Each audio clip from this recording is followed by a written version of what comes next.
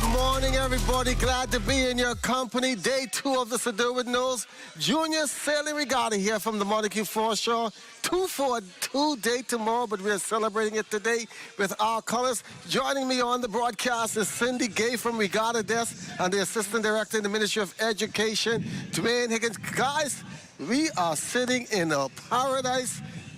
It's great out here this morning, but we have a bit of a late start. We were scheduled to get underway at 9:30. Higgins, explain why the reason we didn't get underway at 9. Yeah, well, this morning the breeze was a bit light when we first got out, and the scheduled time, the committee waits for enough breeze so that the students, the sailors, are able to compete, fairly. So right now we have a good breeze coming out now. So the sailors have all launched from the various sites, whether it's at the Nassau Yacht Club or at the Royal Nassau Sailing Club.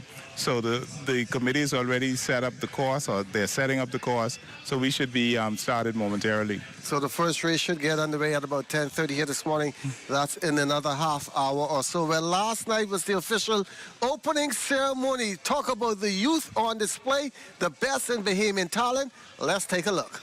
I could go on and on about him, as he was truly a character.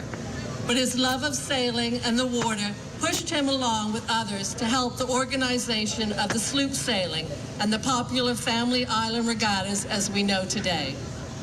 He would have been so proud of having the E-class sloop built at the Nassau Yacht Club and to have watched its progress over the many weeks.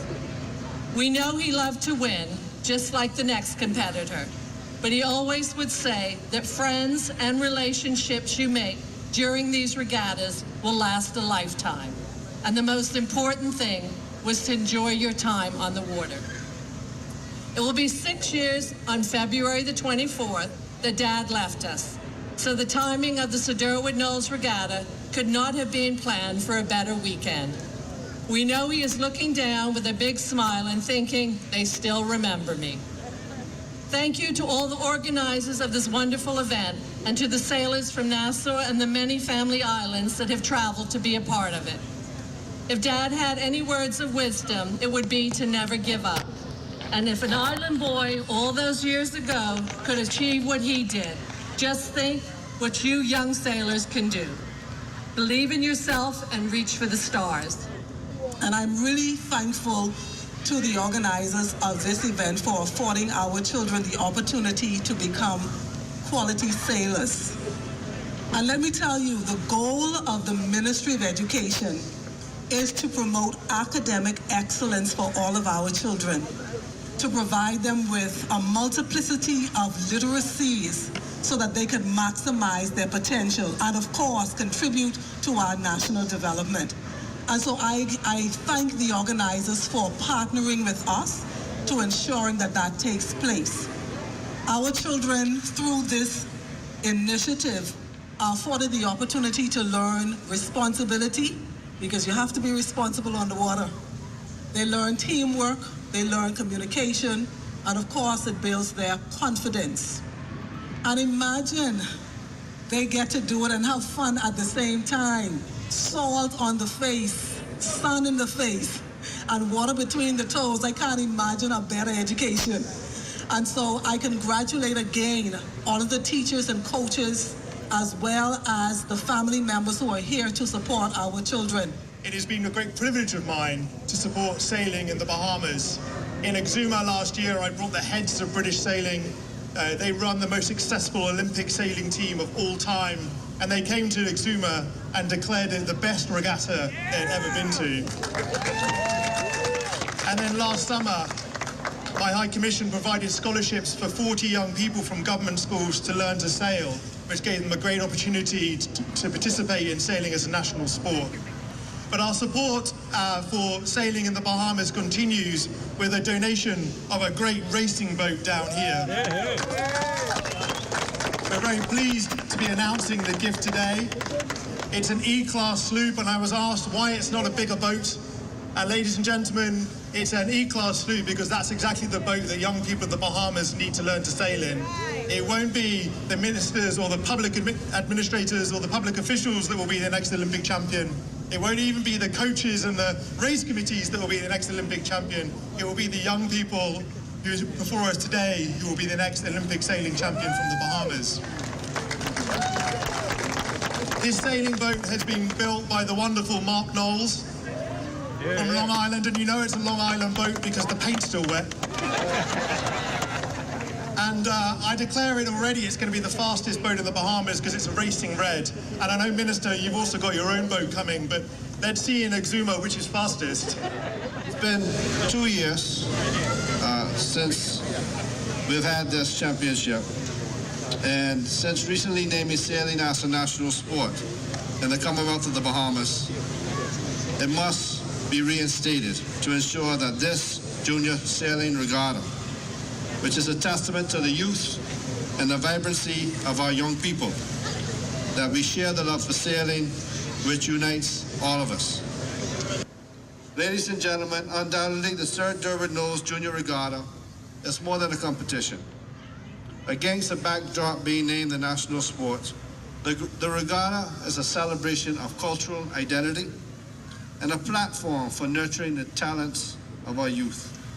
Over the next 3 days, the young sailors from various islands will compete in sloop sailing, a tradition deeply ingrained in our history. This event is an opportunity for these sailors not only to showcase their skills, but to forge lasting friendships, learn valuable life lessons, and to create memories that will last a lifetime. As the Minister of Works and Family Island Affairs, I am acutely aware of the importance of investing in the holistic development of our youth. And this was a strong commitment by the government made to the youth of this nation. We speak a lot about crime in this country, and events like this help to bring our young people together and keep them active, instilling values and providing opportunities for personal and collective growth. The government continues to remain committed to supporting these initiatives that empower our youth, and this regatta stands as a shining example of what can be achieved when we come together.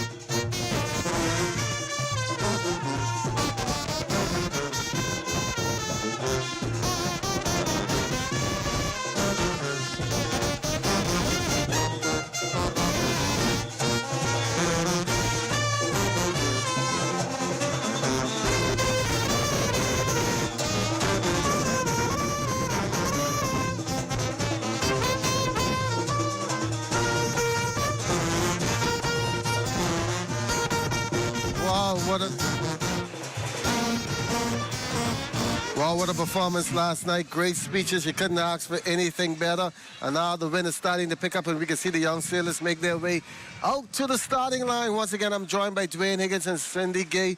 Boy, what an atmosphere last night. Talk about that. You're right here. The youngsters really put on a performance, Cindy. Man, they did. We are so happy and so proud to be here today to celebrate our youths. You can see around that everything is about our young folks. Yeah. From the sailing, the entertainment, even the food, the vendors, everything is to address our young folks. So we just want to celebrate them this weekend and put them on display so people can understand more about this whole sailing. How would you sum up the atmosphere on day one, first on the seas and then closing out last night with the opening ceremony? on the water was beautiful. I was just telling Mr. Higgins to see 22 E-class boats being sailed by our young sailors between the ages, I think, 10 to 18. It was remarkable. It was a beautiful sight. Definitely. I think you would agree. Oh, yeah, and not only the E-class, but also we had so many competitors in the Opties. We had the championship fleet. We had the beginners, the green fleet, and then we also had about 10 competitors in the laser class. So to have those students out, those sailors, young sailors out on the waters, and just seeing that.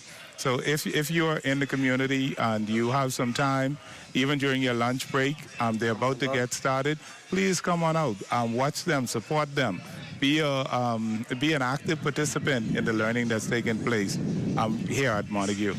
Yes. And Cindy, if that lineup was good yesterday in terms of entertainment, what do we have in store for this evening?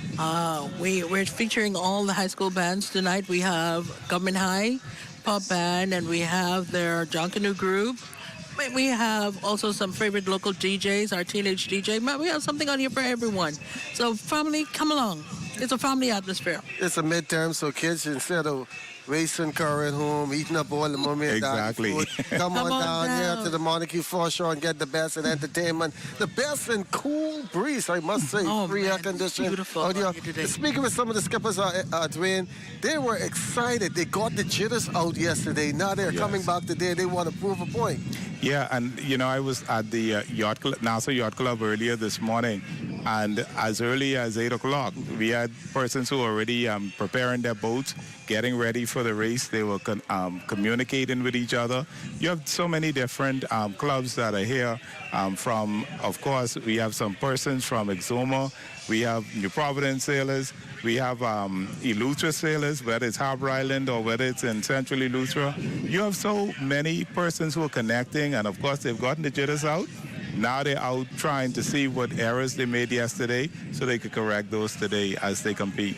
When you and I were sitting on the set yesterday when the E-Class went out there, and to see the way those youngsters maneuvered those E-Class, some of them for the first time even sailing on it. We had a little hicks here and there, but after that first stop, they got it together. Yeah, and I expect that today is going to even be better because they're more familiarized with the boat. Although sailing is sailing universally, there are different nuances that individual classes of boats have, and once you get the hang of it, I expect a lot of great things today. Cindy and Dwayne talking about learning. I was over at the Yacht Club earlier this morning, and the same trash talk the big guys do on the boat. They were doing the same, and it was like it was an island rivalry, and everyone was just laughing and giggling with one another. And like you said, we have 11 clubs participating from around the Family Islands and in Nassau. So that's a lot of trash talking. Oh yeah, they do. Clubs. They do more trash talking than we do. We just don't see it. You see, but it's there. But all of this builds their confidence, all this builds their character, all the teamwork, techniques. This is what sailing does for an individual. This is one of the best sports that I think can help you make a round person. It teaches you a lot of life lessons. Now we can see the boats, the Optimus boats are out on the water. The committee boat is out there.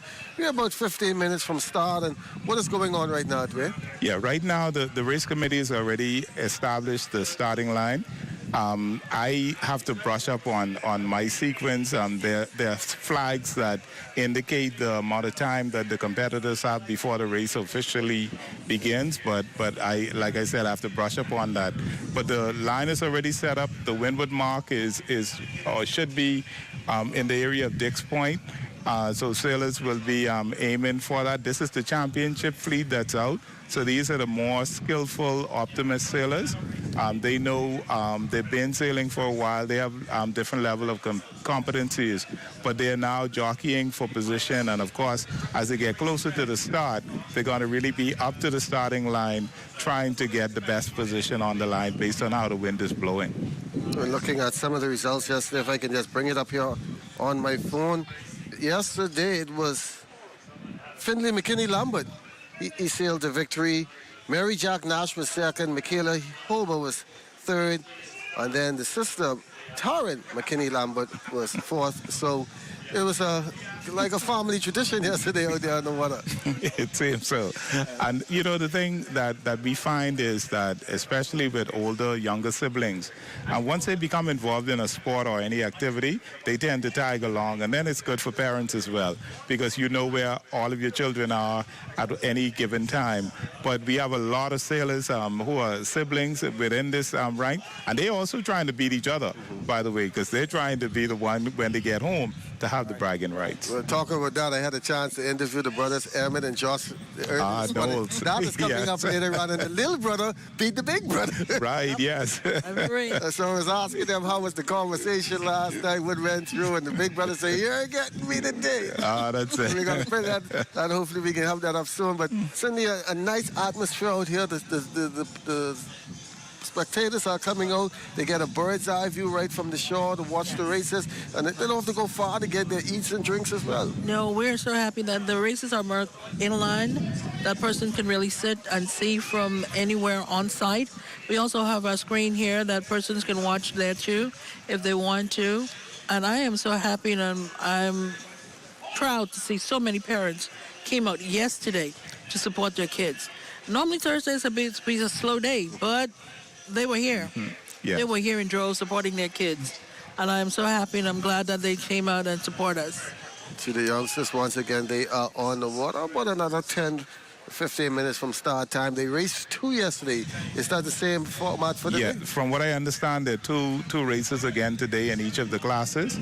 They're trying to get a total of 6. 6. At least a total of 6. They sometimes in the international classes they go up to 7, and the competitors are able to throw out their worst one. You know, so that gives everyone a really good chance to. You may mess up one day or one race, but you're able to at least recover. So Durward Knowles Junior Sailing Championships out here at the Montague Foreshore. If you were looking for something to do today, come on down and cheer on these youngsters. We have sailors in from Abaco, We have sailors Grand Bahama, Grand Bahama, Eleuthera, Harbour Island, Long Island, and Exuma, yeah.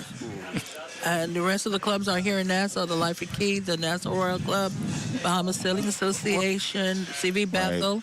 And we also want to say that we have, Mr. Higgins could probably talk more to it about the initiative that the Ministry of Education has there, that we have 11 schools that we're bringing on for sailing, that we're helping to learn how to sail, make, build, and sail within the school. So sailing used to say be a rich man's sport, but now we're trying to make it easy Everyone's for sport. everyone's Yeah, everyone's sport. So Higgins, tell us about it. She done led the cattle to the bay. Oh yeah, yeah. One of the initiatives that the Ministry of Education partnered with Ministry of Works and Family Island Affairs on is to develop this sport, saying that it's a national sport.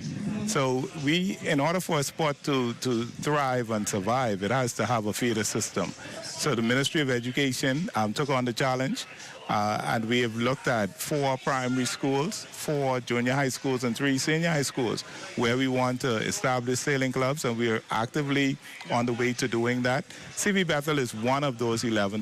They've had a club from 2006, I think it is. So many 2003, many years. But we want the other 10 to come on board so that we can create a feeder system, so that next year we expect to have, from New Providence, we expect each of those clubs to have representatives in this Durward Knowles Junior Is Championship. that all classes? Sunfish, Opti? All classes. Okay. Because right now we have almost 200 students here who are participating out here today.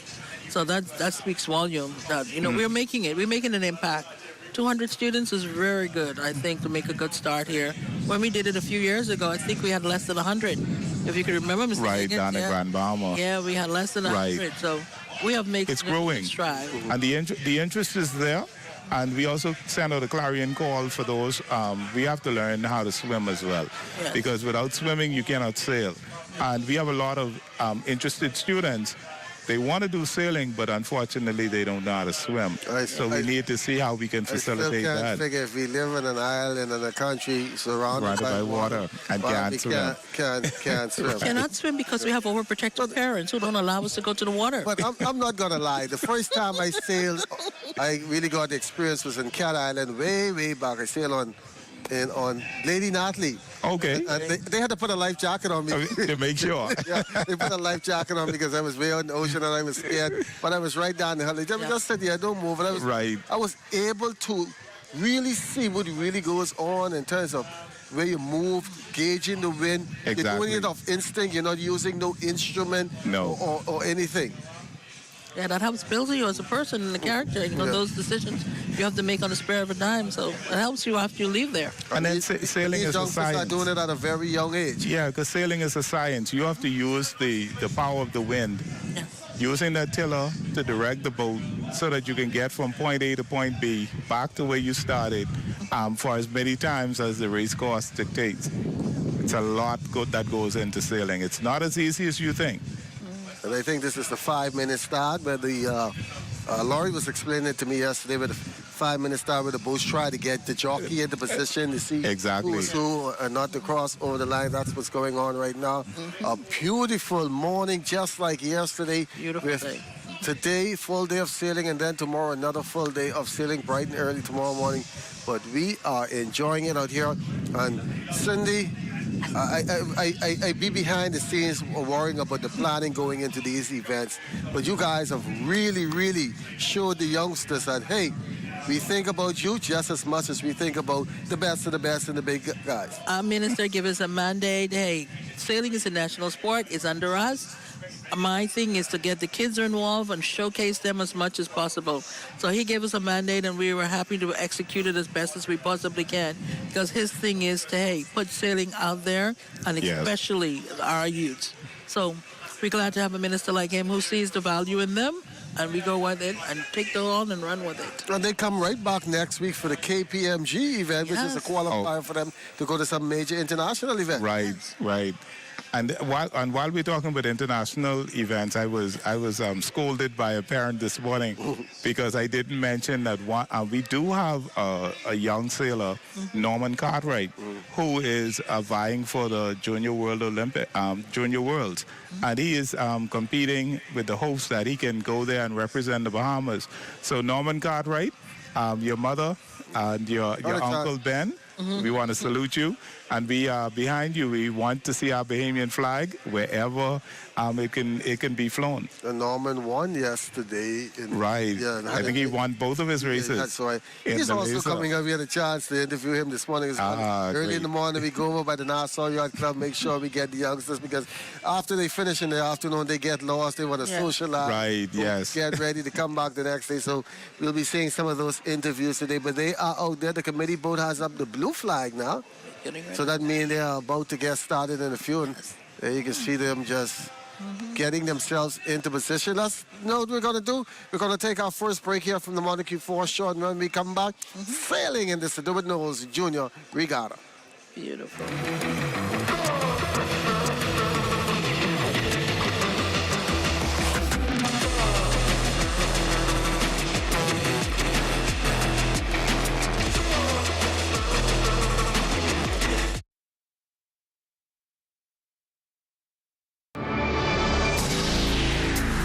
Immediate response went to New York, Houston, then to Atlanta to locate, celebrate, and feature outstanding Bahamians making waves throughout the USA. Monday, February 26th, and Tuesday, February 27th, Immediate Response broadcasts live from the Bahamas Consulate in London. Join the ZNS Radio and Television Network as we interview Bahamian movers and shakers in and around Great Britain as Immediate Response continues spanning the globe, identifying standout Bahamians making marks internationally. For more information on how you can place your TV or radio commercials or be a part of the Immediate Response Global Series, call 502-3800 or email phoenixinstitute@gmail.com. Sponsored by Fidelity Bank Bahamas Limited, the Royal Bahamas Police Force, the Ministry of Tourism, Checkers Cafe, the Ministry of Environment and Natural Resources, Bahamas Retina and Eye Care Services, Bahamas Harvest Church, the Bahamas Development Bank, Battery and Tire Specialists, AFD Management, Tiki Bikini Hut, the Financial Intelligence Unit, Javon Medical Center, Cafe Channing Noel, and by Art Development. Hepatitis is the inflammation of the liver, which is the organ responsible for filtering toxins from the body, producing bile for digestion, and producing proteins and clotting factors. The most important cause of hepatitis worldwide is viruses, of which there are 5 main types: A, B, C, D, and E. Hepatitis B and C are major health challenges globally, affecting over 300 million persons worldwide. The suspicion of hepatitis may be a challenge, as there are typically no symptoms. However, if infected, non-specific symptoms may include decreased appetite, nausea, vague abdominal discomfort, jaundice or yellow eyes, and abnormal liver function tests. If not treated, hepatitis of any type can lead to cirrhosis and liver cancer, which leads to over 1 million deaths worldwide. If you suspect you may have been exposed to the virus that causes hepatitis, talk to your doctor today and get tested. This public service announcement is brought to you by the Public Hospitals Authority in conjunction with the Medical Association of the Bahamas and the Broadcasting Corporation of the Bahamas.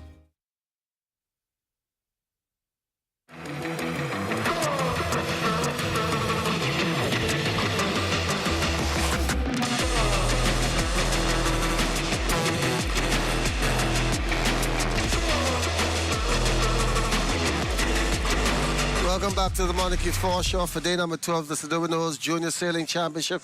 An exciting day number 1, so we're expecting an even greater day number 2 with lots of sibling rivalry, I should say, on the water. A lot of island rivalry also on the water. And on the shore, who has the best food? You have to come on out and see and taste for yourself. Still joined by Cindy Gay from the Regatta Desk and Dwayne Higgins from the Ministry of Education. And guys, what are you most looking forward to today? I am looking forward to great competition from all the kids. Like you said, yesterday they were nervous and getting themselves ready. We know that that's like yesterday was like okay, let's fix this and fix that. Now today is going to be some really good sailing. I am looking forward to seeing some really good sailing going on. Just like to thank you for being here on the desk, because I know you have a very busy day. You got to go from this tent to that tent to make sure the people eat, to make sure they get this, to make sure they get that. That's a tedious task. Everybody see you walking up and down. You're here knowing like you're on the beach enjoying yourself. They don't know. We have so many partners, and I just want to thank them too for being a part with us. We have so many partners. We have the Ministry of Education. We have the Ministry of Youth, Sports and Culture. We have Alive. We have the Nassau Yacht Club, the Royal Nassau Club, and we have our Sloop Sailors Association. Each one of them, because they loaned us our E-Class boat, because all of them are interested in seeing this whole program succeed. We have so many people working behind the background, our media team, our accounts team, our Ministry of Works. Hi guys, I got Ministry of Works. Thank you. I hope you guys will come down and see us. They're part of us. We're all one thing. So we're just happy that they're here to support us. So I'm looking forward to seeing more people, more participation today. All right, thank you so much. Go out there and let your hair blow. Thank you. But then she made an interesting point just now, the lending of the E-Class sloops. Yeah, we have so many owners within the sloop sailing community who are very supportive of the progress that we're making and the development of the sport. Without boats, it's very difficult, almost impossible for the children to really learn. So for those owners who would have given up their boats, who have prepared them just for this event, Larry Bastian would have coordinated an effort where there were 9 E-Class boats that came out of South Andros Mangrove Key, and that makes up almost half of the fleet. So we're really thankful for the owners who really contributed. They put their money where their mouth was, and they put their boats out here for the kids to learn to participate in this event. Normally at the regattas, persons come to see the C-Class. Do you think now with this E-Class being so competitive, it's going to start making a move? Oh yeah, it's already making a move. There are some regattas that are exclusively E-Class regattas, and they're doing an exceptional the support for those is really, really great, because now we have a lot of persons who are building boats for themselves, because these are two-men boats. You don't need a whole lot of stuff. All you need is a trailer. You run them down the ramp, you float them up, and then you bring them back ashore. You don't need 5 persons to sail them. Get an understanding of what's happening on the water. If you can go out there, some of the boats are still coming through the channel, so look like we are not going to start on time again. I think we've already started. I think we missed that because I see they've already gone to the windward mark. Okay. And some boats are still coming into the channel. Yeah, I'm not being towed in. I'm not sure if they missed it, but definitely we have boats that have already gone around the first weather mark. That would be about 7, 8, 9, or 10 of them that have already gone around.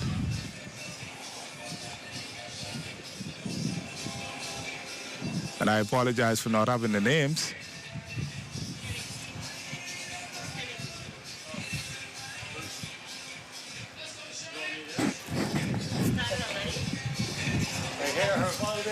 Yeah. You want me to sit in?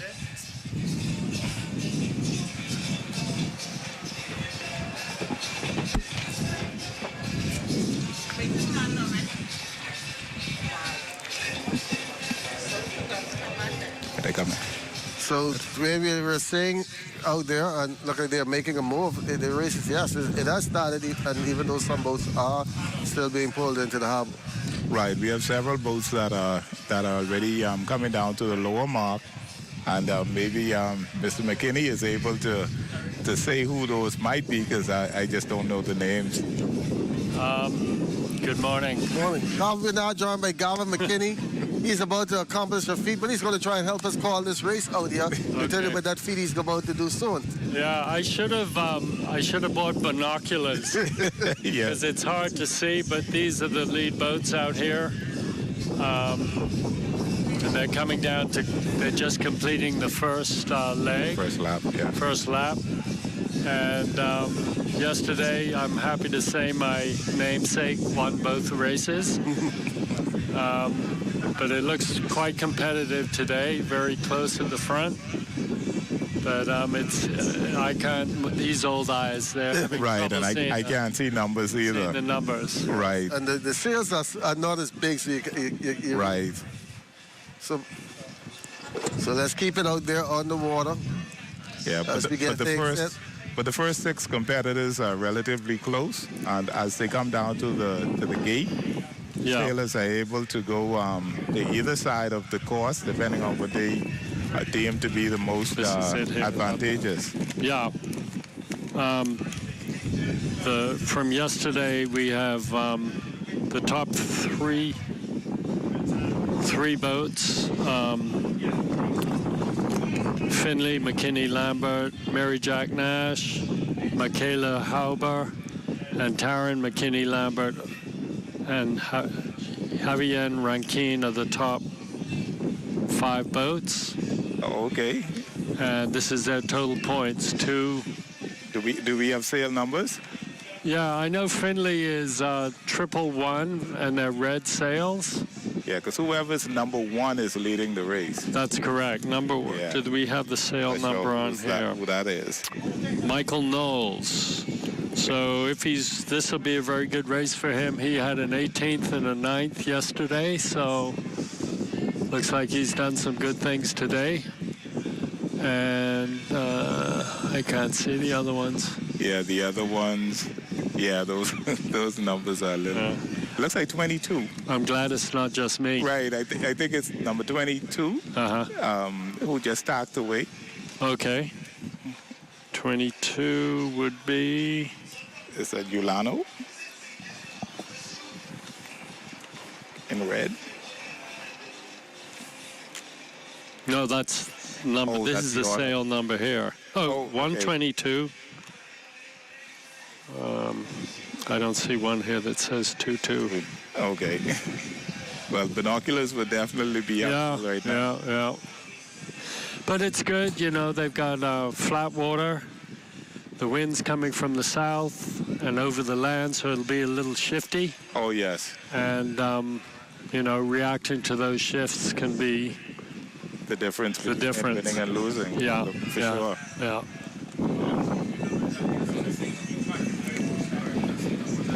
But,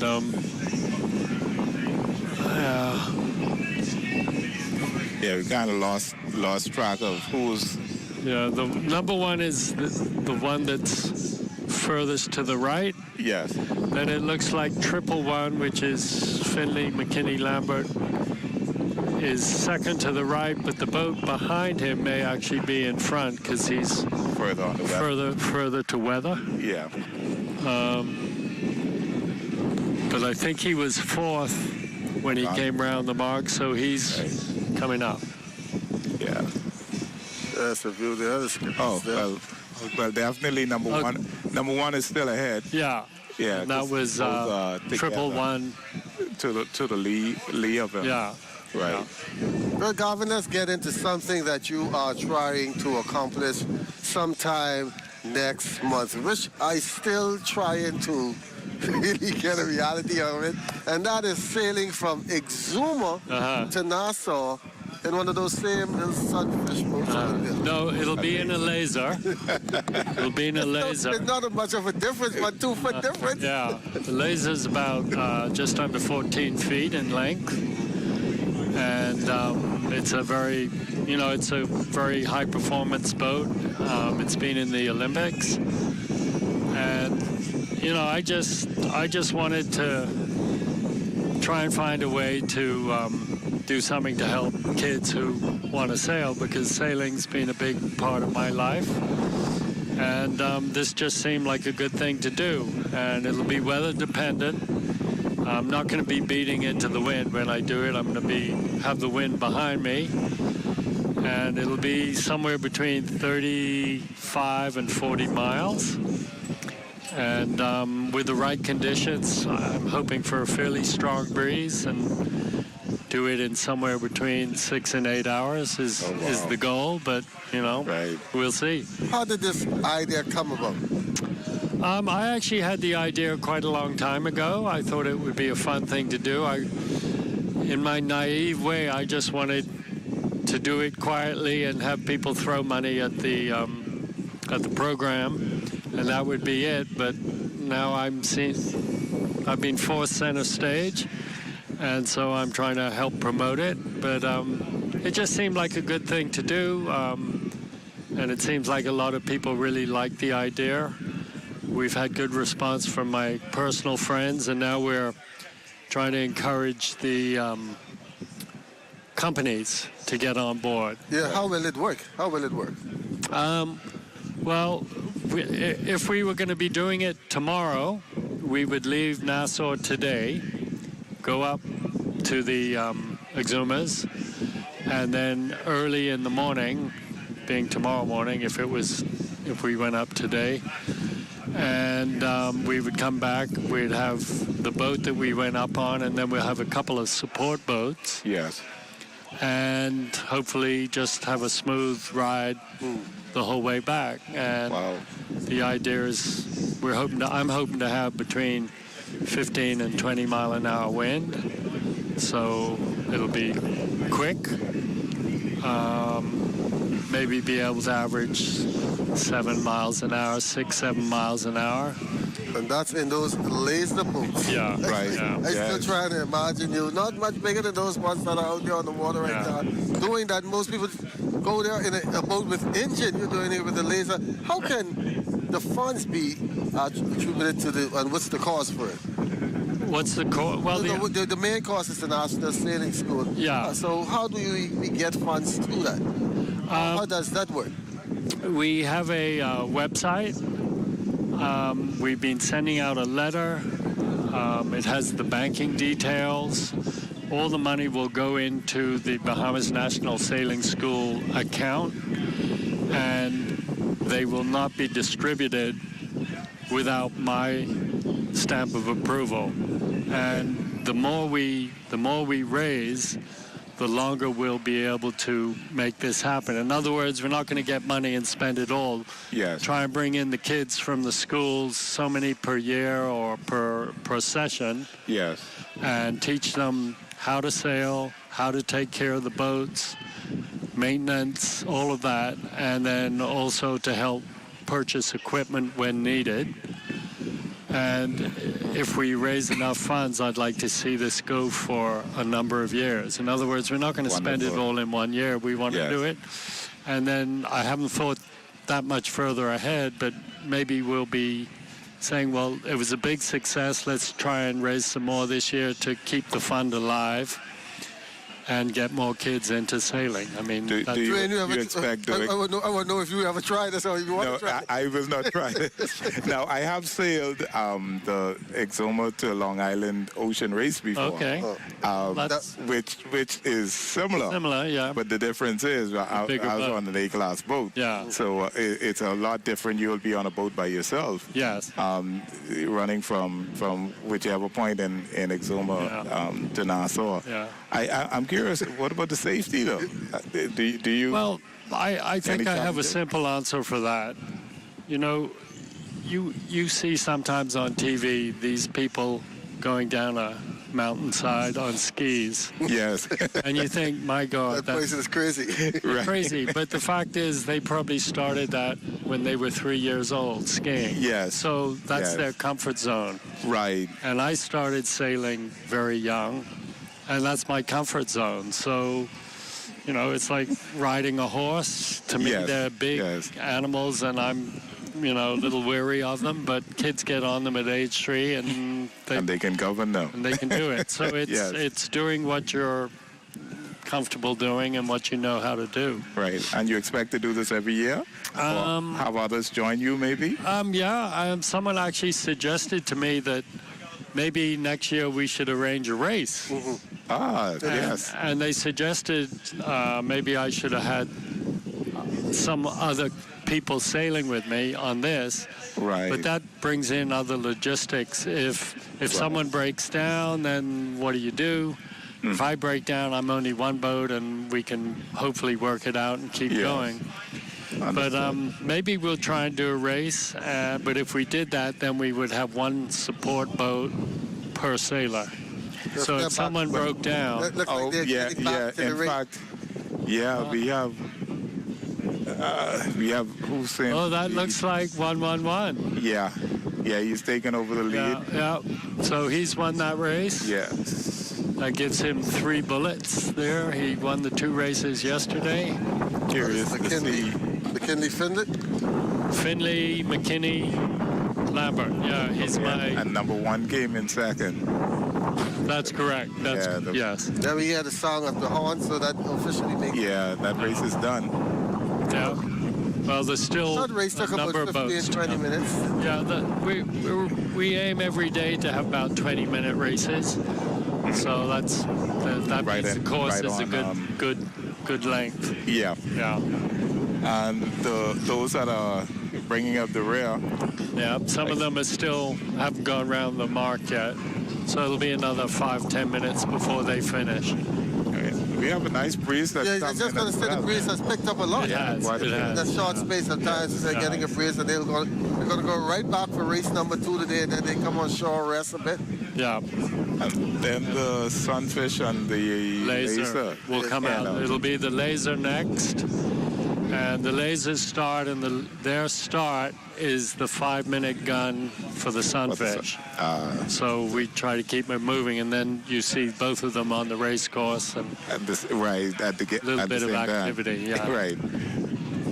But this is a really exciting time to be out on Montague. So for those of you who are at home not doing anything, or if you really want to come and support the youth of our nation, the young sailors, please come out to Montague. And if you can't, this is being aired by ZNS and also by the Ministry of the Ministry of Works, Farmyard and Affairs, their Facebook page, Regatta Desk. We can see more boats are starting to come in. Besides the E-Class, this must have had the same or much more. A few more competitors. Yeah, they have about 32, 33. Mm-hmm. I think it's the biggest fleet. I counted about 18 or so of the E-Class yesterday. Same for the laser and the Sunfish. Mm-hmm. And they'll be coming out soon. Once the second race here starts, they'll probably send the lasers and the Sunfish out from the yacht club. Like you said, the young skippers made some adjustments from yesterday, so they weren't up there as long as they were yesterday. And it was a much closer race than yesterday because yesterday, Findlay, he was. Oh, there were big gaps. It was a big gap. Yeah, Right. Yeah, So the competition is catching up. Probably by race 5 or 6, they may be able to. you never know. You never know. Right now, he is on a streak. Yep. Looking forward to dominating this class.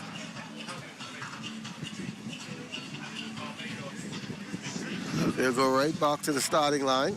Yeah, The but second race. these guys up here still have to get down. Still have to get to the windward mark. They're not quite at the windward mark yet, the last couple of them there. Can you explain to folks what is the windward mark? What is that? Okay, so in ideal conditions, your starting line is horizontal to the wind. So the weather mark is directly upwind from the start line. So what that means, if the wind didn't change and the boat speed was the same, and one boat went to the left and one boat went to the right, and they then tacked at the same time for the weather mark, they would reach there at the same time. That's called the perfect course. But you have many variables. You have wind shifts, and you have sailors' abilities. Yeah. So if you look out there now, you can see some streaks on the water, which are little gusts coming through. And a good sailor will always look upwind to try and see what side of the course looks more favored. And today would be a classic day for that because the wind's coming across the land and you get these gusts. Yeah. And you can see up towards the weather mark, you can see different patterns on the water. And that's what you aim for. So when you hit one of them, if your bow goes down, you tack. And if the bow goes up, you stick with it and ride it. Right.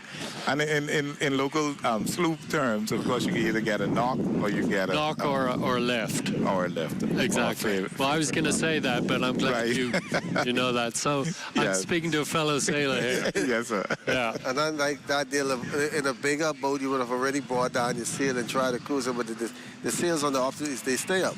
Yeah. Right. Yeah. And of course, you got to remember in the sloops, tacking is much more involved than in one of these little boats. So you don't want to tack as much in the sloop. So you can't react to little changes, whereas in dinghies, you can tack and in 30 seconds tack back and just tack on a dime, really. Yeah. So you can see the boats right back to the starting line. So look, they're going to start again right away, get these 2 races out of the way. Yep. And then be the Sunfish and the Laser coming up next. Yeah. One I saw yesterday, as soon as the Laser went out, as soon as they reached the first mark, the Sunfish were out. Wasn't that a bit of a confusion? It was, let's say it was challenging. But remember, this is meant to be a real fun regatta, more of a spectacle. So we're trying to make it a spectacle, and it does make it more challenging because one of the boats in one of the fleets, in other words, that the Sunfish and the Lasers are crossing each other, and you could be on port and the Laser or the Sunfish is on starboard. You have to duck them, so you have to pay attention to boats you're not even racing. And that can be frustrating for sure, but it creates more of a spectacle. So we're still waiting about... Yeah, that's the last one coming down there, I think. This one, this one's already finished. Yeah. Number 1. Yeah, that's the last of that fleet. No. Same results as yesterday, with Finley taking this. Yeah, he's a pretty good sailor. This is his last year as a junior. He's going to the World Championships. I think this is his last attempt. But he's a pretty capable sailor. And we have one of the sailors here who is getting some kind of assistance. I see the sail is out of the boat. Yeah. So there must be some issue that they're trying to resolve. Yeah, maybe something broke or needs adjusting. But there's a lot of support out there, so no one goes All the safety unnoticed. measures, Yeah, safety measures. yeah, So the defense force and the police force will be as yeah. And they moved all the boats that were anchored here, so it's a more open course. last boat is coming through right now. Yeah. So they won't wait around too long. You know, they'll do that, and then all of them will go back to the yacht club, to the ramp. And I see the sunfish and the lasers are still on the parking lot over there. Right. They were rigged up from earlier. Yeah. I guess they're chomping at the bits. Just They want to get out. There's no doubt about that. And we have a very close race in the laser class between first and second. Norman Cartwright and Joshua Weech are fighting each other for first place in the first two races. Okay. So it'll be interesting to see who comes out on top. Yeah, Norman has took first in both races, but you know they were extremely close. That's it. Right. So they'll be fun to watch. You see over there the streaks on the water. That's a gust coming through. Yeah, you want to get in those. Yeah. To give you a push. Oh yeah. Yeah. More pressure. Because of course the engine for the boat is the sail, and what pushes the sail is the wind. That's right. That's right. And we're very lucky too, because when they come to the beach, they have the protection here of the breakwaters. Yes. So we're very lucky that, the breeze is not as we expect, but it makes it very easy to get on and off the shore. Yes. You know, if it's a strong easterly, it's quite rough on the beach. So, right, more difficult to logistically, this is great. Yeah, and yesterday we had that northwestern wind, so that was good as well. Yeah. Actually, it was east of north. It was about 60 degrees. Yeah. Yes. But it still gave us flat water and good protection. Speaking about that, do these young skippers at this age go in and check the wind online and see where it's blowing from on another? I think the more competitive ones do, because they understand the game. You know, the younger kids are just learning boat handling and getting around the course. But once you get up to where you think you have a good chance of winning, you've got to take all these things into consideration. And for instance, you'll go on your boat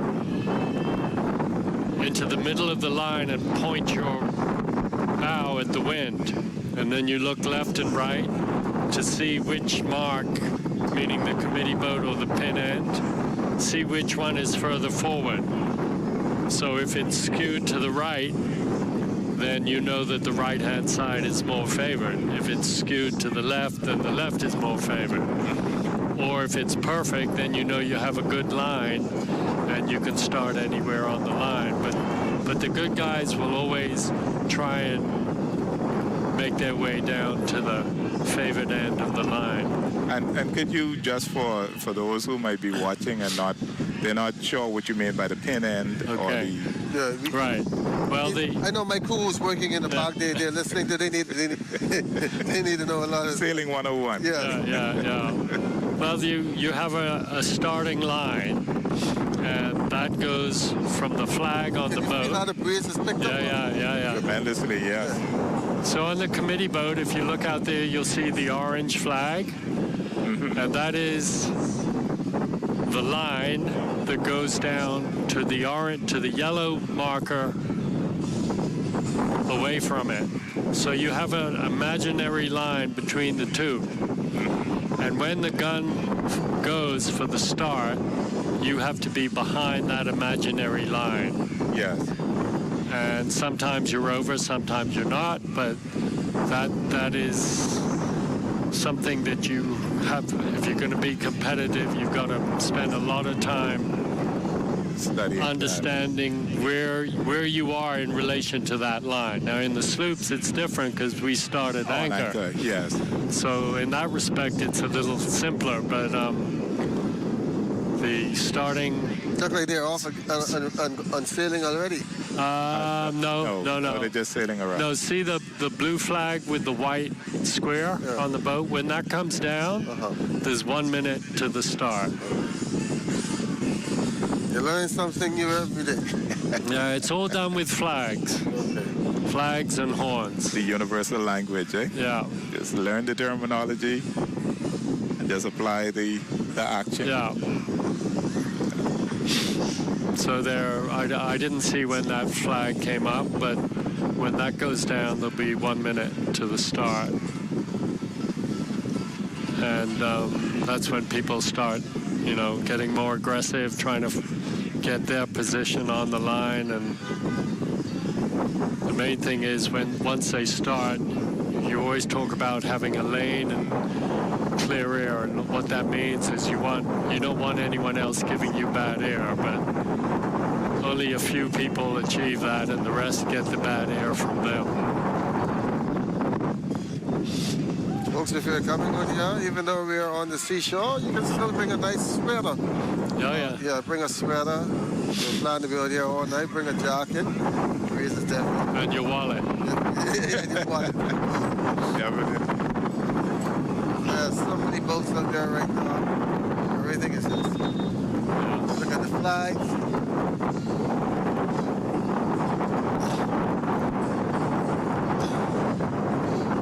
You see that starting to bunch up a little bit now, so I expect to see that blue and white flag come down soon.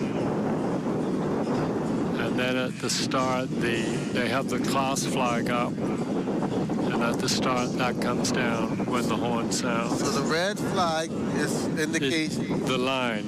So if I'm on that boat and I'm calling the start, I will look through the pole on that flag down to the pin, to the yellow marker there.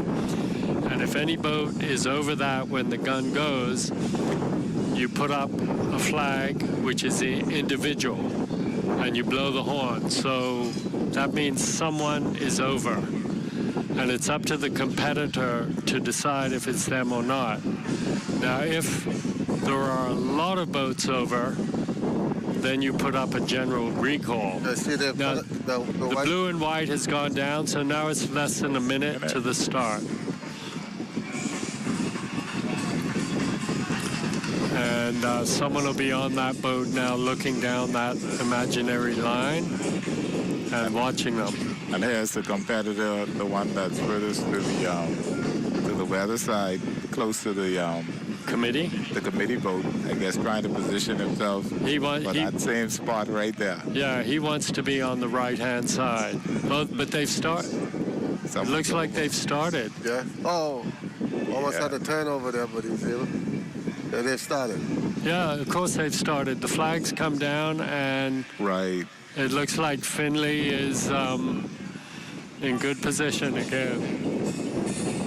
He's the boat furthest to the right. And of course, making that port tack heading towards where the strength of the wind is. Yeah, that would indicate, because I think he started down the line a bit, which would indicate the left side of the line was favored. And he probably got his bow out and saw he could tack, and he tacked over the fleet. And now he needs to watch now he has to be more of a defensive sailor because he's leading. He's just made a tack. Okay, so yeah, he's now watching the fleet and trying to stay between them and the first mark, which is tactically that's what you should be doing. He's really using his body weight, his agility. Yeah. Well, that's the other thing is balance in the boat. That's another factor. If you're too far forward and you hit a wave, then you start pounding into the wave, and that'll slow you down. If you're too far back, the bow will come up, and that will slow you down. So it's a matter of getting the groove and having the boat feel right. And it's a feeling thing, And then the other thing is keeping the boat as flat as possible, because the more upright the sail, the more power you get in it. Seems to be opening a little lead there. Yeah, he's just tacked back now, back onto port.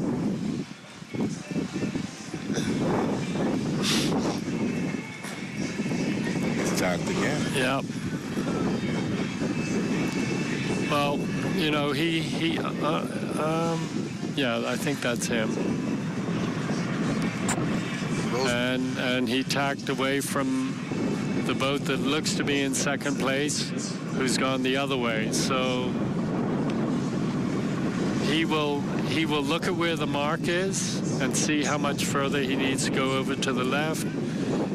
His second place boat just tacked, I think, behind him, so he's in a good tactical position.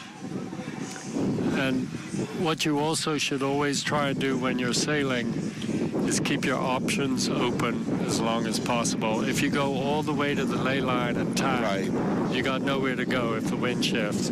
If you go up the middle of the course, you always have the option to tack left or right. Right. So you keep your options open as long as possible.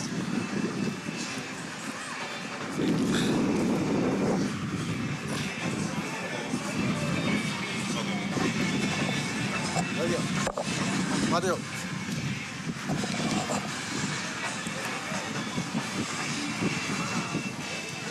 He must have heard us in that first race that his lead was not that big. Now he's really going on. I'm not sure where he is anymore. Right, we kind of lost it. Oh, yeah. It's right on there in front. Are we back on? Yeah. 170. Yes. Whoops. Got it. Dipping it out. There's a lot of talking going on up there. Okay, there he is, going left to right.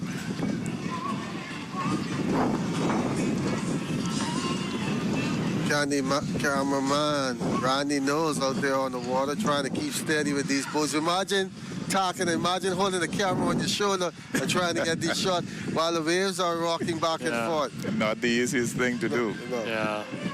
But these sailors are really handling themselves really well. Yeah.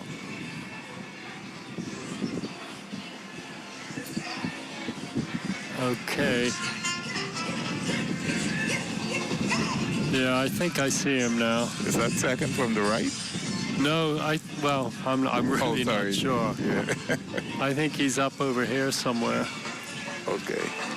Put on a port tack for sure. Yeah, on there. Most of them are on port tack now. Yeah. But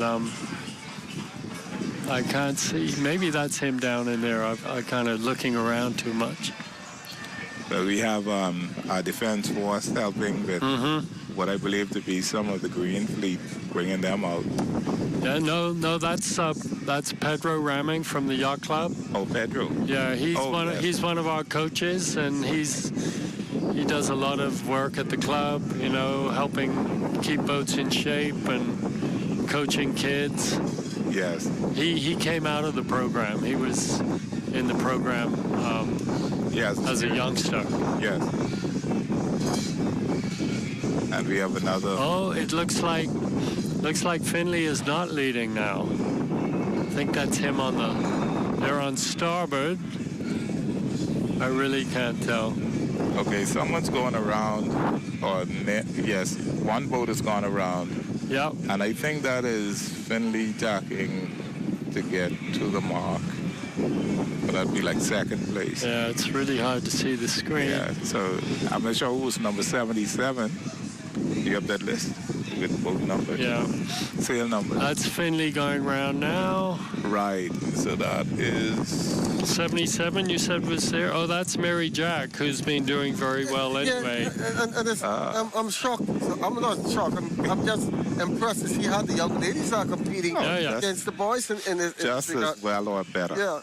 Well, you know, women are sometimes better at finesse than men. They have that gentle touch. So she's been in the program for a number of years and is always up in the noise. So it's not a surprise, but that looks like she's leading and Finley is second. I'm not sure who's third. So it'll be nice if she can hold him off, but we'll see, because it's another lap to go. Yeah. And as they say, they don't give away trophies at the first mark. Right? Definitely not. You have to sail this thing. Yeah. Completion.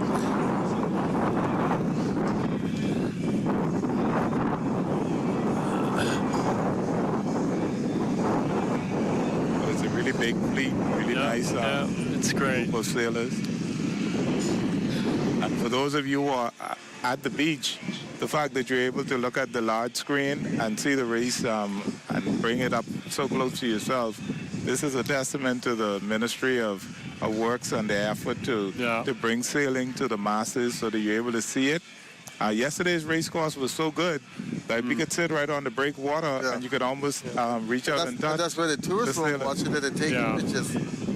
Yeah, this is great exposure. Definitely.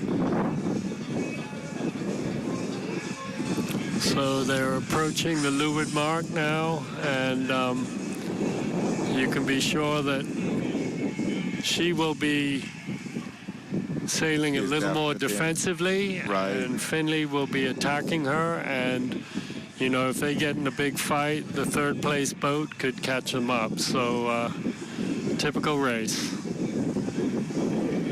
She looks like she's got about a 8-second lead, something like that. Smooth sailing. Yeah.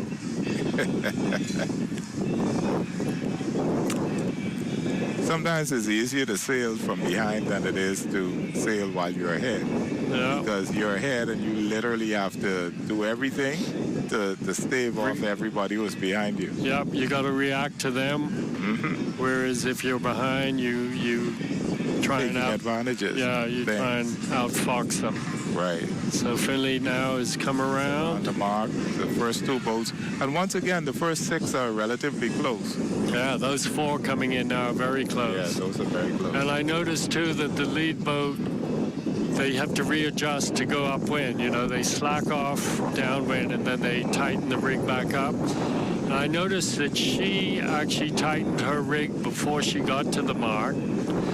And Finley did his after he came around it, and she gained on him in that. Yeah, so that was a good move on her part. But he seems to be staring just a little higher than I agree. And there he goes. He's tacked. Now she should look at him, look at where she thinks there's wind. I actually think there's more wind in front of her than where Finley is. But there she goes. And now you can look and see who's pointing higher. I would say she is in a better wind pattern right now than he is. And the wind is coming from the south, so he's going to get it. Yeah. Well, sorry, she'll get it. First, depending. She looks like she's what we call separating. Yes. She's getting a gap or leverage on him. So now she's come down a bit. You know, the wind is gusting. So that's why when it's like this, you have to make quick decisions and not be afraid to just tack for 30 seconds and come back if you get a big shift. Yeah. So she's gone back to the right. And Finley's, I don't necessarily agree with his tactics. Seems like he's going for the long ball here. He's just sailing. There he goes. He's tacking now. But I think she gained quite a bit. I think she might have. I mean, but the pressure of the wind definitely is see, she's come back again now. She's had a couple of shifts that she's played, and mind you, she's not particularly high right now, but we'll see what happens. I think she's gained. And this is the chess game called sailing. Yeah, absolutely. Absolutely. I'm just here listening to you two guys go back and forth and seeing these little intricate things that a normal person like me who don't know much about sailing will right. And sailing is a science. And literally a science. When she did tack back onto starboard, Finley was coming over on port, and very soon he tacked back, which would mean she's made a gain, because if he had made a gain, he would try and get closer to her. Yeah. So I think she's sailing a better tactical race than he is right now. And we have more of the sailboats coming. The lasers are coming out now. Yeah. We have one or two of the sunfish that I saw passing. And of course, they're launched already or launching. So we should see them sailing, racing, I guess, very soon after this. After this race, they'll go right into them. And of course, they are higher performance. Right. They're quicker and more experienced sailors. Definitely more speed. Yeah. And we have a pretty good. We have some very good guys sailing in the lasers. In the lasers, yeah. Unfortunately, one of them isn't. Well, he wasn't here yesterday, Craig Ferguson, who's a very good sailor. But we have Joshua and Norman, who are fighting it out at the front right now. So is Craig going to be out today? I don't know. I think he had school yesterday, so if he did, he probably has school today. Midterm until today. Oh. I know they mentioned a young lady that was supposed to be out, but her school midterm started today, so she could not come out. So mostly all will be out today. We should have a great competition. Well, it'll be great if Craig is out there, because he'll be up there with Norman and Joshua and give them one more thing to worry about. Yeah, and competition, stiff competition is always good because it makes everyone better. Yeah, that's the only way you get to the top, is by being pressed all the time. You got to beat the best, To be the best, you have to beat the best. Yeah. But we should have a good fleet of the sunfish as well as the lasers. But currently we have the opties that are they're heading to the second windward mark. Yep. We are anxious to see whether the young lady continued her lead or whether something changed. We'll see in a few minutes. Yep. I've lost track of who's where. Yes.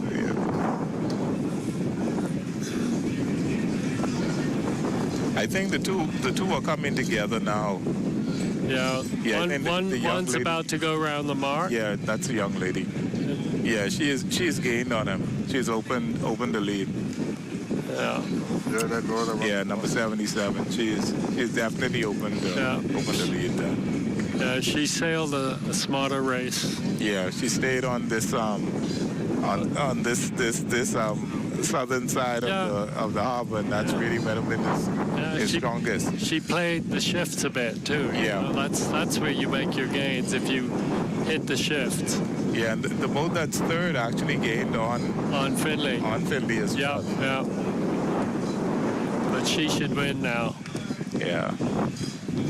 And all of this is a part of sailing. You know, it's your strategy. Sometimes it works. Sometimes it doesn't. Yeah. There's the old saying, you know, if you keep your head in the boat too much, you can't win. You got to get your head out of the boat. Trust what you're doing. Check the boat occasionally, but you always want to be looking at where the wind is, what other people are doing. Yes. It all has to be quick. Right, exactly. You know, you can't just focus on one thing and ignore. It's multitasking all the time. Sure. All the time. Yeah.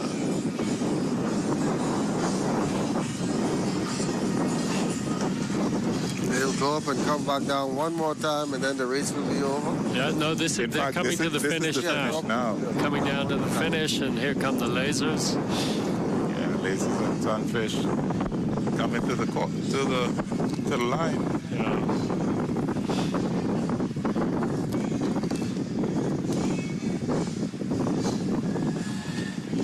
And we still have some of the sunfish that are launching from NASA Yacht Club. Yeah, well, they have 5 more minutes, and and I'm looking at this actually, and I see that in the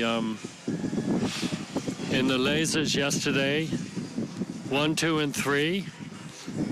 First place won both races. Second place was second in both races, and third place was third in both races. Wow! Well, they've been consistent. Yeah, and then fourth had a fifth and a fourth. So. But relatively consistent. Yeah. So coming to finish would be number 77. Yeah, Mary Jack Nash. And Pretty then, sure. oh, that's a strong breeze up there. Yeah, and it looks like Finley is holding on to second. Right. And not sure who was the third place. Just lost that. This is some breeze that's picking. Yeah, it's definitely picked quite up. a bit. Yeah, they may hold the Green Fleet. I don't know if they'll let them sail in this. So as these boats finish now, the Opties, they are going home. They're done for the day. They've done their 2 races. And third is number 1, I guess. Isn't that right? Is that number 1 they're finishing? I am not able to see clearly.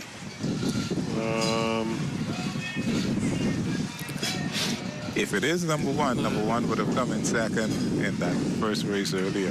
Right. But I'm not sure either. The sail clearly. No, it's not number 1. 176. 6, yeah. Yeah. Donovan Wood. Right, Donovan Wood. If he's there, that's his best race so far. Yeah, that's Eleuthera Sailing Academy. Okay. The rest of the boats are now starting to make their way in, while you can see the Sunfish and the Laser crossing path. Yep. Those are the bigger boys, the bigger sloops. Yep. The sloops with the colors on them. All the Laser sails are white, but the Sunfish have all different colors. So that, what you're saying, is not all those boats are there in one race? 2 classes of boats. That's right. The 3 classes, Laser. because the Optimus is still Well, the there. Opties is still sailing. Yeah.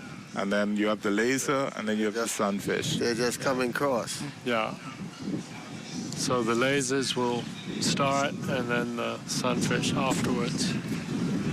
And they're up by the weather mark when the Sunfish start. You know, it's about a 5-minute beat, and they'll probably be a little less because they're quicker.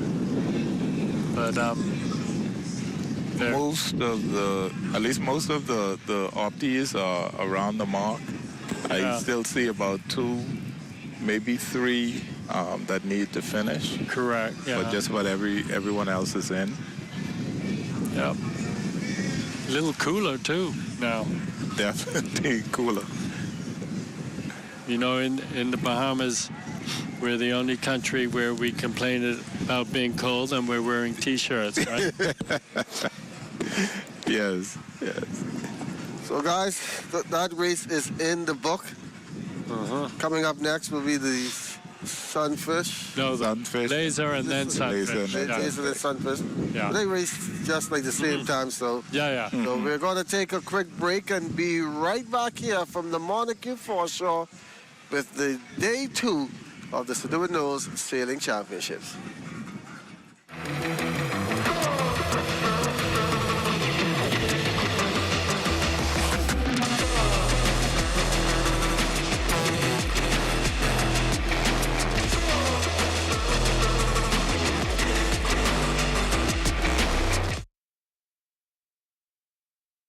Colon cancer is the 3rd most common cancer affecting Bahamians.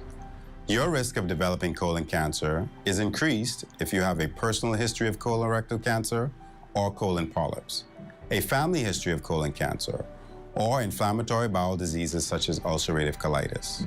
Other factors that can increase your risk of developing colon cancer are low-fiber, high-fat diets, a sedentary lifestyle, obesity, smoking, and alcohol. You can take steps to reduce your risk of colon cancer by making specific lifestyle changes. Eat a variety of fruits, vegetables, and whole grains. These foods contain fiber, minerals, vitamins, and antioxidants, which may play a role in cancer prevention. Drink alcohol in moderation or not at all. Do not smoke. Exercise with a goal of getting in at least 30 minutes each day. If you've been inactive, start slowly and gradually build up to 30 minutes. Also, talk to your doctor before starting any exercise program. Maintain a healthy weight. If you're at a healthy weight, maintain it by combining a well-balanced diet with daily exercise. If you need to lose weight, ask your doctor about healthy ways to achieve your goal. Colon cancer screening can also help to prevent colon cancer or lead to its early detection when treatment is most effective. If you're 45 years or older, speak to your doctor about having a colonoscopy or some form of colon cancer screening that may be appropriate for you. I'm Dr. Eugene Marcus Cooper. Pay attention to your health. Get the facts and discuss colon cancer with your physician today. This message is brought to you by the Ministry of Health in partnership with the Public Hospitals Authority.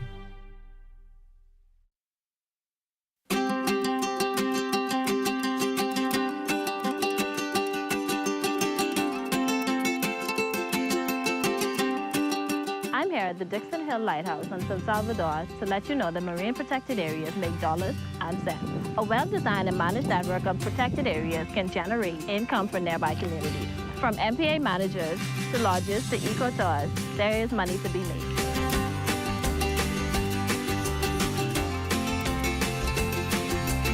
Healthy marine ecosystems help to protect our islands from climate change and other impacts that we cannot control. Healthy coral reefs help to break down fake waves, and mangroves absorb storm surge and help to protect our coastline.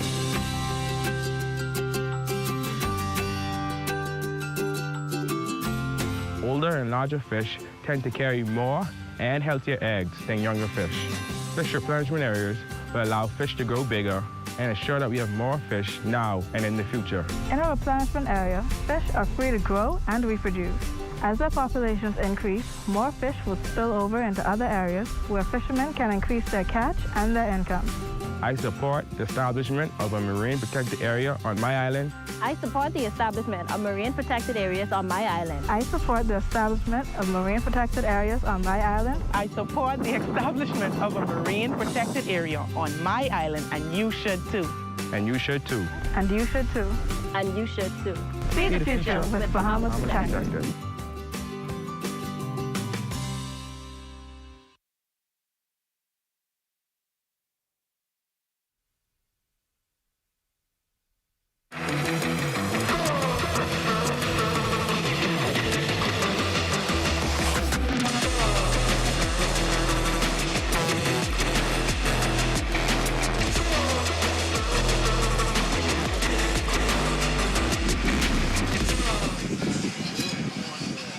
Good morning once again here from the Montague Foreshore for day number 2 of the Durward Knowles Junior Sailing Championships.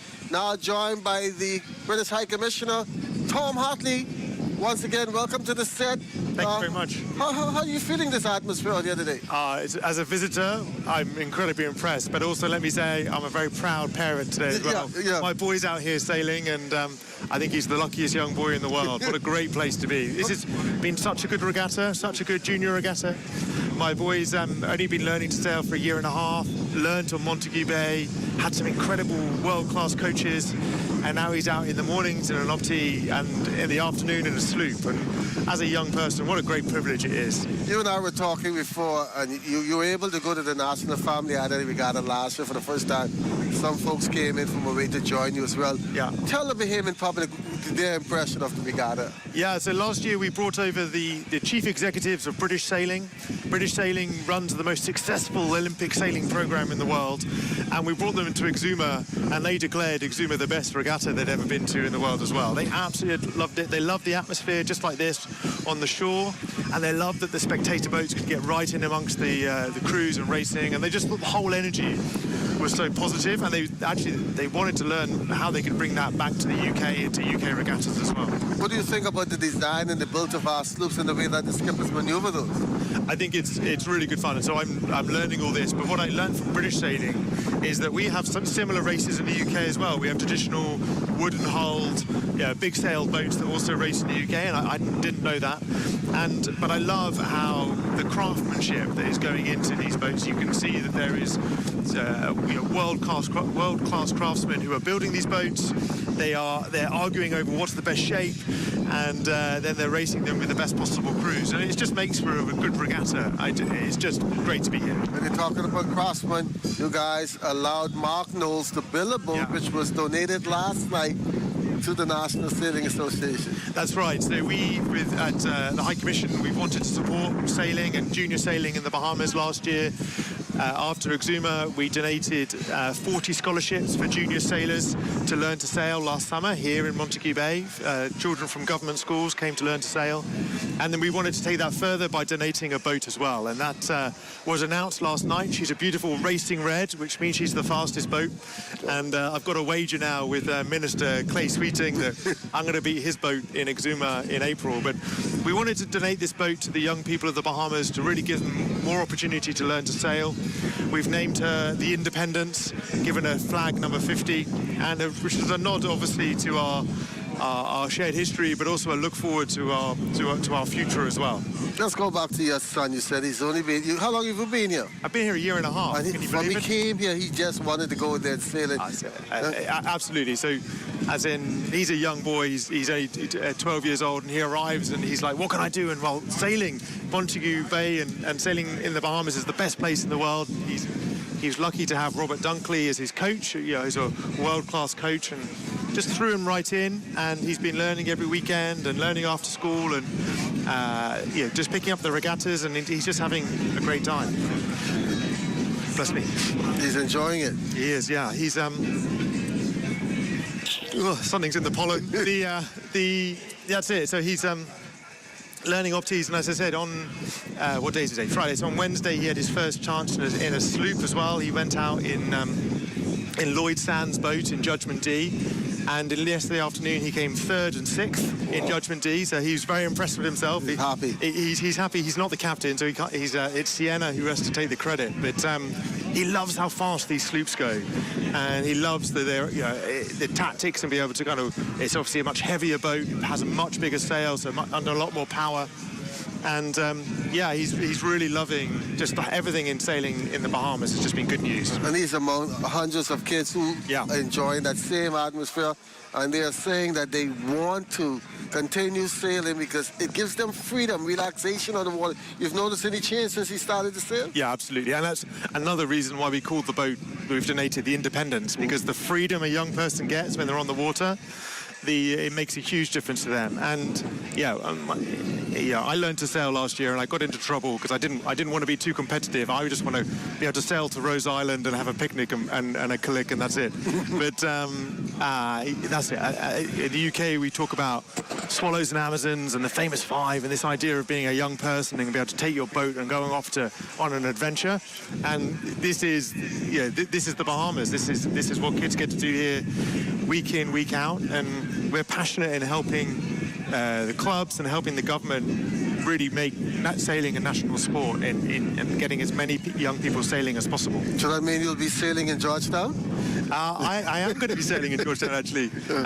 Bless them that because Dallas Knowles is now the Commodore of the Regatta, he's given me his seat on the Terry Ann, the B-class boat. So bless the crew of Terry Ann. They've gone and replaced their best sailor with their worst sailor. And I hope my boy as well, if he gets a chance to sail in an E-class, that would be wonderful. But the Independence will be sailed, I hope, by a Bahamian crew. It's for the young people of the Bahamas to enjoy and to explore. And very much looking forward to Exuma again this April. So what's the future relationship between the Bahamas and the British? I hope every day it's closer. I hope that we're doing what we can to build trust between the UK and the Bahamas, to bring Britain and the Bahamas closer together, and to show that we want to be partners of equals. We want to invest in those things and celebrate those things that are great Bahamian culture.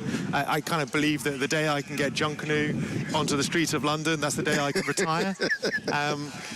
And there's just so many good things between our countries, and I think we want to demonstrate respect and trust, and we want the Bahamas to want to choose to work with the UK when you can make those choices as well. So, and in the meantime, just as an adult and as a parent, I'm just so lucky to be in the Bahamas. I'm definitely, as an ambassador, I've got the best job in the world here. I thought I had the best job in the world, sitting out here on the dock of the bay, enjoying this nice, That's cool it. You've breeze. been on this morning. I've been down there in the sunshine, just watching the sailing, and I'm like, how is this my job? Yeah. How am I that lucky? Yeah. And the Bahamas, the people of the Bahamas, you just have the most glorious country in the world. You're blessed. Thank you so much for the donation. Thank you so much for your time. My pleasure. And I'm glad that your son is enjoying it. Most of all, he's finding something to go to do in his spare time. He's making new friends and everything. So thank you so much. The boat looks good, and I'm looking forward to seeing it down there in Georgetown. Yeah, I hope you'll come along and cheer it along. She's racing red. I get some boats I pull for in Georgetown, so I don't know. I don't know much about it. Thank you, Commissioner Hartley, for joining us here. We're going to take another quick break here from the Monaco foreshore. The lays and the sunfish still not started, and when we come back, hopefully they'll start, or else we'll have another interesting interview for you. Thank you very much. Thank you.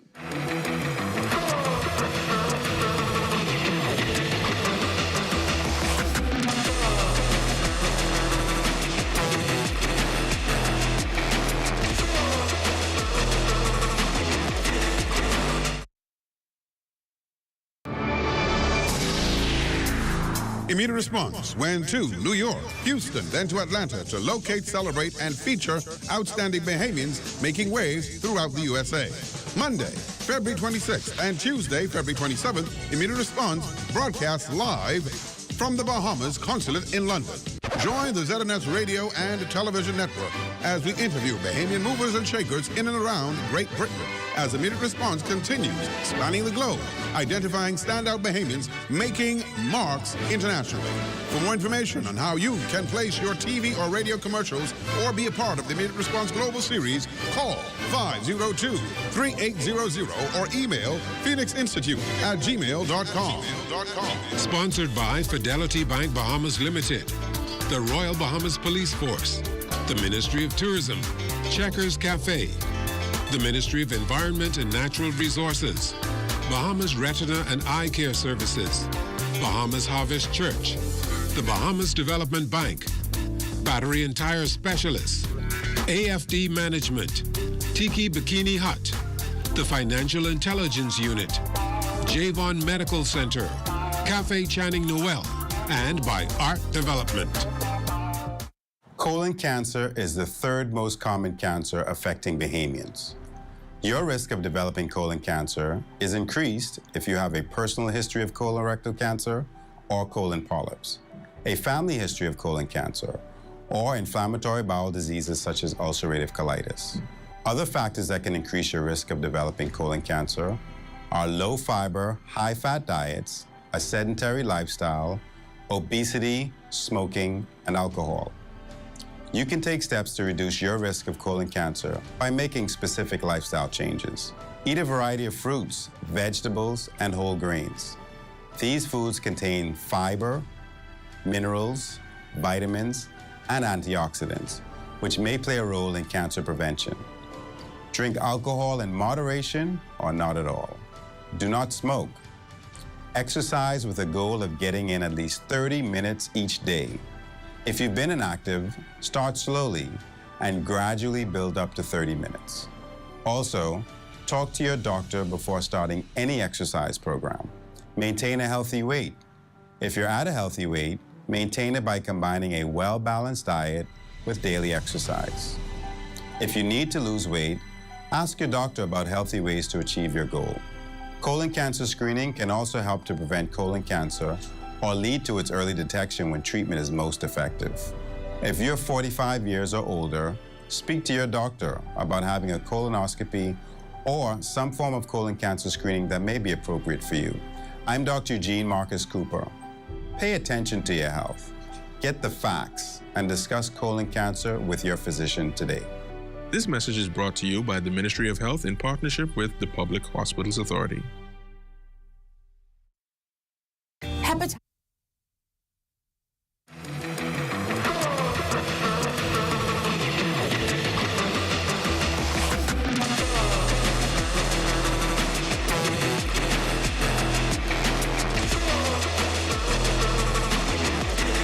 Glad you're back here at the Monaco foreshore for day number 2 of the Durward Knowles Junior Sailing Championship.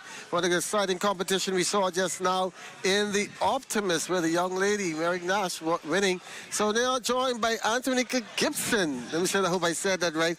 Anthony Gibson. He's the CEO of Bahamas EVAC. Welcome. First of all, tell us, what is Bahamas EVAC? Fisher, it's good to be here, man. Bahamas Evac Service is a air ambulance, ground ambulance, and maritime emergency company. We specialize in all three phases, and we brought our maritime and ground ambulance division for the support for the junior sailing races today. You guys beat just about every regatta sailing event. What is the relationship? So the relationship is we wanted to foster a new spectrum of emergency care, broaden the horizon and our maritime division with EMS support and emergency dive support on the water side to ensure that we have that additional safety. You have currents, you have winds, you have tides. You have, in this category, a lot of junior swimmers. And in the adult races, you have a lot of senior swimmers. And I know, everybody is adamant that we could swim until we get in the water with all our clothes on, tides, and so on and so forth. So it's just an added mechanism to make sure that we're always progressive and proactive in emergency response services. And besides that, on a regular basis, how's business? Business is, so we've kind of spent the last few years kind of regrouping and just kind of looking at our whole demographics as a country and trying to figure out what our challenges are. And we've been focusing a lot of our efforts in those particular areas. And so we just developed our new platform recently that we launched, did a soft launch in January. The Bahamian public will hear more about it in the coming weeks. But it's a really proactive approach to identifying issues and anywhere, anytime, and bringing that dynamic of emergency response to your fingertips. I think you just like being out here to this regatta in this nice atmosphere. What do you think about this junior regatta? You've been to the best of the best. You've been to that. How do you feel about this one? This one is, when you're dealing with kids, there's always heightened sensitivity. So, we want to make sure that we're taking precautions in every area possible, just really minimizing as much risk as we can. And the kids are doing an amazing job. Everybody's wearing life jackets and obeying the rules. And we like to see stuff like that. And we're going to be continuously working with the race committee and all the different divisions and junior and senior classes, and just to ensure that as we progress as a national sport, that we're taking those steps and bringing in added safety, added security, which is a very big for us as a country. And just to make sure that we're being as safe as we can in the sport in general. Surprised with the way these youngsters are handling these sloops on the water? Yeah, I'm a bit of a water guy myself, so I'm a powerboat person, but I don't want to get beaten for that on saying that on live television. But at the end of the day, these guys are doing an amazing job, and I think the country should be behind them and support them, be proud of what they're doing, because I think they're going to do really, really well. Well, thanks a lot for joining us here on the broadcast today. Continue to watch over the youngsters as they are out there on the water. The sunfish and the laser are about to begin. Let's take a very quick break. Let's bring our two commentators back on stage, and we'll have the results and scores and the whole tall call when we come back. Awesome. Thank you for having me.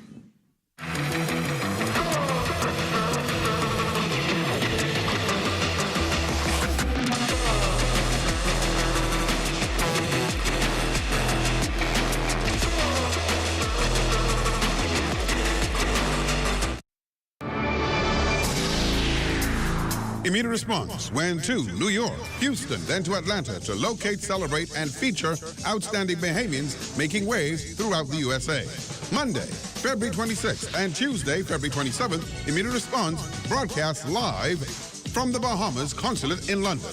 Join the ZNS radio and television network as we interview Bahamian movers and shakers in and around Great Britain as Immediate Response continues spanning the globe, identifying standout Bahamians making marks internationally. For more information on how you can place your TV or radio commercials or be a part of the Immediate Response Global Series, call 502-3800 or email phoenixinstitute@gmail.com.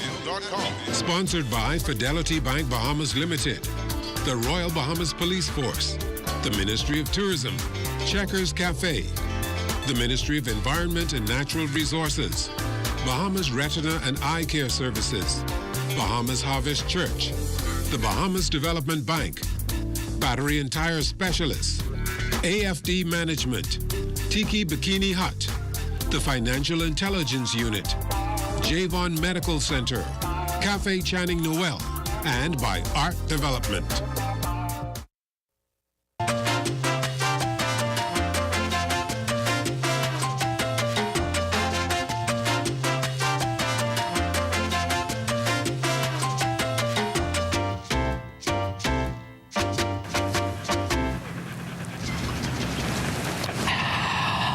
Well, what about me? What about you, what? Well, I thirsty too, you know. You want to see all the water out there? Well, why you don't give me your water, and then you go try and drink that salt water? You crazy, eh? I ain't the one talking to a dog, you know. Ain't nobody can drink salt water. Then why you won't give it to me? All dogs need fresh, cool water and sufficient shelter from the sun all year round, especially on the beach and during the hot summer months. Summers are very hot here in the Bahamas, so please make sure all pets have ample, cool, fresh water in proper containers and sufficient shelter from the sun, even on the beach. And make sure all dog houses and kennels have proper ventilation. Let's make it Bahamian to be humane. This message has been brought to you by the Bahamas Humane Society and the Broadcasting Corporation.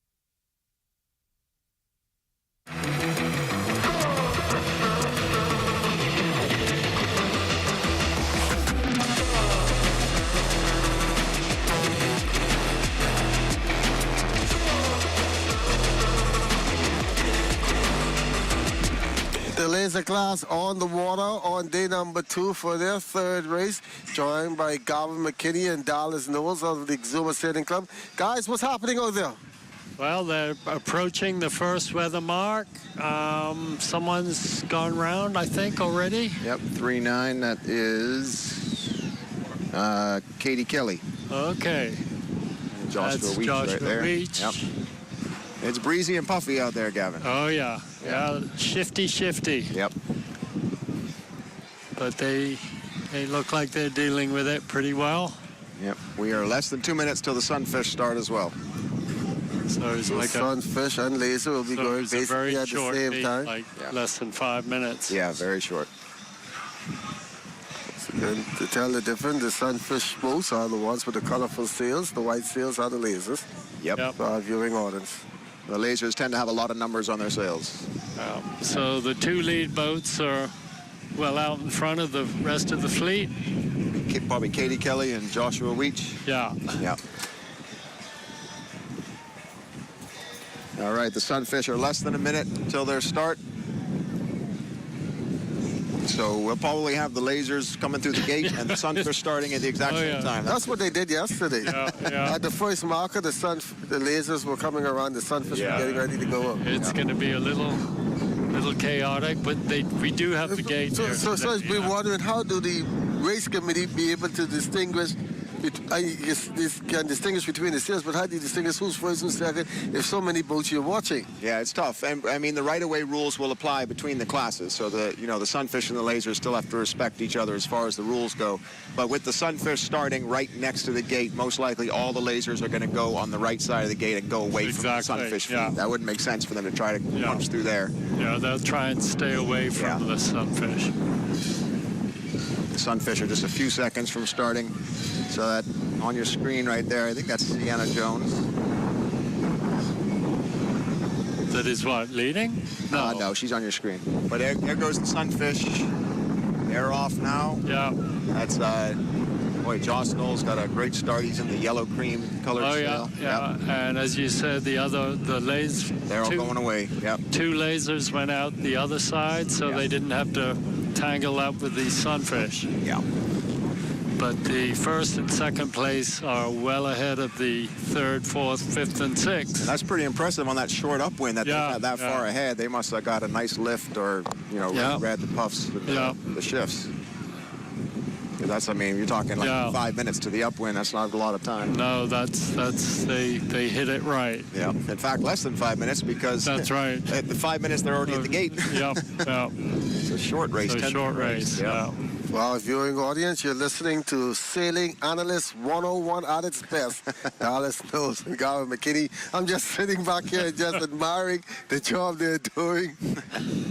If we look at the sunfish fleet right now, the yellow sail is Josh Knowles from Exuma. He's really stretching out in front of everybody right now. That's a nice... Oh, yeah, he looks good. Yeah. Someone went down? Oh, we got a laser over. Not too surprising in these conditions. They should be able to handle that very easily. And the 2 first and second in the laser are going right next to each other. It looks like the leeward boat is moving a little quicker, but I think it's still the same position. The laser boat is back up. Okay. Yep, very good. So 5-2. Let's see who that was.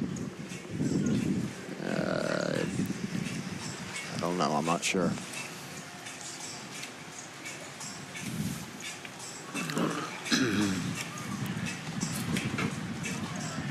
It looks like the two lasers are going to be ahead of the sunfish at the weather mark. Yeah. But the rest of them will be fighting it out a bit. We have a laser going around the mark now. That's still the first lap, so he must have had some trouble on the first lap. Oh, yeah, Yep. That's right. Yeah. So on your screen right now, sail ending in number 39, Katie Kelly. There's your leaders. And sail ending in 7-0, Joshua Wheat. So Katie is on the weather of Joshua, and she's going to try to just keep him right there. And they're almost at the mark right now, so she's about to tack and go around the yellow mark, and Joshua will be right behind her. And then it'll be a sprint to the finish. I assume they're only doing 2 laps. Yeah, I think, the orange flag was up.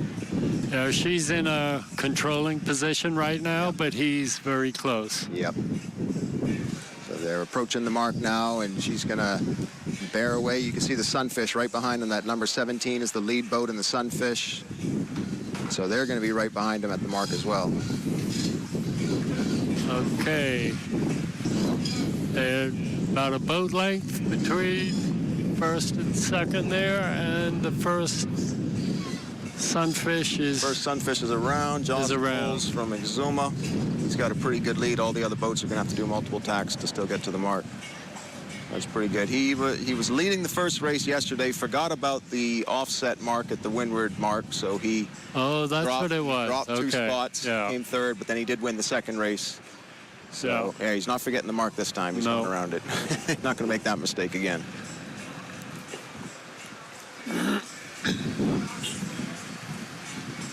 So with the current out there, the current is actually pushing the boats down onto the windward mark, so you got to go past it a little bit, or else the current will make you touch it, and then you got to do a penalty turn. So the kids that are used to sailing in Montague Harbor know that, and they put a little bit, put a little bit in the bank, go a little bit past the mark so you don't accidentally touch it. And you certainly don't want to come to the mark with not a lot of speed, because then the current will grab you and pull you right down on top of it. So you got to keep your boat moving fast at all times. Okay. And the learning Joss is right there with the lasers. Yeah, he's catching them up. And then the second sunfish boat is that white sail, I believe. Any understanding if Craig had made the lineup today? I don't know. I'm not sure. So we'll be looking for Craig, sail number ending in 4-2 for Craig Ferguson. Okay. I hope he made it out. It's definitely one of the better. But I'm wondering where Norman Cartwright is. Yeah, because he won both races yesterday, and he's not first, and he's not second today. Sail ending in number 5-6. So we're looking for Norman as well. And there's the winner of race number 1. Katie Kelly is through. Joshua Weech is going to be second. And they had a pretty commanding lead. Huge lead. Almost buoy to buoy. That's pretty impressive on a short course like this. Yeah. And the lasers are so fast, if you get out in front, it's kind of hard to catch people. So the young lady taking the third race here today. Yep, and the ladies won the last Oppie race as well, Mary Jack Nash. Yes, so they're starting off well this morning. And Joss Knowles here with a very good lead, going back up to weather for the second circle. And I believe, in the sunfish. Yes, I believe the boat behind him is Zachary Cartwright, I believe, sail number 31 in the white. So I think that's him. He had a breakdown in the second race yesterday and ended up not finishing. So he needs to get some good races in to catch up. Once again, 2 races going on at the same time. The laser and the sunfish. You see the sail number on this third laser? That's 5-6. That's Norman. Oh, it is Norman. Yeah, so okay. You get a third. So Norman will have 5 points after this race, and Joshua Weech will have 6. He has 3 seconds, and Norman has 2 firsts and a third. You can see on your screen right now the sunfish coming to the gate. The far left, that's Tanaj Manos from Exuma. The middle sail, the yellow one, is Keanu Hutchinson from Exuma. Keanu, unfortunately, yesterday had a broken rudder, didn't get to compete in any of the races. So he's really looking to come out and gain some points today. So it's good to see him up in the top 5. Are the conditions out there ideal right now or a little testy? I think they like it. I think the sailors like when it's windy like this, but you got some flat water, which is nice. You're not dealing with a lot of chop, so you can get the boats moving really fast. And you got a lot of shifting winds up near the mark, which, you know, you got to use your skill and try to figure out what is the best side to go on. So I think they enjoy it. They don't like it, you know, when it's really light and you can barely move. And some of them don't like it when it's really rough and you're almost sinking and stuff is breaking. So I think this is really ideal for this class right now. Yeah. Flat water is always nice. Yeah. And the shifting winds is the challenge, and the better sailors will be looking up the course to see if they can figure out which way to go. And Josh Knowles seems to have done a very good job here. He's in good shape. Zachary is in good shape in second place. Nice, comfortable second place for him. Tanaj Manos currently in third. And he's close with another. That red, white, and blue sail is the current leader in the Sunfish, Aiden Sumner. So he is currently in fourth place. So he's going to need to have a better day to try to remain on top, because Joss right now will be the leader after this race unless something happens. He's going to have another first and a third from yesterday. So now the lasers will wait for round 2. Once the Sunfish are finished, they'll get the lasers going again. They'll knock these races out really quickly. We're trying to get the sloops on the water as quick as we can this afternoon. Today, despite the late start, they're moving pretty fast today. Because yesterday at this time, we were still getting set. The E-Class came out about like 3:30. So E-Class at this rate might be out by 1 o'clock. That's what we're hoping, because we want to try to do as many races as we can, because we're not sure about the weather tomorrow. So we want to get as many in as we can. And we knew yesterday was going to be a rush, because we were rigging up all the boats. All the boats from the out islands were coming in, had to rig up from scratch. Today's a lot faster, so we expected to be a little ahead of the game today. All right, Joss is around the mark. He's going to lap one of the Sunfish in front of him. Yeah.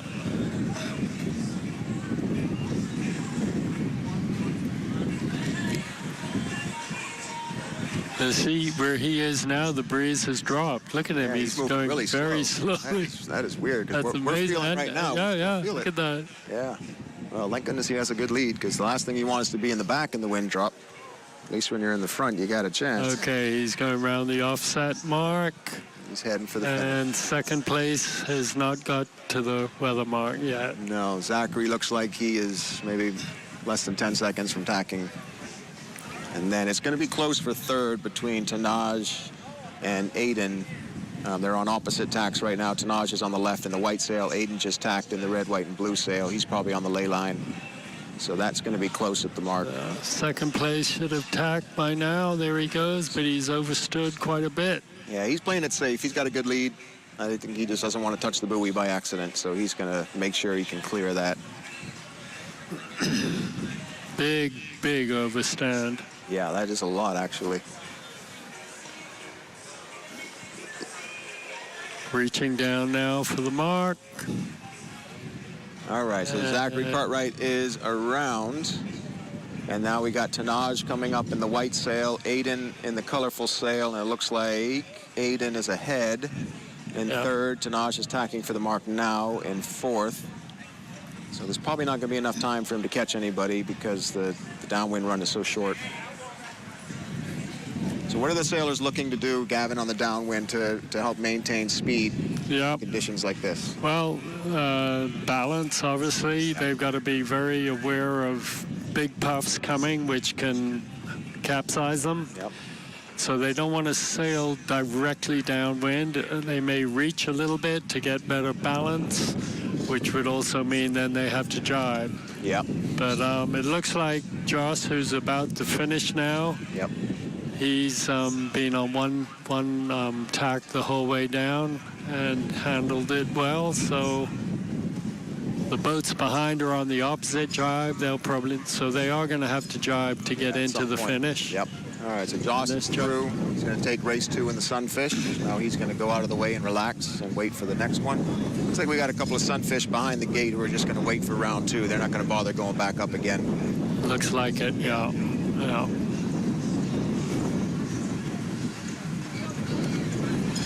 And here comes second place, who still should finish second, but the gap has closed a bit. Caught up a lot. So third and fourth doesn't look like the positions will change, but they have caught up to the second place. Zachary Cartwright's going to get second. Aiden Sumner's going to get third, and Tanaj Manos is going to get fourth. Then you look a little further up, we got Keanu Hutchinson just came around the mark. He's going to be in fifth. Well, the breeze really did pick up in the last hour, because when we left the yacht club, it was really light. The boats were actually having trouble fighting against the current to get into the bay. Now it's really, really blowing. Well, we got a low tide now, so tide will start to come in soon. Yeah. Not sure what time it was slack. I think it's supposed to be slack about 1:30, so that'll be, right around the Green Fleet time they sail. And a couple of the sunfish have two people. I see the blue and white sail out there. I believe that's the boat from CV Bethel. Okay. Yep, and you're allowed to take one or two people. It's up to you. You just have to finish with however many you start with, obviously. So another 5 minutes or so, the sunfish should be finished. And then the second race of the lasers will get underway. So you're going to wait until the sunfish are finished to start the laser? Yes. Okay, good, Yeah. good. These races are so fast, we're not pressed for time. No. It's like a 10-minute race. I'm sure for the sloops, we're going to try to stretch that windward mark up a lot farther than this. We don't want the sloops all coming to the mark at the same time. That's when bad things happen, so we try to stretch it out a little bit more. Are they going to have their challenges with the big puffs today with the big sails? They're going to really have to have a hand on that main sheet to let it go out. And the downwind is actually where it's worse, when you get a big puff behind you on the downwind and she starts death rolling. The crew has to work really quickly. And all the kids are wearing life vests. Of course, yep. Actually, in all classes, they're all wearing buoyancy compensators, life vests. All right, Keanu Hutchinson from Exuma through the line. Let's see who's behind him. Okay, that's Stephen Cash Jr. He's from Harbor Island, so he's going to be next through. And then I think we got Trevor Brown from Exuma coming through. They look to be going a little bit slower. Yeah.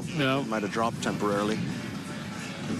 Yeah, it's dropped out there. You can see. Looking at the flags. Look at the top. From the flags, you can see that the wind is dropped. Yeah, but there's still big puffs out there. And when you're going downwind, you're looking behind you for the puffs. When you're going upwind, you're looking in front of you. So a lot of the guys have to get used to looking behind. Yeah, and very important to look behind when you have the big puffs, because they'll either knock you down or you This is a lot take for these advantage of youngsters them. to ingest and learn. It is. Sailing's a great sport. Teaches you a lot of discipline. You got to really pay attention. The boat and the weather will punish you instantly if you drop the ball. So you really got to stay on top of it all the time. Well, that current, look at that current. It's really pulling those lasers out into the channel. Yeah.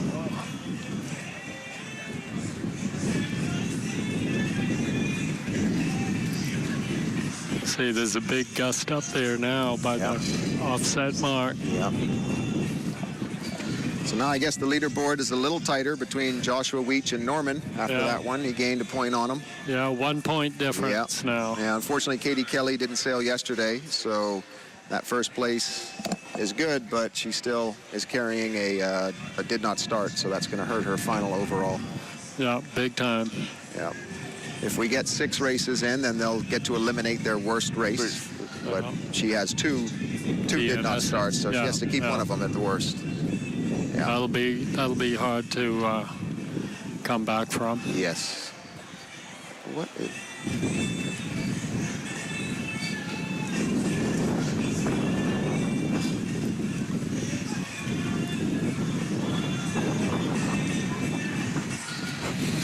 A lot of people enjoying the beach. Yes.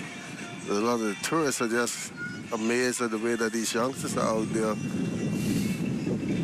Yep. I mean, if you don't not excited about sailing after this weekend, I don't know what to tell you, because there's a lot of sailing happening. It's great conditions. The action is right in front of you. It doesn't get much better. And the lovely watercolors. Yeah, almost as nice as Exuma. We really want to encourage all the kids to come out and find out how they can get involved in one of the clubs, whether they live on one of the out islands or they're in Nassau. Talk to somebody from the Royal Nassau Sailing Club, the Yacht Club, Life or Key, anywhere. We'd love to get you involved. I think after this weekend, with parents coming out and watching it on television, it's going to be a new interest as to how I can get my kid involved. I was speaking with the commissioner just now. Yeah. He's only been for a year and a half, and his son is already in a club. All right. And then he said he's enjoying it. So if that's what's happening, then a lot more kids after this weekend just coming out. It's midterm, nothing to do. Come on out, watch it. Yep. Learn to swim first. Yep, absolutely. Oh, yeah. That's the number one priority. Yeah, and that's obviously a safety issue, but then also if you're afraid of falling in the water, you're not going to be a very good sailor, because that's what's always going to be at the back of your mind, is not tipping over or not ending up in the water, so you're not able to concentrate fully. You really got to be comfortable in the water and not be afraid to get wet.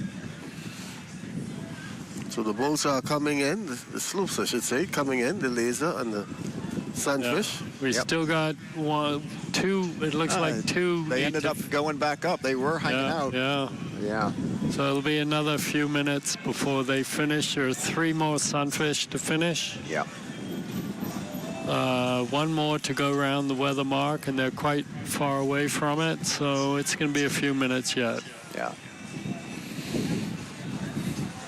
They're not anchored in the harbor, but I noticed some of the boats are drifting backwards. What's going on there? They're just hanging. The lasers are just sitting, waiting for the sunfish to finish, and some of them have made their way back up into the starting area, but there's 3 or 4 down here that probably need to start thinking about coming back. It's basically they're trying to save some energy for the next race. They don't want to just sail around hard and, burn energy. So they're trying to relax, but the current is drifting down the harbor, so it's grabbing them and pulling them out. But, the lasers and the sunfish are fast enough. They can get back up there pretty quickly. That's what you'll have to be worried about when you make that trek from Exuma to Nassau. Well, actually, I would like to try and make the tide work for me, but it'll be wind dependent, not tide dependent. Right. If the tide helps me, great. If it doesn't, it's not too big a deal. So are you trying to do that with a following wind? Yeah. That's the way to do it. And you estimate how long do you think that's going to take you? 4 or 5 hours? I think that's a little too quick. I think it'll probably be closer to 6-7 hours. Okay. Yeah. Depending on the winds. One more race to go here today in the laser and the sunfish, and then it's the so-called big boys, the E-class, coming up later on this afternoon. Yep, we're going to try to get them on the water a little earlier so we can, do some nice races, not be rushed.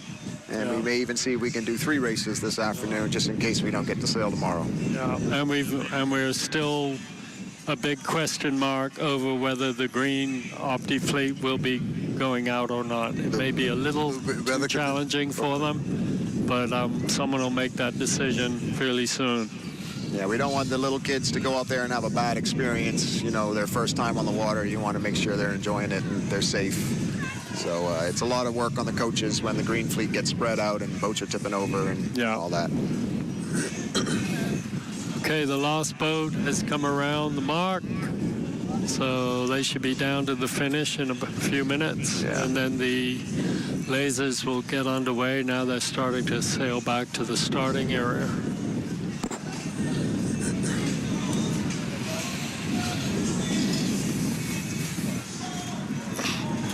Ooh, this looks like he may have hit on the rocks there, that laser guy. Not good. It looks like the Nassau sailors in particular have done a really good job of transitioning some of our top Opti guys into the lasers, and they're like picking up right where they left off. They're already traveling internationally, competing very, very well. So that's really good to see them, going right into the next level. That's what the Optis are all about. Get you ready for the lasers or the sunfish or whatever you move into. So that's great.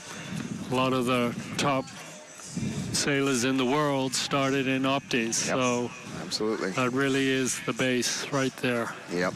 That's the last sunfish boat right there. Yeah, they could probably get ready to start. One more coming in here, because he'll be through in about a minute and a half or so. maybe a The minute. lasers are starting to make their way to the line. Yeah. So when we hear a horn and we see the laser flag go up, that means they have 5 minutes until their start.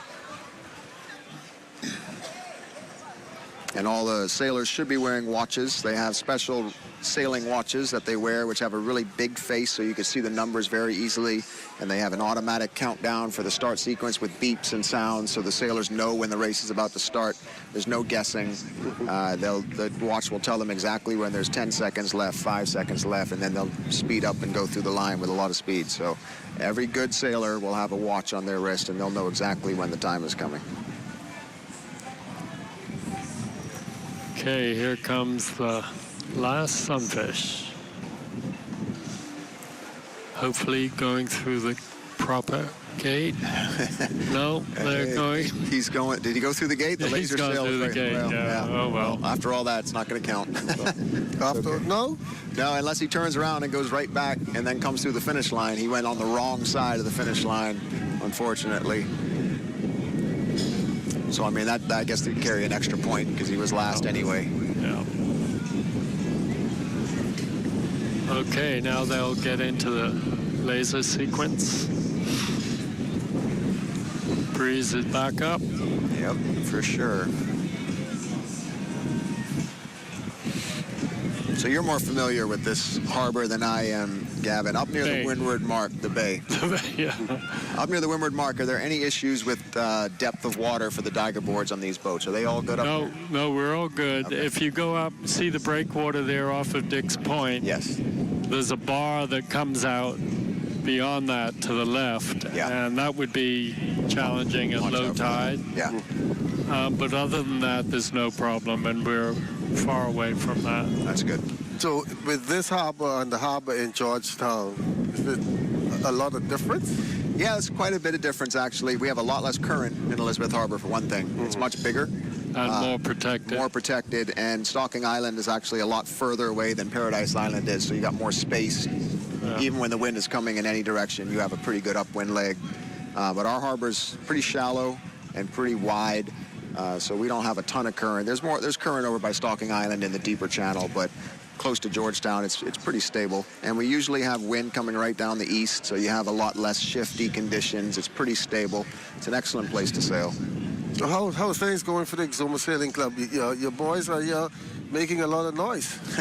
Yeah, they're doing pretty well. Certainly in the sunfish, we put a lot of eggs in that basket. We got 6 sailors out there trying to do pretty well in the sunfish. We got 8 sailors in the opties, and then, of course, we got everyone sailing in the sloops. We got 6 boats from Exuma in the sloops.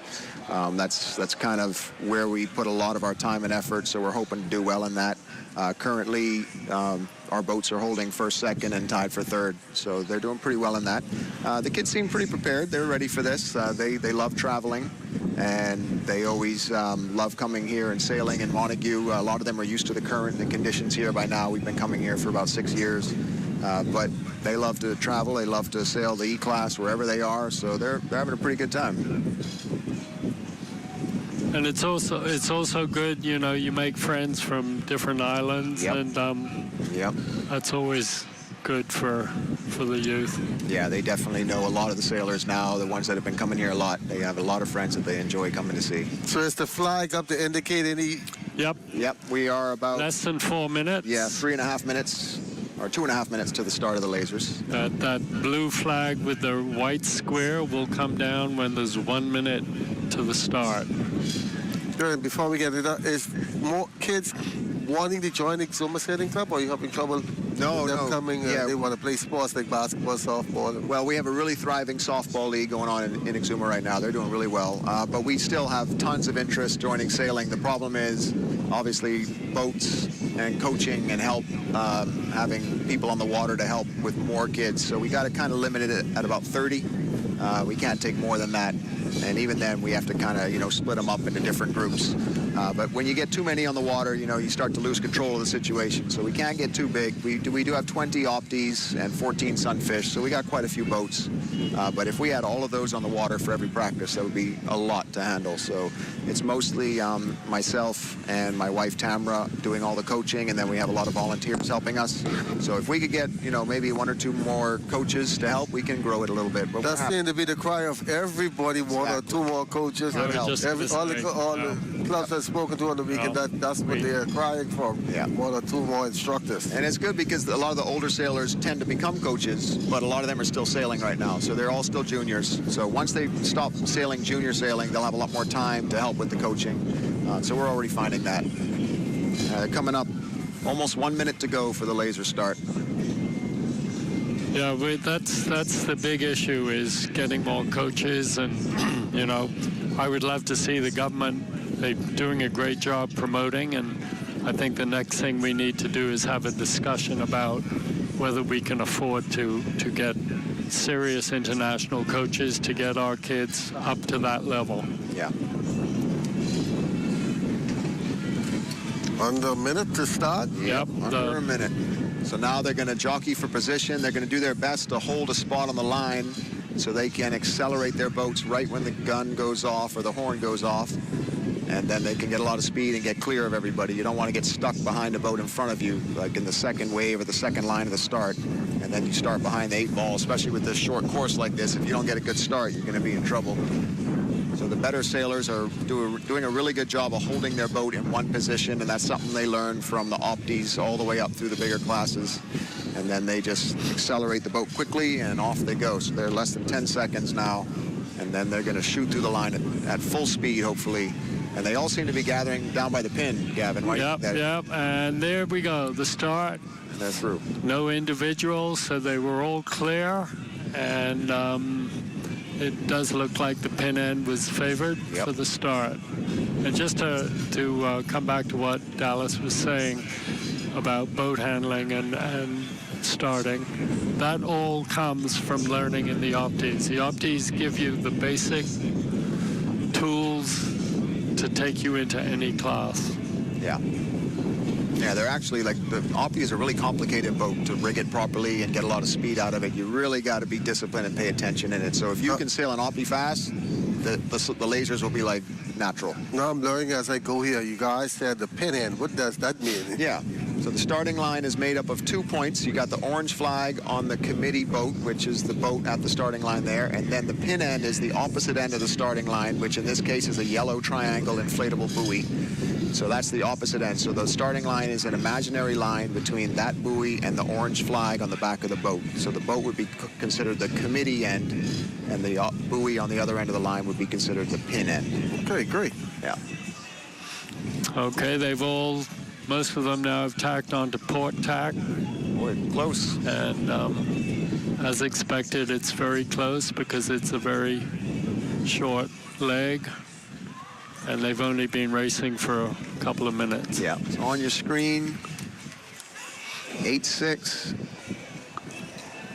Okay, that's Johannes. And then just leeward of him is Norman. And then just leeward of him is Joshua. So those are likely your 3 top boats right there. Oh, there's Kelly, I guess. She's to leeward of Joshua. Yeah, there's Joshua. Yeah. You can definitely pick out Joshua Weech. He has a very distinct shape to him when he's sailing. Yeah. And you can see that they're reacting very quickly to the different puffs and shifts. Yep. So it's a very physical race here Norman today. Cartwright right there. So he's your current leader in the fleet in the overall points. So he's always going to be at the front. He's going to be tacking over onto... he's on port tack now, so he's got to look out for other boats. Right. Boy, they're already coming to the mark.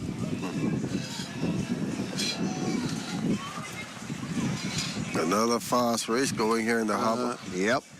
That boat at the bottom of your screen right there is likely your leader. Yeah.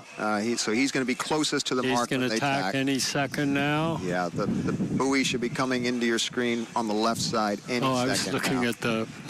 There it is, looking at the other. That was the offset mark, yeah. Boy, that's going to be close, though. Those two boats are going to be right there, but I think that's probably Norman at the bottom of your screen. Yeah. And I think he's about to tack in 5 seconds. Here comes. That was a kind of very a short quick tack from them, yeah. Ooh, that's going to be close. I'm telling you, with this current, get up. Ooh, he just made it. Boy. And, he grabbed the buoy. Oh, man. So he's going to do a turn. He's going to do a real quick turn. Yep. He cannot foul anybody while he's doing his turn, so he has to stay clear, and boy, he's really close to them. And sailing is kind of a self-policing sport, so there's no judges and officials out there right now. The sailors know the rules, and they do the appropriate penalties when they commit a foul. And when you have your competitors hot on your heels, they're going to make sure they know that you touched that buoy, so they're going to make sure Norman does his turns. Well, I'm not sure who's in what position now. Probably Joshua Weech and Kelly are probably right up at the front, and they might have overtaken Norman with that penalty turn. He did a very quick... 1 minute till the sunfish. He did a very quick turn. Very quick. Didn't lose much. No. I thought he tacked a little soon for the... Well, I mentioned, I said, ooh. Yeah. It's because he had those other boats coming on starboard. He wanted to make sure he wasn't going to have to dip them. All right, so there's Norman on the far left of your screen right there. And right on the wind of him was Katie. 39 is Kelly. So he's still in front? I think so. The angle could be deceiving, but I think he's still in the front. Yeah. Which is impressive, you know. You touch a buoy and do a turn and maintain your lead. Okay, the sunfish are getting ready to go right about now. There they go. Very, very bad start. Yep. Very bad start by the sunfish, so half the fleet are way away from the line. Yep. So someone got a great start, though. Yeah, I think that's Aiden Sumner. So he got a good start. And Joss has already tacked back on the starboard. He's going towards the lasers, trying to get some clean air. So we got all the classes coming together once again. It's basically exactly 5 minutes for the lasers to go up and down once. Yeah.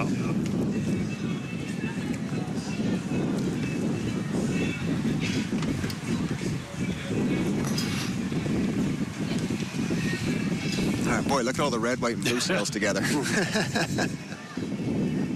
Okay, so these boats that just tacked, they probably got a big header, and now they're in a lift, going out on starboard. But someone's out there on port, seems to have a pretty handy lead. Red, white, and blue. Yeah, it'll come down to Aiden Sumner and Joss Knowles, most likely. Joss is far to the wind on port. Yeah, he looks okay there. He had a bad start, so he had to get away. And the lasers have gone through the gate, and they're working their way back up already. There on your screen, 197, Tanaj Manos. He changed his sail. He had a yellow sail on yesterday. He wanted to try Paul D'Souza's sail. Okay. Figured that maybe there's some magic in there you can take advantage of. You can change your sail as long as you let the race committee know that you changed it. Boy, really puffy. And it's okay because, you know, the direction of the wind, we get a lot of protection from the land. If this was this wind coming straight down into the bay, boy, it'd be awful. It would have been really choppy in here. And so much harder to launch. You Absolutely. know, the whole beach vibe would have been very different. Yep. So we're still, is it 1-9 in the lead? We're still trying to see who's front the laser. No, Tanaj is not in the lead in the sunfish. The laser. The lasers, I believe it's still Norman Cartwright. He just crossed in front of somebody, and he's stretching out towards the mark now. So I believe Norman is still in the lead. That's Tanaj Manos, sunfish, 197. He's in about third place right now. Okay, so in the sunfish, Joss is tacked onto port, and Aiden is on starboard, and they're getting close to the mark. So this will tell us who's the leader in the sunfish. I believe Joss is ahead. I think Aiden is.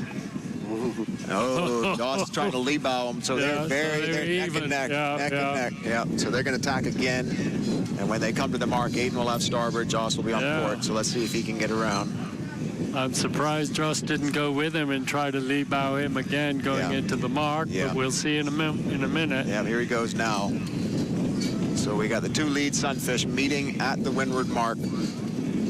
And yeah, he's tacked inside of him. He's blocked him. All right. So it's neck and neck around the mark in the sunfish. Joss is around. Aiden is luffing up to get around now. Yeah.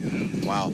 So he recovered from the bad start. They're right there on your screen. Number 17. That's the leader in the sunfish right now. And right behind him is the second point leader in the sunfish, Aiden Sumner. And then right behind him is Tanaj Manos from the Exuma Sailing Club. So pretty close for the sunfish.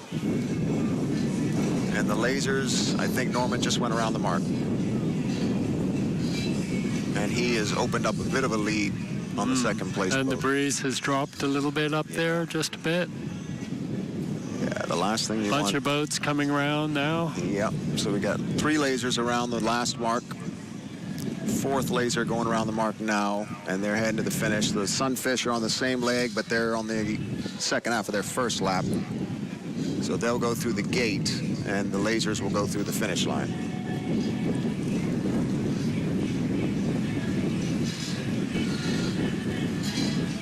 Day 2 of the Durward Knowles Junior Sailing Championship. Charles Fisher along with Garvin McKinney and Dallas Knowles. Great to be back at this event. We haven't held it since 2019. It was here in Nassau in 2019, and then we had a long break. They were about to hold it in 2020, right before COVID. Then they canceled it, and this is the first time we've been back. So I didn't realize it was so long ago. it's been a while. Yeah. Last time it was held in... So 2016 was Exuma, 2017 was here, 2018 was Grand Bahama, and then 2019 was here again. And that was the last time we had it. It's grown a lot since then. It was not this big in 2019. I know in the E-Class we had maybe 11 or 12 boats, and they're pretty much all just from Exuma. So it's really good to see the E-Class getting up to 20. That's a lot of junior sailors. Yeah. So we've got... so that is Norman. Yeah. The first 3 sunfish are very close. So it's Norman, and then Joshua, and then I believe Katie Kelly. So the same 3 from the first race, just a different order. And now Norman will maintain his lead at the top of the leaderboard in the sunfish, or the lasers going into the final races tomorrow. He now will have a 2-point cushion. Yeah, which means that Joshua will likely have to beat him by 3 boats to break any ties or anything like that, because I think Norman's beat him in most of the races. Yeah. Anything can happen, even though it's a tall tail. Absolutely. Yeah. Anything. The conditions, the weather. Yep. So Norman now has 6 points, and Joshua will have 8 points. So there's 2 points between them.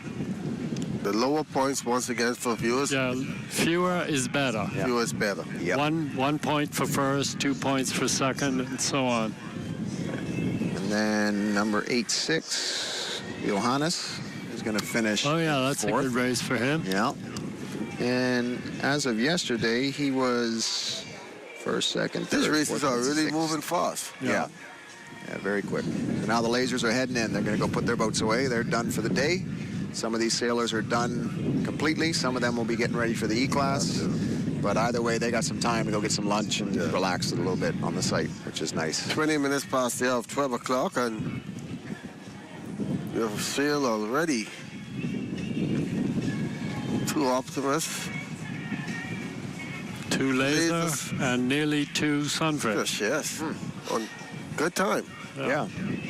It's certainly, you know, a different style of sailing. You have to wait on the tide for the E-Class? Oh. No, they don't draw much water. They wouldn't draw much more than a diger board on a laser or a sunfish. So we can sail anywhere in here with the little boats. Okay. But I was going to say, like when we sail in Exuma for the big regatta, we do 4 races in one day, and that takes 8-9 hours sometimes because the races are very long and it takes a long time to get the boats ready and everything. But here these races are so quick and the boats are so simple to rig and de-rig, you can get so many races in.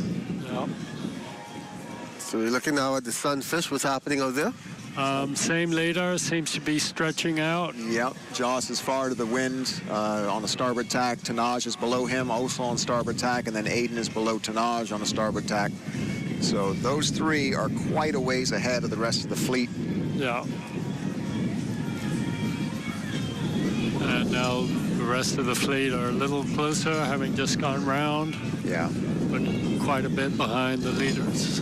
Yep. And the last laser has just finished.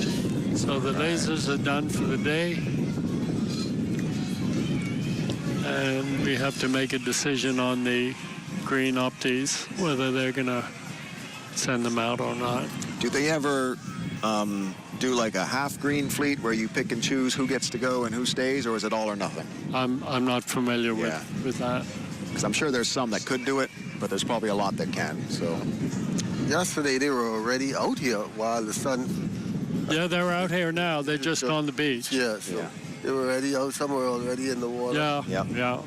And you're allowed to sail around during another race, but you just cannot interfere with that race, so you have to stay off the race course. And certainly with the green fleet, we don't let them out without the coaches being right next to them.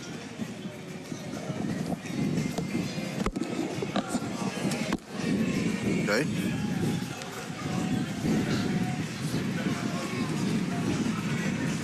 Yeah. Calvin McKinney and Durward Knowles calling the laser and the sunfish class here.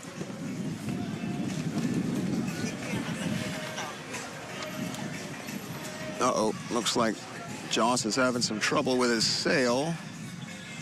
All right, he's got it going again. Boy, bad time to have some trouble. All right, so he is trying to get around the mark now. He's having some trouble. And all right, he's bearing away now. So Joss is around in first place. It's close between Tanaj and Aiden for second place in the Sunfish. Those three boats are well ahead of the rest of the fleet. And Tanaj is crossed over Aiden, so he is in second right now. So the two Exuma boats are first and second, and then the Bahamas National Sailing School boat is in third right now. And the points are getting a little tighter in the Sunfish fleet. For second and third place, Joss has moved ahead now with 3 first in a row. So he's in good shape. But it's good to see Tanaj up in the mix. Very good race for him.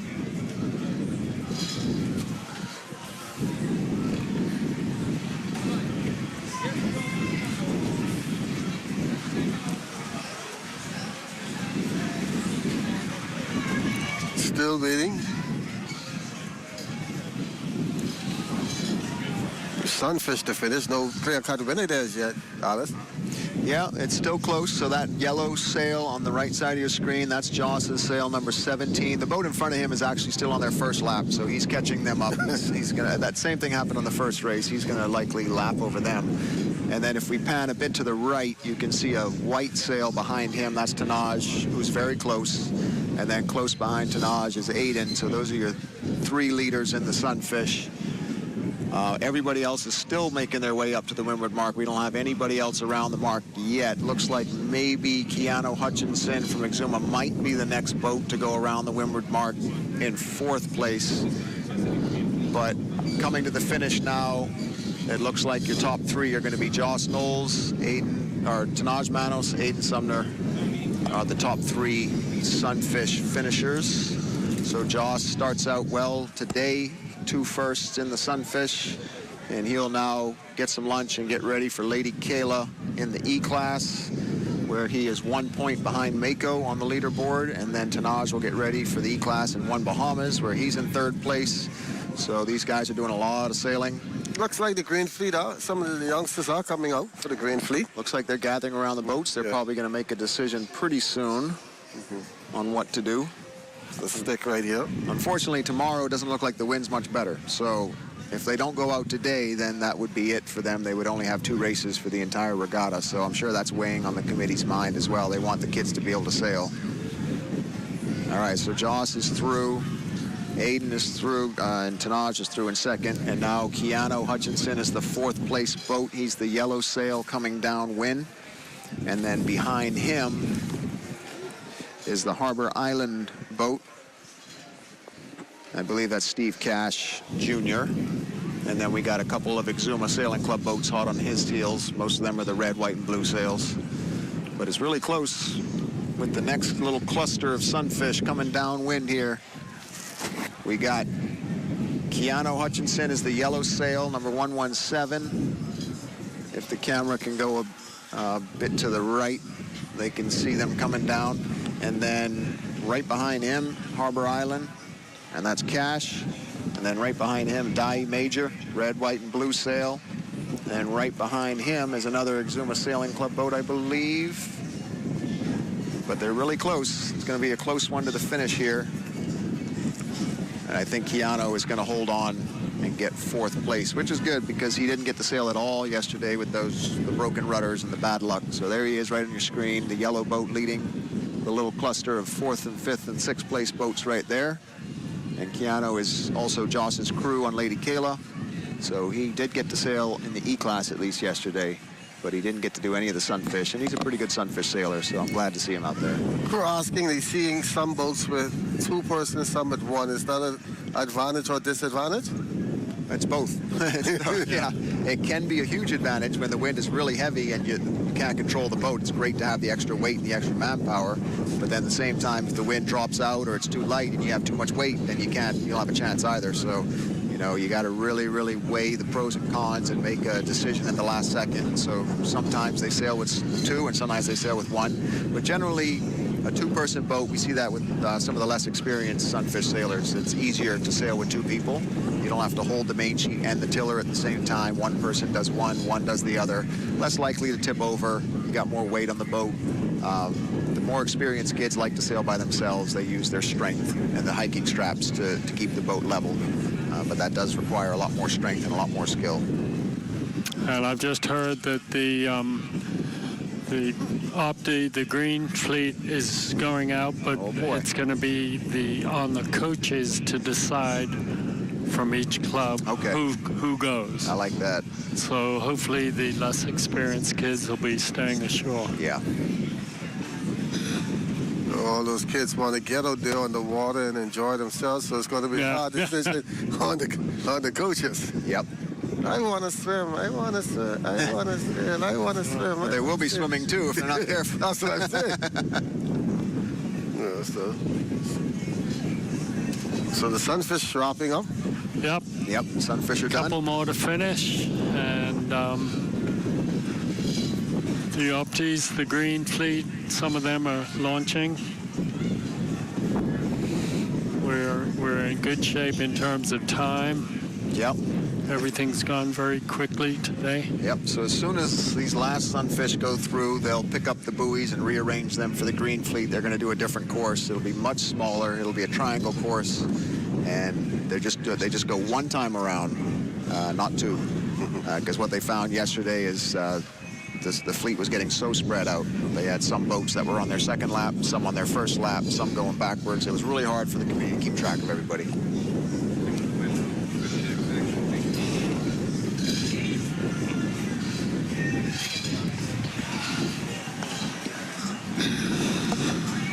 Gavin, tell me about this sail from Exuma. How long have you been planning to do something like this? Well, the idea came up about a little over a year ago. All right.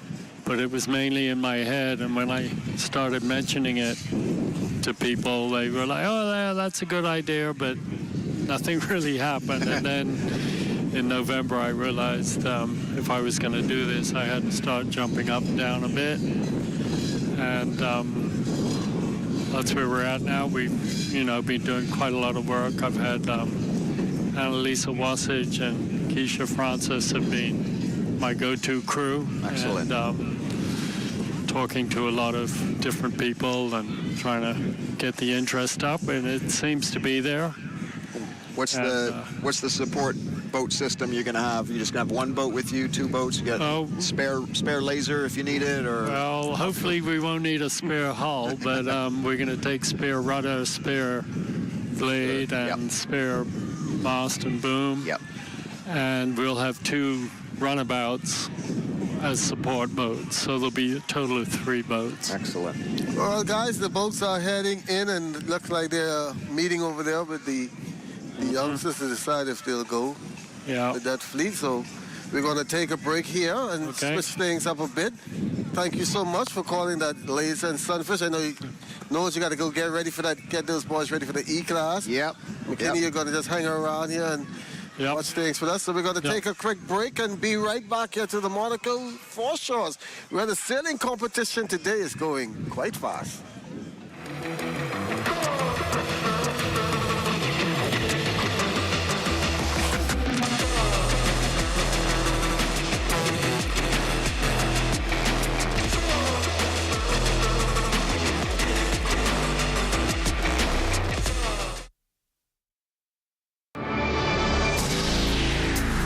Immediate response went to New York, Houston, then to Atlanta to locate, celebrate, and feature outstanding Bahamians making waves throughout the USA.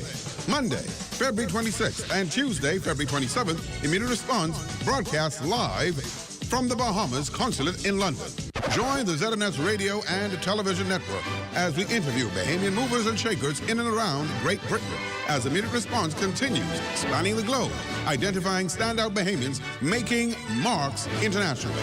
For more information on how you can place your TV or radio commercials or be a part of the Immediate Response Global Series, call 502-3800 or email phoenixinstitute@gmail.com.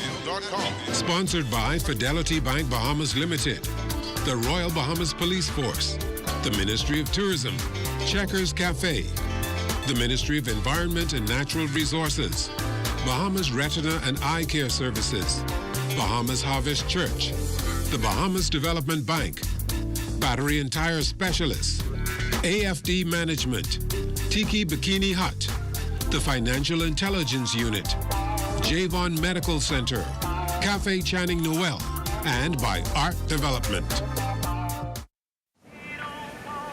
Hey, y'all, what's up? Hey, what's that? What y'all getting? Listen, I've been waiting to march down some logs here. Hi, I'm Matthew. I will be you guys waited today. Can I take your order? Oh, I've been queuing for some grouper dread.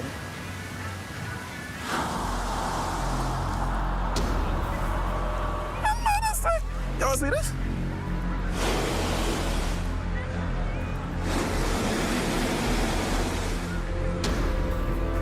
See, this ain't gonna work. Where the fish gone, though? But how, though?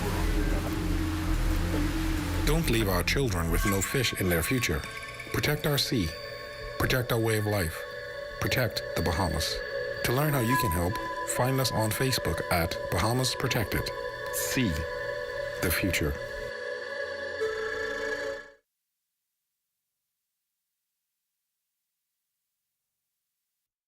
Diabetic eye disease is caused by changes in the blood vessels of your retina. This disease is the most common cause of vision loss among patients with diabetes and is the leading cause of blindness and visual impairment in working-age adults. Symptoms of diabetic eye disease can include floaters in your vision, blurred vision, fluctuating vision, impaired color vision, or generalized loss of vision. Smoking can quadruple your risk of progression of this disease. Bottom line is, smoking will cause you to go blind faster with diabetes. So quit smoking. Also, for expectant mothers who are diabetic, it is very important that you have your eyes examined during pregnancy, as rapid changes can occur in your eyes during pregnancy.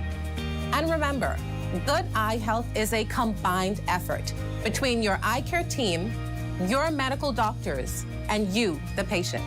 This public service announcement is brought to you by the Public Hospitals Authority in conjunction with the Medical Association of the Bahamas and the broadcast.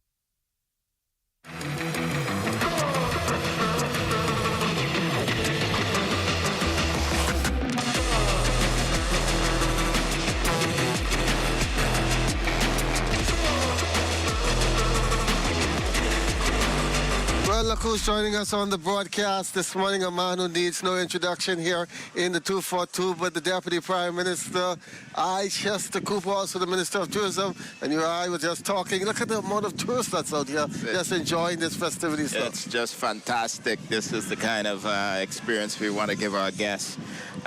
Pleasant surprise for some of them, I'm sure, to come out and really enjoy some sailing today. I know this may not have been on their calendar because I think we've taken a little break with this particular sailing regatta, but I hope that we can get it on their calendars for next year. they will plan and they will come to be here just for this regatta. That's what it's all about. And speaking about tourism, spoke with the High Commissioner from British High Commissioner this morning. He had a group over in Exuma last year. They loved it so much. They donated a boat.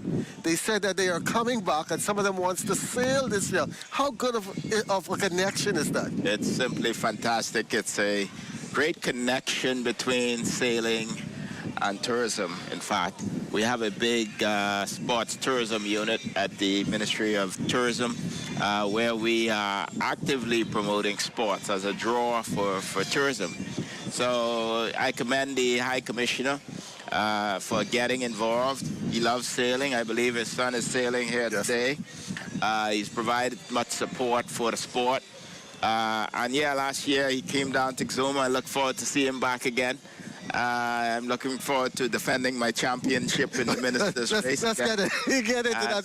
So Exuma Regatta is going to be exciting. Minister Sweeting was on yesterday bragging about that big race that's going to happen in Georgetown. I told Minister Sweeting that this regatta would have been a good opportunity for him to practice his skills in the junior league before the regatta comes up. I hope he got a little bit of sailing in yesterday himself. But I'm looking forward to it.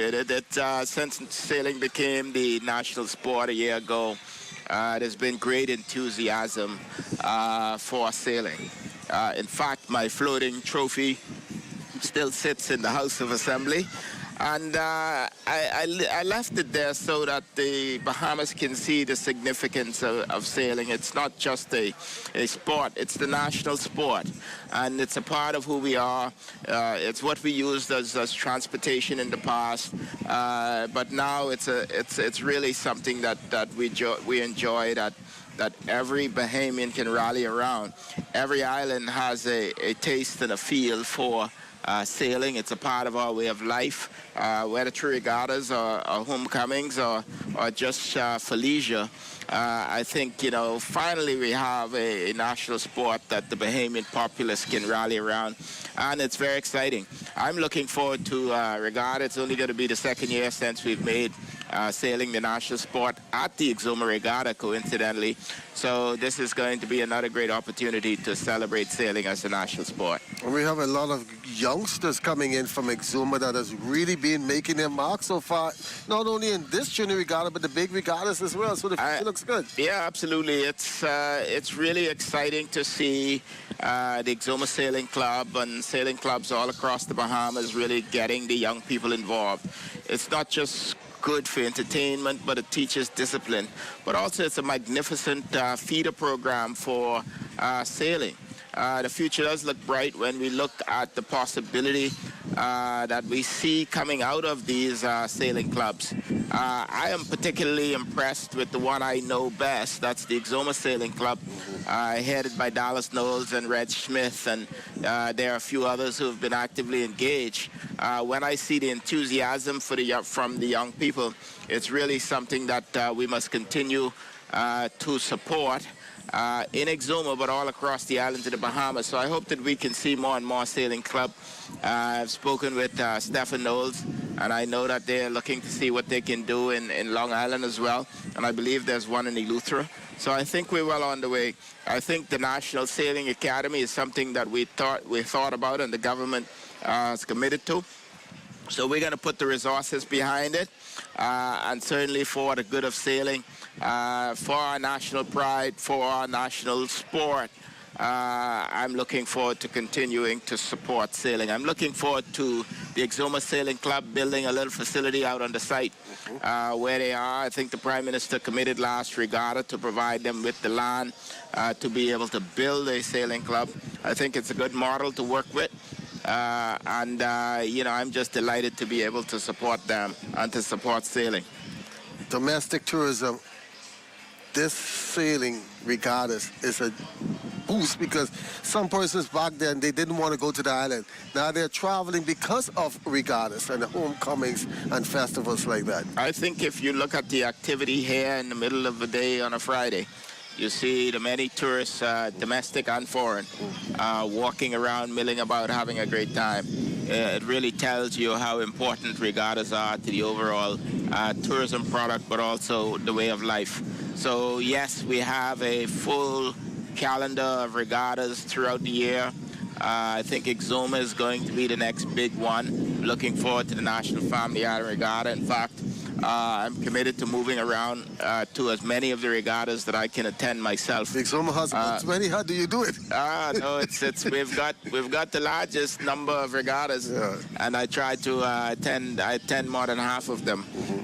You know, starting out with Farmers Key this year, a few weeks ago, the first Friday in February. Again, a magnificent occasion, but really I enjoy doing it. It's a good time to relax.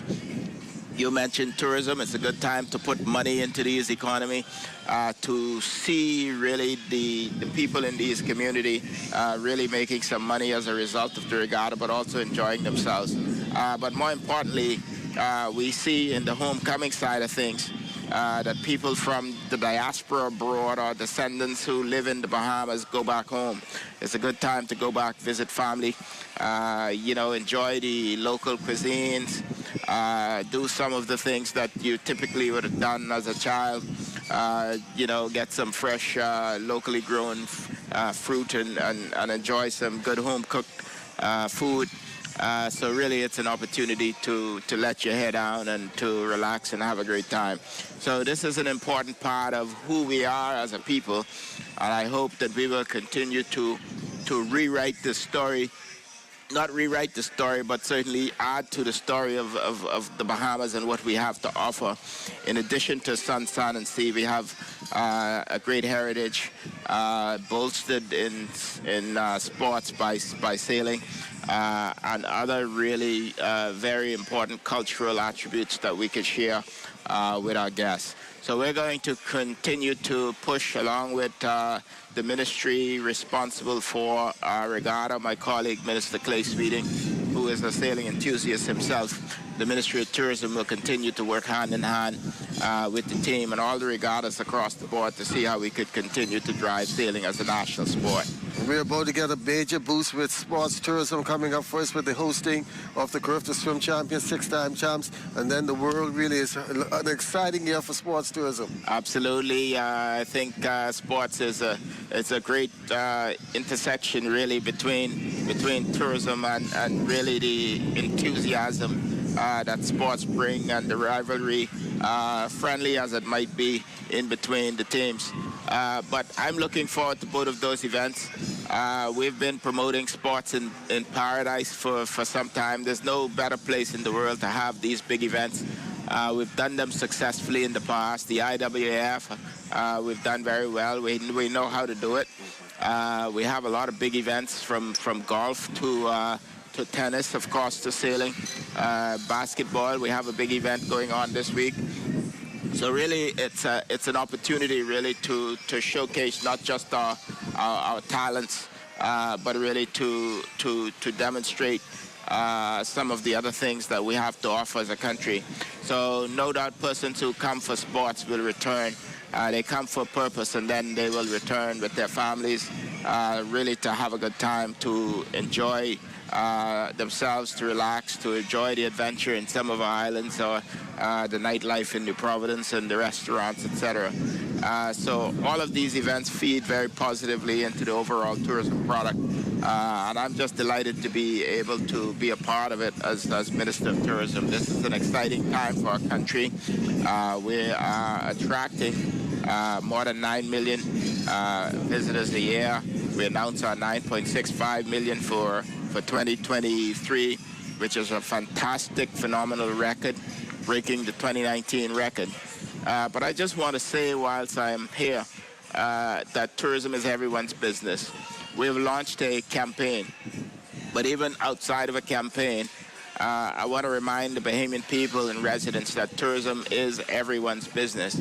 So as we go about protecting the goose that laid a golden egg, we must remember that every interaction with every guest, whether it's a domestic tourist or an international tourist, we must show them our heart, show them who we are, show them a piece of our culture and our heritage, and really get them to go away and help us to tell the story of the magnificence of the Bahamas. Quite frankly, if we can get 9 million people to go back where they've come from to their homes and talk about what a great time they had in the Bahamas and convince one person to come, that would be great advertising for our country. And word of mouth is usually the best way, that personal touch, that personal experience. But we are promoting beyond sun, sand, and sea, beyond the beach, and this is why events like this is so important. Before I let you go there, you're looking around. What do you feel about this atmosphere? And people are still coming, and you know, the taxi drivers are bringing everybody in here, and they're getting a piece of the action here and here. This is really exciting. I hope the wind holds up a little bit to get more races in.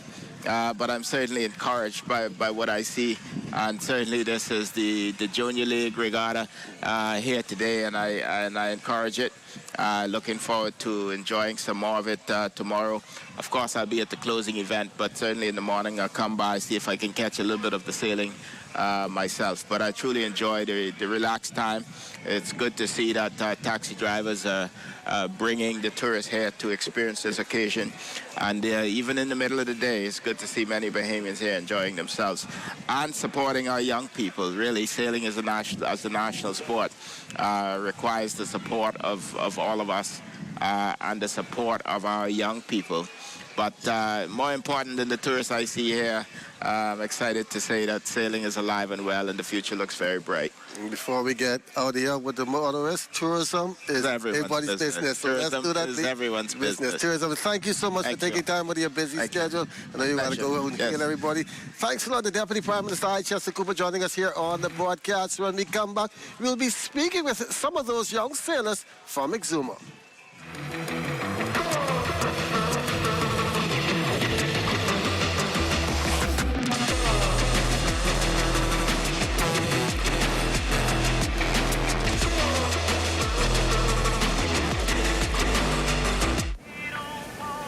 Hey, y'all, what's up?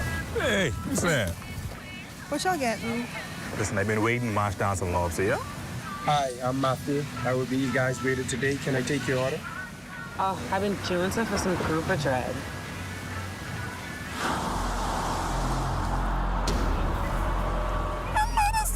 Y'all see this?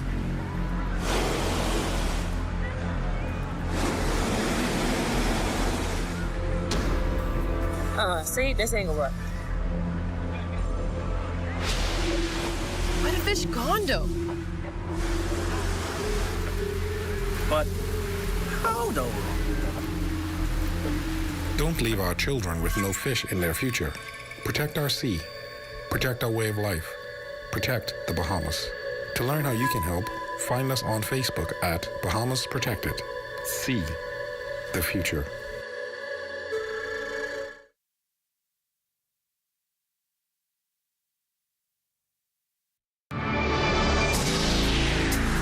Immediate response went to New York, Houston, then to Atlanta to locate, celebrate, and feature outstanding Bahamians making waves throughout the USA. Monday, February 26th, and Tuesday, identifying standout Bahamians making marks internationally. For more information on how you can place your TV or radio commercials or be a part of the Immediate Response Global Series, call 502-3800 or email phoenixinstitute@gmail.com.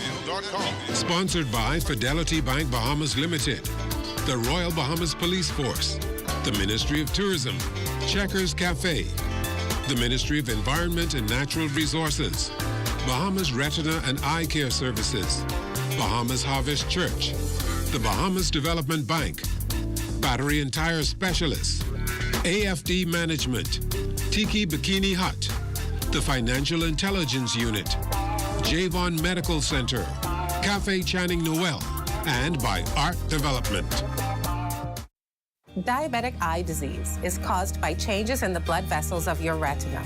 This disease is the most common cause of vision loss among patients with diabetes and is the leading cause of blindness and visual impairment in working-age adults.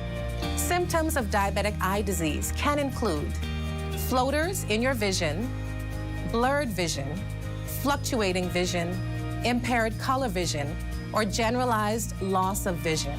Smoking can quadruple your risk of progression of this disease. Bottom line is, smoking will cause you to go blind faster with diabetes. So quit smoking. Also, for expectant mothers who are diabetic, it is very important that you have your eyes examined during pregnancy, as rapid changes can occur in your eyes during pregnancy. And remember, good eye health is a combined effort between your eye care team, your medical doctors, and you, the patient. This public service announcement is brought to you by the Public Hospitals Authority in conjunction with the Medical Association of the Bahamas and the Broadcasting Corporation.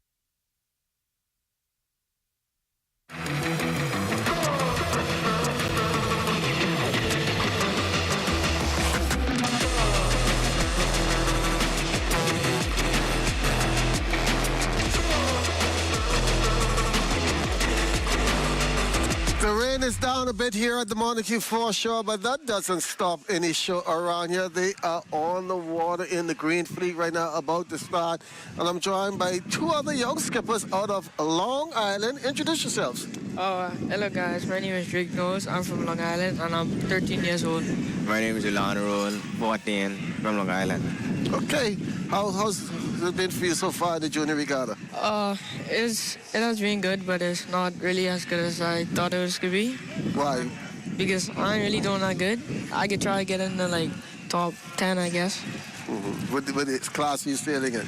I'm in championship fleet. Okay. You were looking forward to come to Nassau to compete? Yes, sir. And so you get a little anxious going up against all the other kids? No, sir. So what is it? I don't really know. So how do you hope to improve with one more day of sailing to go? Just try and get good starts and try the best that I could. Okay. You feel comfortable? Yes, sir. On the water out there, or you rather that water and salt fun, that beautiful water you like to take advantage of? That's salt pond water, man.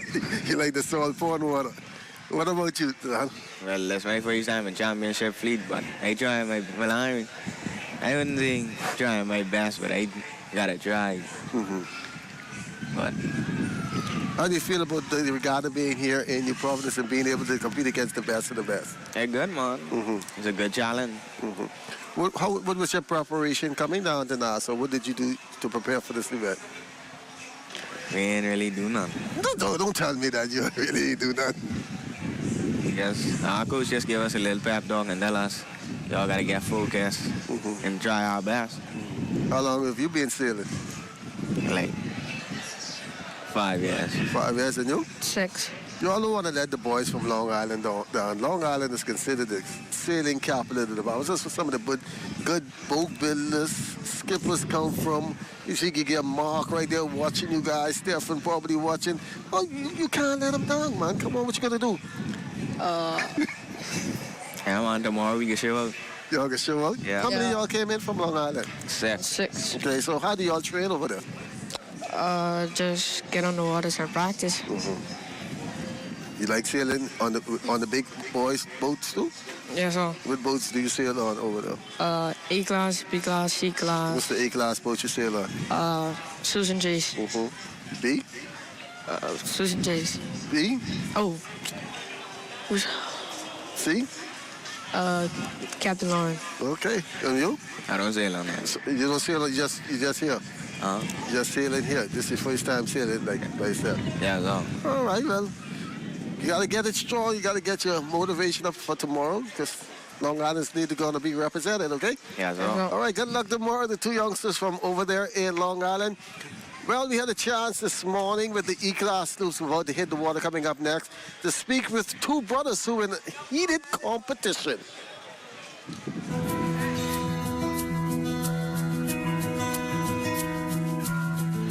Emmett Knowles and I sail on Mako. Josh Knowles and I sail on Lady Kayla. Who stole this? Me. Who stole this? Me. Let me ask that again. Who stole this? Josh Knowles, that's me. So how do you let your little brother beat you? He got some skills, but regardless of his size, don't let him fool you. He's still pretty fast. Pretty dang fast. How was it to put it on your big brother yesterday? Felt pretty good because he usually beats me, so it felt pretty good. How was the sailing conditions out there for you? It was kind of rough because it got, the wind shifts were, crazy, and the wind died off and then picked up a lot, so it was kind of tricky to know what to do. How does it feel sailing on the E-Class? It feels a lot of fun because you have time to think and stuff like that. You get him today? Yeah. What was the talk like after the race or during the race between the two brothers? We didn't talk much during the race, but we congratulate each other after the race. How do you rebound today to not let Lil Bro get the better of you? Well, we was both just shocked after the second race. We're like, wait, where'd that come from? So me and my crewmate got some stuff he could change and mess with to bring the boat back up to speed. And hopefully we get some more wind, because with the light wind like this, it's very difficult to maneuver the boats in current and changing winds with no wind around. It's very difficult. You get him today? Yep, hopefully. How does it feel sailing in the junior regatta on the E-class? Very fun, because usually we're competing against all the adults and we're outnumbered and outsized, and now we're against our own level and juniors as well, not just the big grown adults. What does it say about the Exuma Sailing Club? You guys are really dominating. Oh yeah, boy, we've been training for this one like all year. We have 5 E-class from the club. We repainted all of them, fixed all of them up. His one is like the first time in the water since they actually painted the sides, so all of them are brand new and ready to go. So we've been training for this for a while. And the Sunfish, it was fun. I had some breakdowns. I got a third and then a first in the next race. So I got a new boat this time, and I'm hoping to come back and do some magic, hopefully. What did you do yesterday? I feel like I did pretty good. I got a third and a fourth, but the fourth place was disqualified because I was above at the line and I didn't come back. So what are you looking forward to today? I'm hoping a lot more win, but I'm hoping I can keep at the top and keep my third place. What are you looking forward to today? Same thing. I'm hoping that I can change some stuff on my boats and learn from what I did yesterday to improve my speed and my sailing today. It's going to be interesting to see who wins that E-class between those two brothers. Well, Exuma Sailing Club bringing in lots of youngsters. We introduce you to another trio.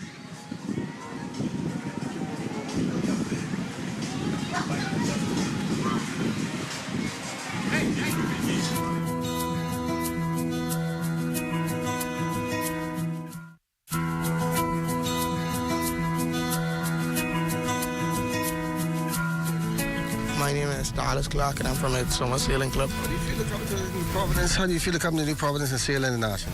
Very good. What did you do yesterday? Good but bad. What do you mean good but bad? I had some good races and some bad races. Okay, how do you improve on them today? By sailing better. How were the conditions for you in terms of sailing? I thought it was going to be heavy. But then it's like medium wind. So, What's your name and where you sail from? Christopher Thompson, Exuma Sailing Club. How was it for you yesterday? It was up and down, pretty challenging. But the weather condition was good. I thought it was going to be heavy, but it was light. How do you feel to come to Nassau and sail with the best of the best in the Bahamas? I was bragging, but just like from 2 weeks before it even happened, I was very happy. How did you do yesterday? I think 8 and 12. What are you looking to improve on today? What do you feel you need to do to improve on your position in your racing? Sail better, get better wind. So. And your name? My name is William Bedden from Exuma Sailing Club. How do you feel to be sailing here in Nassau? I feel really good about it, and I've been talking about this for weeks now. And so the excitement went over into the water yesterday? Yes, sir. How did you perform?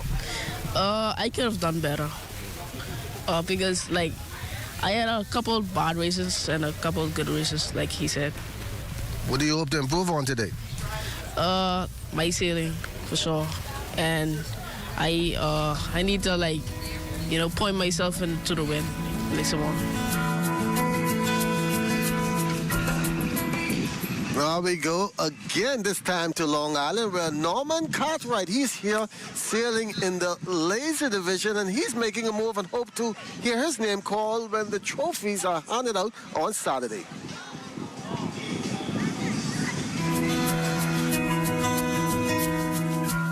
I'm Norman Cartwright. I'm from Long Island, but I live here.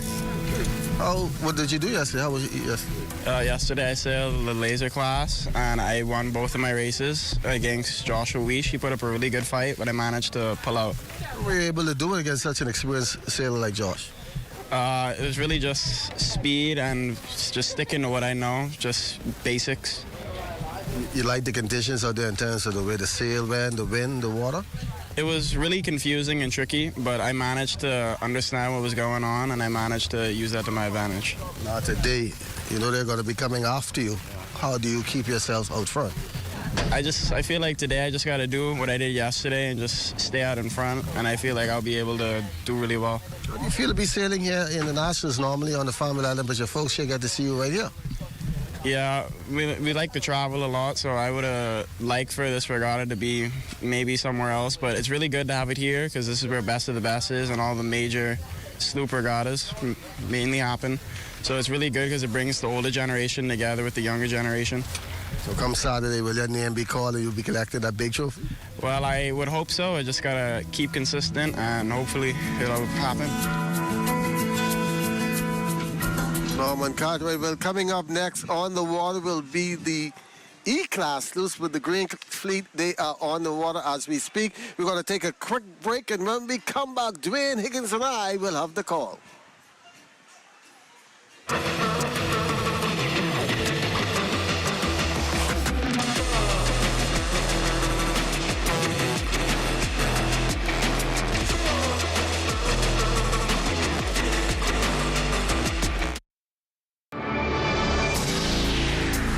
Immediate response went to New York, Houston, then to Atlanta to locate, celebrate, and feature outstanding Bahamians making waves throughout the USA.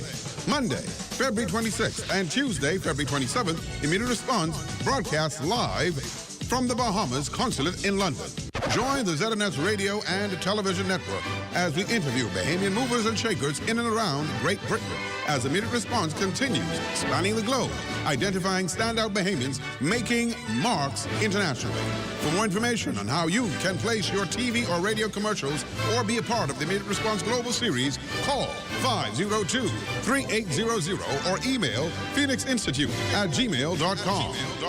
Sponsored by Fidelity Bank Bahamas Limited, the Royal Bahamas Police Force, the Ministry of Tourism, Checkers Cafe, the Ministry of Environment and Natural Resources, Bahamas Retina and Eye Care Services, Bahamas Harvest Church, the Bahamas Development Bank, Battery and Tire Specialists, AFD Management, Tiki Bikini Hut, the Financial Intelligence Unit, Javon Medical Center, Cafe Channing Noel, and by Art Development.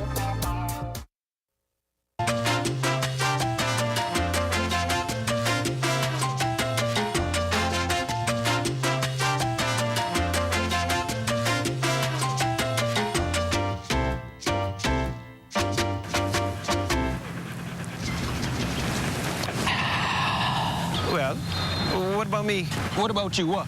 Well, I thirsty too, you know. You want to see all the water out there? Well, why you don't give me your water, and then you go try and drink that salt water? You crazy, eh? I ain't the one talking to a dog, you know. Ain't nobody can drink salt water. Then why you won't give it to me?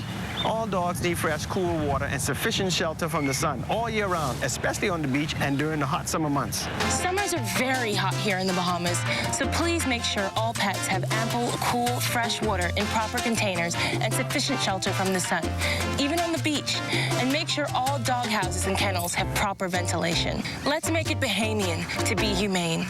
This message has been brought to you by the Bahamas Humane Society and the Broadcasting Corporation of the Bahamas. A special message from Angel Cartwright, Miss Universe, the Bahamas. As a Bahamian whose favorite seafood is grouper, my message to you is simple. Because Nassau grouper are critically endangered, we risk forever losing them if we do not work together to protect them. If you are a fisher, don't catch Nassau grouper during the close season from December 1st to February 28th. For seafood lovers like myself, join me in enjoying other fish like lionfish, jacks, or mahi-mahi, especially during the close season. And all year, remember, don't catch, sell, or buy any grouper under 3 pounds.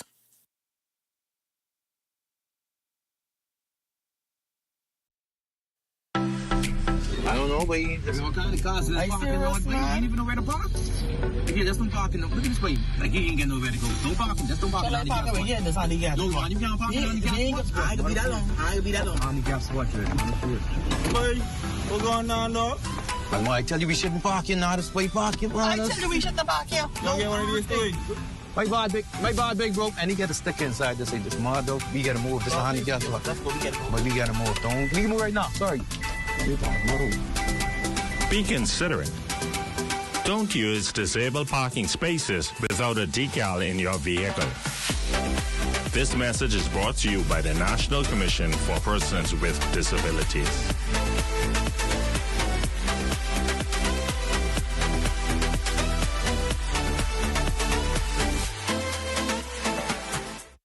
Did you know that if a fire starts in your home, you may have as little as 2 minutes to escape? Keep your family and home safe with these few fire safety preparation and prevention tips. Ensure that your home has working smoke detectors. They will alert you if there is smoke and fire in your home. Install a smoke detector on every level of your home, inside each bedroom and outside each sleeping area.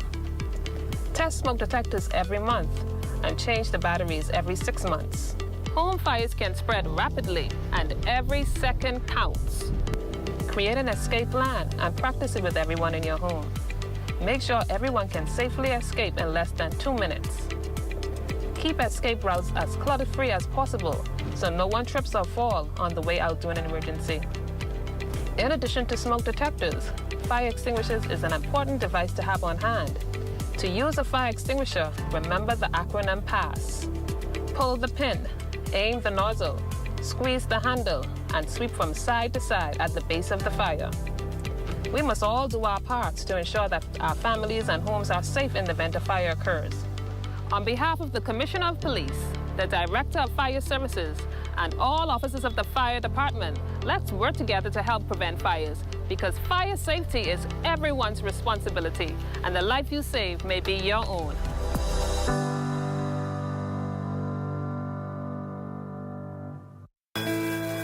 Abuse, domestic violence, suicidal tendencies. Are you being stressed out from these problems? Call the national hotline at 422-2763 or 322-2763. There are trained social workers available 24 hours to help you. Know that you are not alone in this.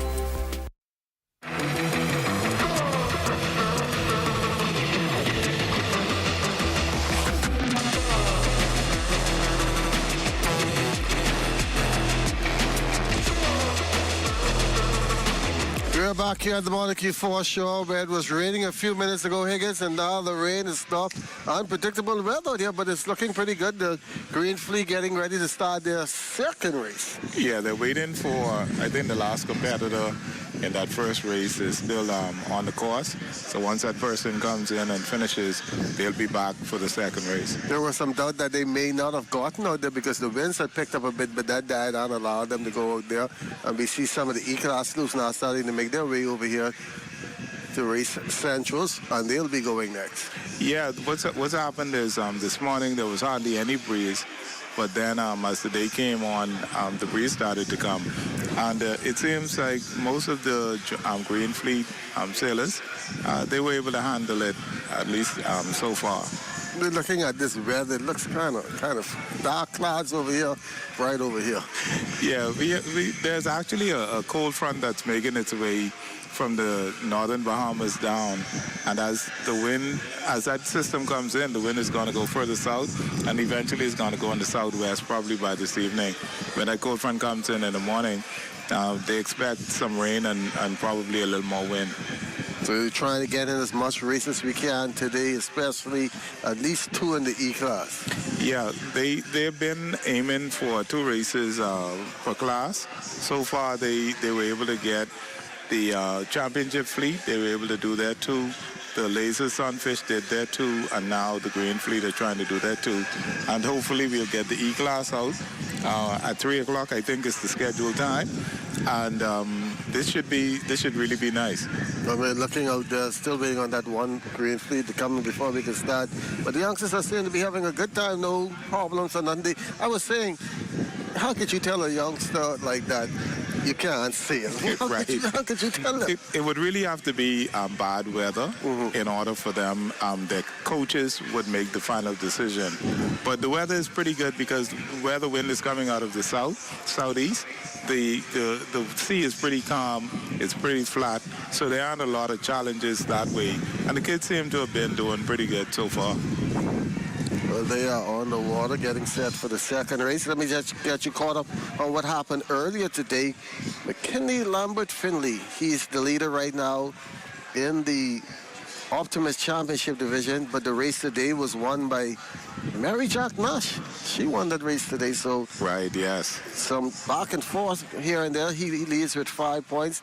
Mary Jack in second with 8 points, and Javian Rankin, he's in third with 23. So that's a 2 points. Yeah, it's 2 points in the race there. Yes.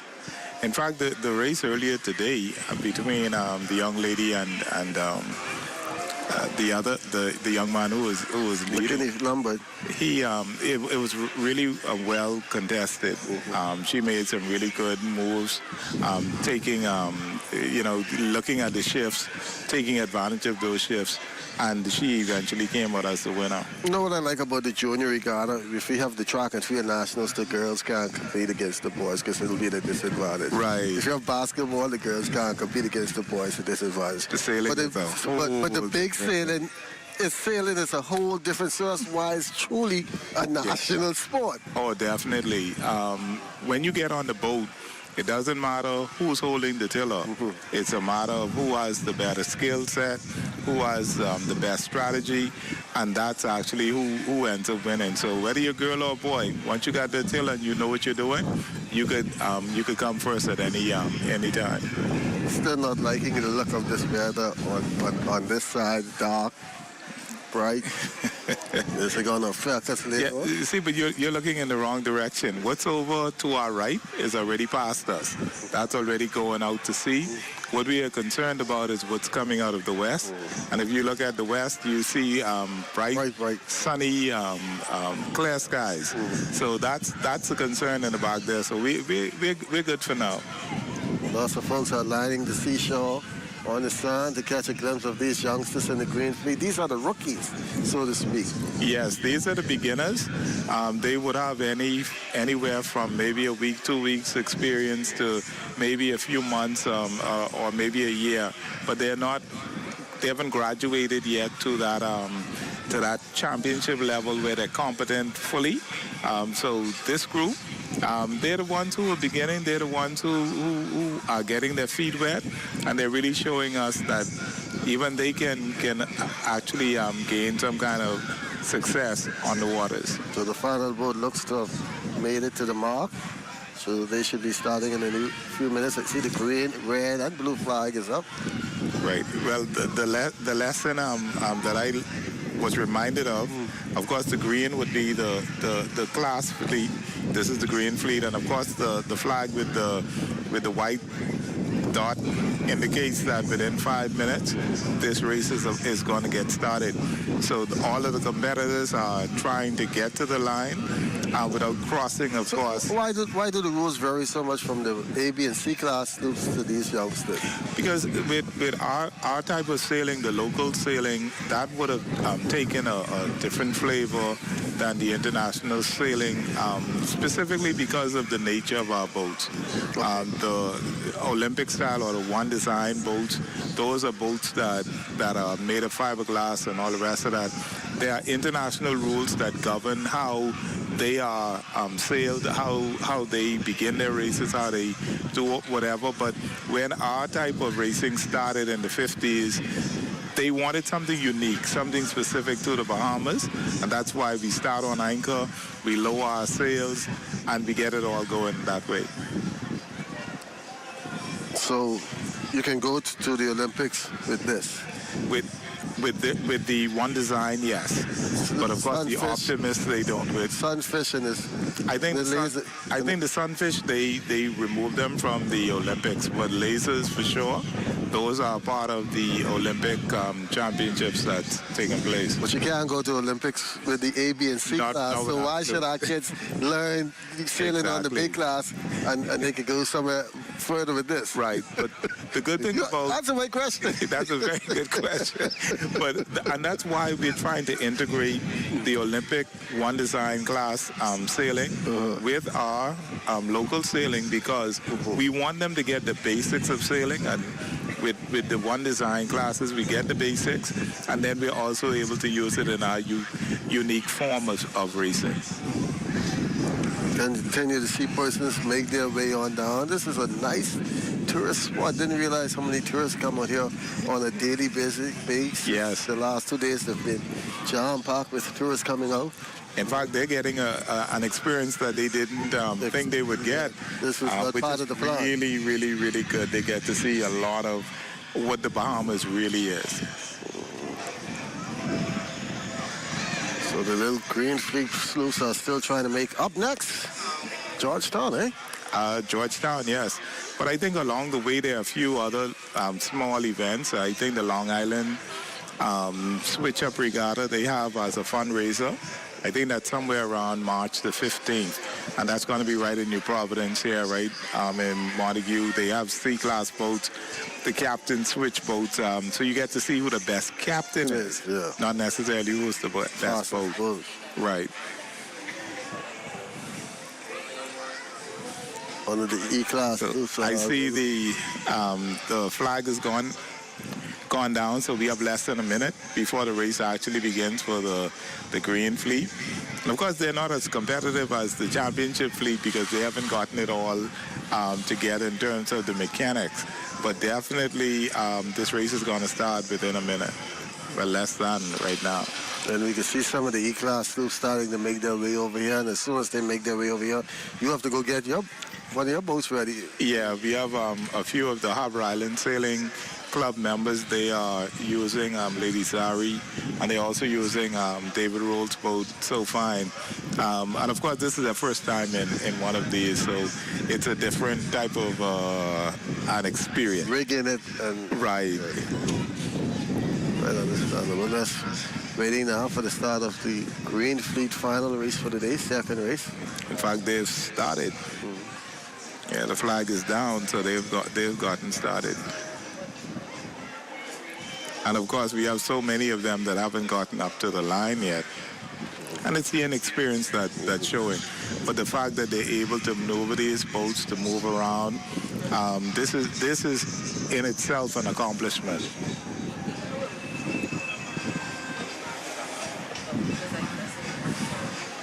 Moving around, yeah, and yes, they've started.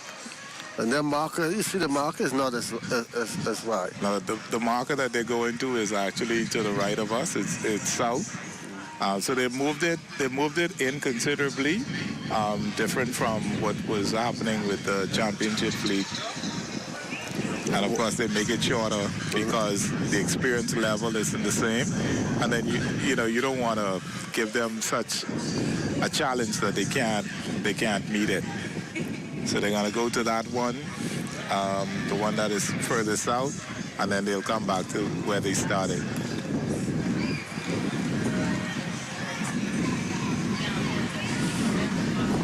See, all of them are on one straight line, a little off a bit, but they're on one straight line heading for that marker. Yeah, everyone's on a port tack, and right now it seems like the boat that has either number 2, it's either 2 or 5, I'm not sure. But that one seems to be the one that's in the lead right now. See, some of them are still getting off the line. Yeah, some haven't even gotten through the line yet, and in order for you to get any points, you have to go through the line, which is of course the committee boat and then the pin. But we have 4 who seem to be leading the race so far. That's 2, looks like number 100.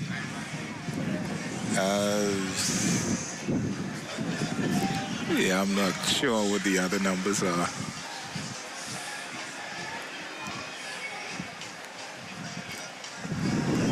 But these are the beginners getting their feet wet.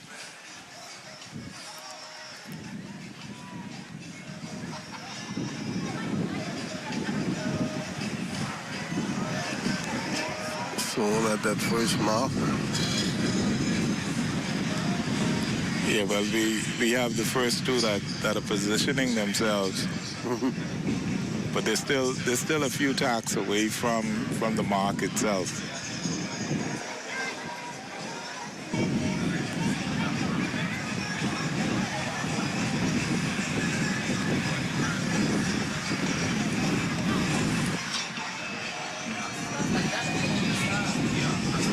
it's in and out. They have not picked up a good gust on some of them. No, the breeze is kind of, it's dropped a bit since a little squall passed through. But we still have boats tacking up and down, trying to get to the first windward mark. There's still a few minutes, I would think, away from it.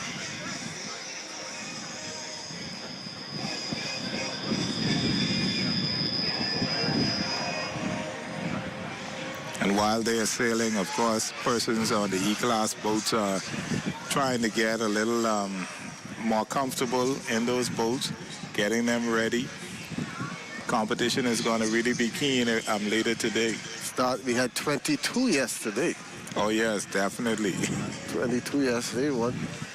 Hopefully the same amount lines up today. Yeah, I would think that the teams are going to be back in full force. Everyone at least learning from yesterday's experiences.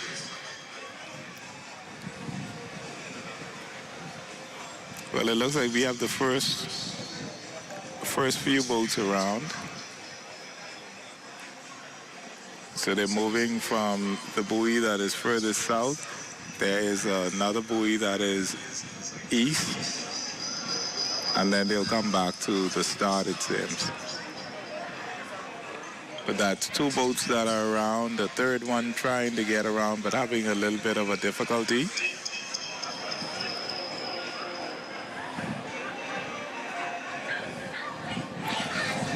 Okay, it seems like, yeah, you have a little cluster of boats there, probably about three. Had a little collision there. Three of them bunched up at the buoy. Right here again, you can see. Again. Yeah, they're still all together, and one is not going to get around the mark. It's going to have to tack to go back. It's on the wrong side of it. Okay, so he's tacked back. That's number 130.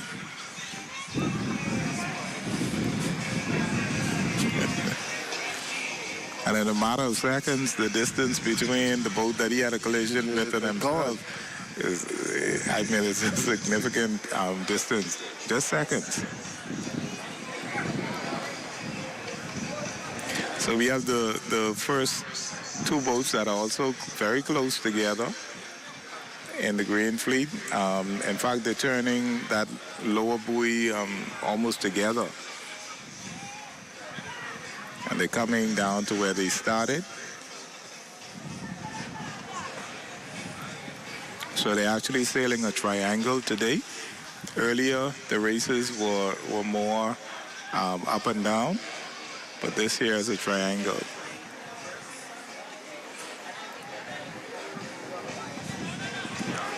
All depends on the wind. Yeah, and then with the Green Fleet, they would have adjusted the distance that the windward mark was to bring it in closer to make it a little more competitive for them.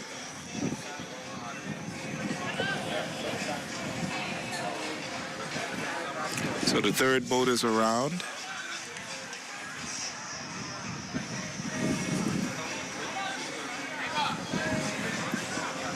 Let's watch this marker again with two boats coming in at the same time. Yeah, they're really close. In fact, the two of them seem to be together. One sail is right over the other. And of course, there are rules that govern all legs of sailing. And these are Green Fleeters, so maybe they aren't as aware that they need to give room to the other, because both boats are really right on each other.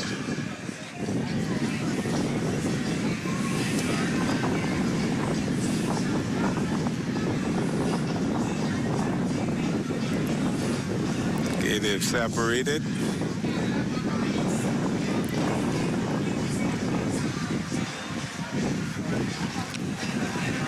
I'm not sure if they have another lap to go or what, but we know the first two boats have already passed. They've already passed the finish line. I'm thinking that may be it.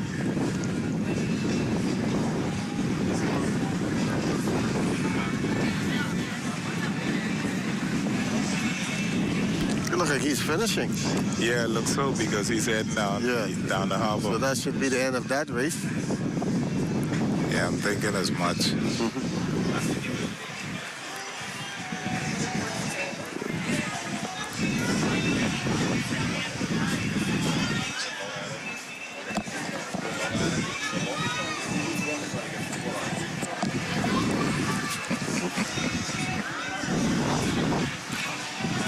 Getting these youngsters in here. They're coming off the water. That race is finished, so only one more race left for the day, and that's the E-Class. Right, the E-Class will have two races. Now, I'm saying what you were saying. It's not what's ahead of you, but what's behind. So, yeah, obviously the sun is on the side. Yeah, we got bright skies. Clear skies, definitely. And that race is done. It's hard to keep track of these young. Right. And you know, each boat has a sail number, and that is the only way that you're able to keep pace with who is who in the race. And unfortunately, I don't have all of that. Yeah. E-Class is coming up next. Some of the boats are already here in the harbor. 1, 2, 3, 4, 5, 6, 7, 8. Yeah, quite a few already here. Yeah, we saw 8 now. Oh no, they're all the way down. Okay. Down along the along the beach. So they're here ready to go. You see the boat that you're working on? Yes, sir. Okay. It's right there. They'll be asking us for a few to go make sure that you help them youngsters. Rig that big boy. Oh yeah, we need this. They need to be as competitive as they can be.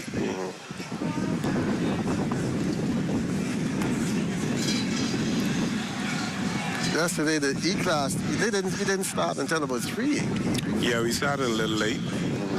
And you know, the thing is, regardless of whether it's this regatta or any regatta, usually the first day is the day that you have the greatest amount of challenge because you're just setting up the boats, you're launching them, you're setting them all in order. And after that, everything kind of runs smoothly. But we have the last 2 of the green fleet coming in, and then that class will be done.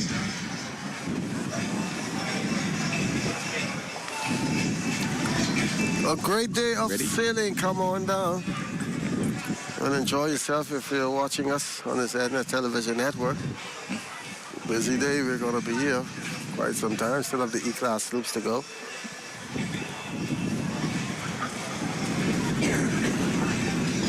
Coming out, enjoying the breeze.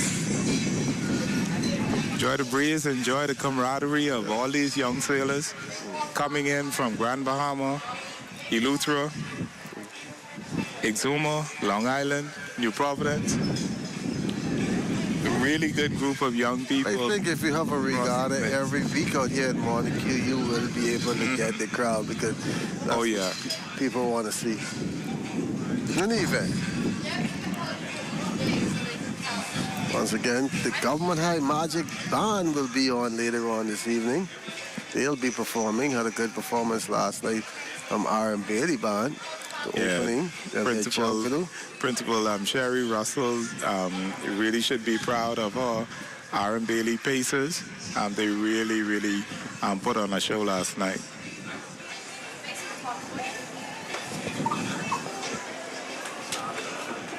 So some of the Green Fleet sailors coming in.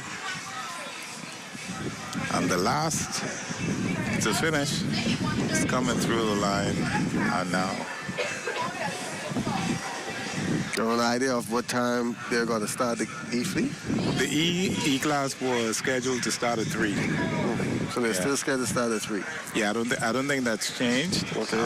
But so it was set for 3. So we have an whole hour and a half. Hour and a half, yes. Hour and a half before race time. Because I think there's a lunch break that some didn't get an opportunity to have yesterday because they were basically just sailing about. But it was scheduled for 3, and I expect them to be following that schedule. Okay, so do you want to go check the boat now? So we're going to take a break. We have a whole hour and a half to go before the next race starts. We take a break and come back. We'll try to get in as much youngsters as possible participating in this year's regatta.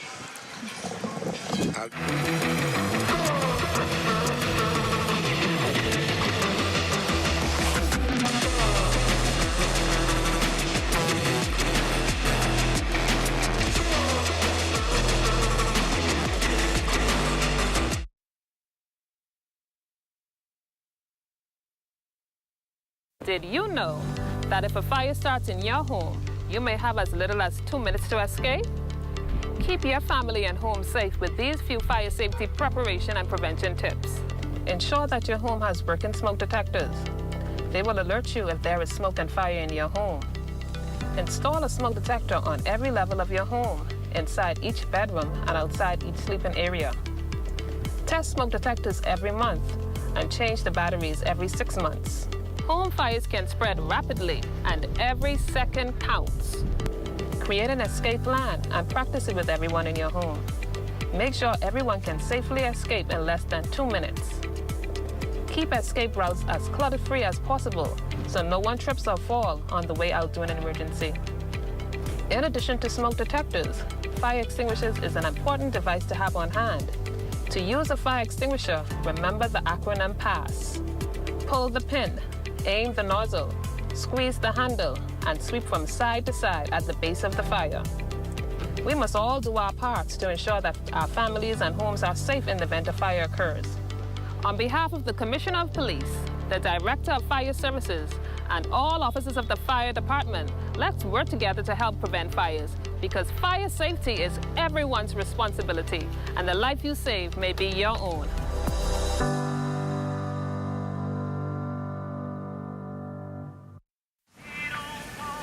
Hey y'all, what's up?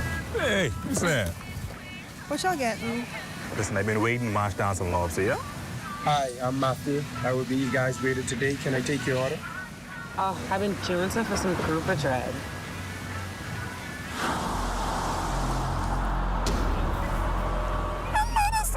Y'all see this?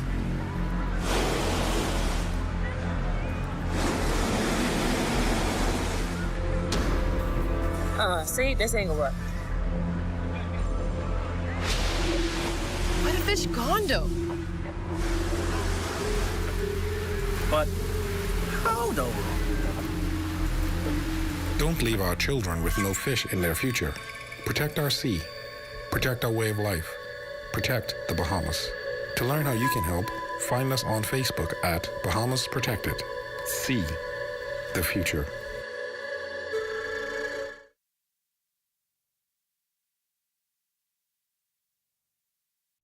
By giving unconditionally, not expecting anything in return, I thought was a wonderful way of showing this love. And I believe that it is love that truly draws people. And so I thought we could cover a lot more people by feeding. Volunteers, you know, they have truly been sold. My passion is to help, and I thank God for what I can do through the help of Bahamas Feeding Network.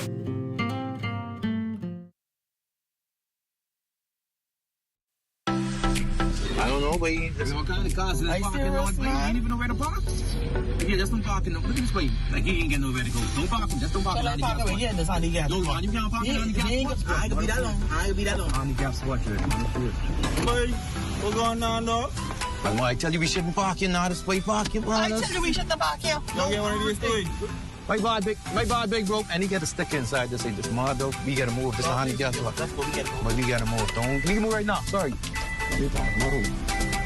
Be considerate. Don't use disabled parking spaces without a decal in your vehicle. This message is brought to you by the National Commission for Persons with Disabilities.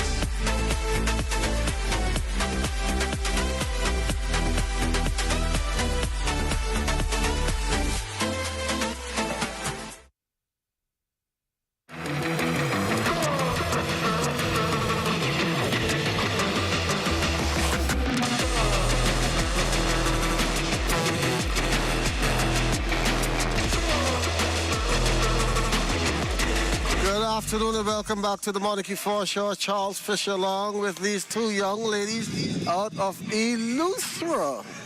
Hello. My name is Yamaya Halber, and I've been sailing in Eleuthera Sailing Academy for 2 years, almost, and I'm Taryn. I've been sailing in Eleuthera for maybe 4 years now. What class did you sail in?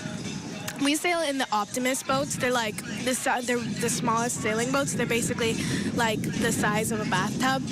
It's really interesting, but it's a cool boat.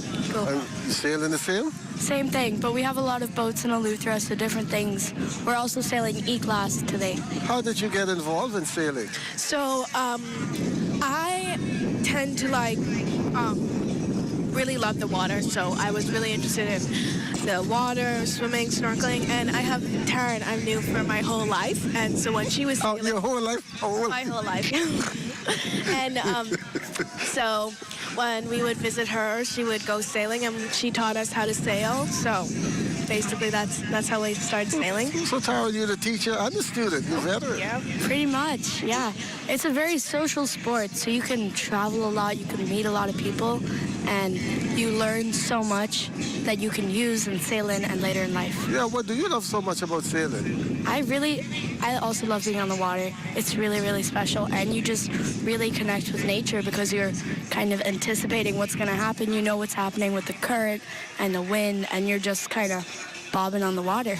I agree. I also like how it's not using any carbon footprint. It's more of using nature to move around areas, which is really cool, especially how we are an island surrounded by water. It's really great to have our sailors or young Bahamians to learn how to sail so they can use that in future events to sail around to different islands for fun. So how many kids are in your club? So we have about probably 30. Our national team who we tends to go to bigger events, they're about 15 total. Mm-hmm. Yeah. But for our club specifically, people are welcome. So if you want to visit and do a sailing lesson, that's very welcome. Anyone can come anytime. So I can join too? Oh, of course. There are different boats you can use. We have a lot of different boats to go on. Yeah. Okay, so how do you see yourself in the future for sailing? So, I see myself sailing in bigger events. I haven't really been to any yet, but North American Championship is one of the bigger ones that I see my future self going to. I'm also future me. I want to live on a sailboat. I feel like that would be really fun to do. What's fun about living on a sailboat? Well, apart from using the motor, again, you're using nature to move around, which I find really, really cool. And being around the ocean a lot and seeing nature, every time you wake up, you can see the ocean, which I find beautiful. Yep. What about you? What's your future? I feel once again, you learn so many things from sailing. And, as a child, I think it's a really important thing to travel as well. And you do that a lot with sailing. So I think within the years that I'm sailing this specific boat, I'm going to travel a lot. And in the future, other boats and sailing, I feel like you can take it to big events. If you really want to take that on as a career, you can go to the Olympics or you can coach. Does sailing take up a lot of your time? So, yes. We have I used to have 4 days a week, but now I have 3 days a week. On the weekend we sail, and on Thursday we sail at the end of the school day. I do not it's really fun because you can do different things every day. Sailing, like soccer, you're just hitting a ball in a net. There's not a lot of different things you learn. But sailing, there's different weather conditions that you can learn in, and different boats and sail types and boat types that you can learn. So it's you never know everything about sailing. It's a big commitment. If you really say you're going to sail, you have to show up and you have to do it in order to be good and go somewhere. Well, I can tell you two girls, I think you're one of the best interviews I've had in quite some time. So intelligent and know so much about sailing. Teach me something about sailing I may not know. What's something that you do not know? I don't know nothing. Okay. So let's think.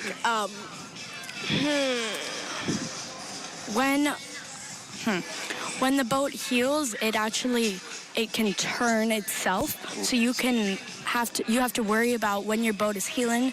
It could be turning into the wind or away from the wind, and you can actually use that in your favor because you can make the boat heel a specific way to sail around the course. So that's really cool.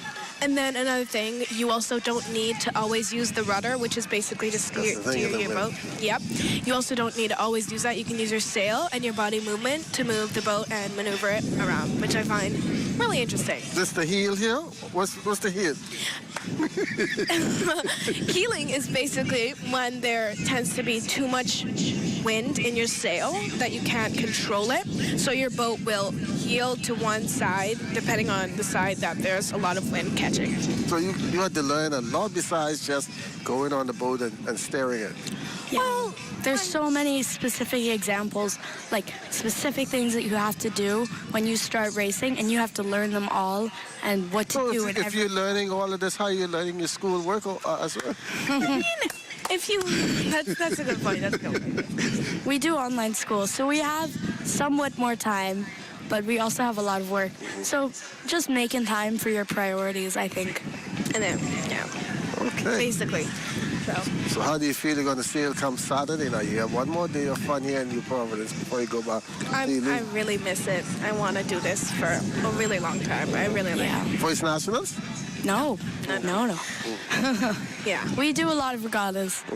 A lot. We're trying to get some regattas in Eleuthera because it would be really fun, because we have a lot of people who would love to sail in regattas, but they can't do it because they don't have passports or stuff to get to Nassau or ID. It's just not feasible for everyone. So we're trying to bring it to Eleuthera instead of to Nassau. Yeah. And you're from what's the club name again? Eleuthera Sailing Academy. So tell anybody who wants to join Eleuthera Sailing Academy how they can join. So on Saturday mornings, 9 a.m. to 12 p.m., you can join any range. You can not know how to sail or be intermediate, and you can come, and we have lots of different coaches from me and Taryn. You coach too? Yeah. Okay. Yep. From me and Taryn too. Our coaches like Martine and Carlene, and we tend to have people who are visiting to help us coach. Right now we do have someone named Thies. He came from the Netherlands, and he's helping us coach. And you can come. We provide lunch too, and you learn a lot of stuff apart from sailing. You make new friends. We are so welcome to anyone. So you can come learn how to sail, learn paddleboarding too. But the first rule of sailing I've learned that you have to know how to swim. Yes. So we also do, I know we heard about it in the opening ceremony, and I think it's so great that we're doing swimming lessons too, because that's the fundamental, that's the starting of it.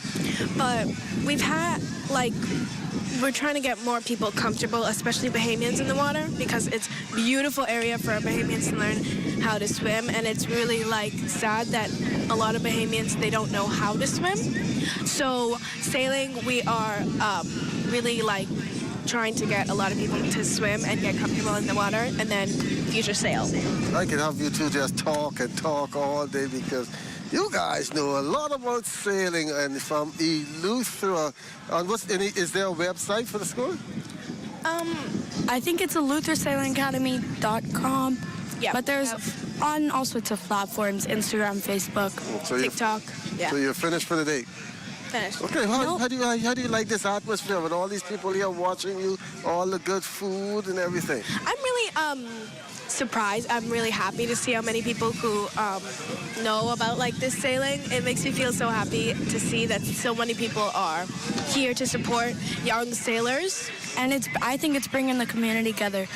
In Eleuthera too, we have so many kids coming together. Here, you have adults and kids, and the children of Sir Durward Knowles. I think that's really special, because you can tell how much they love sailing, how much we love sailing, and it's just bringing the generations together, and it's super special. Well, thank you, young ladies, so much, and thank you for having us. Best in the future. Thank you for being here. Taught me a lot. Like I say, you're one of the best I've interviewed in quite some time. Thank you. We're going to take a break here from the Monarchy Foreshore, and we'll be right back with the National Junior Sailing Championship. So Durward Knowles.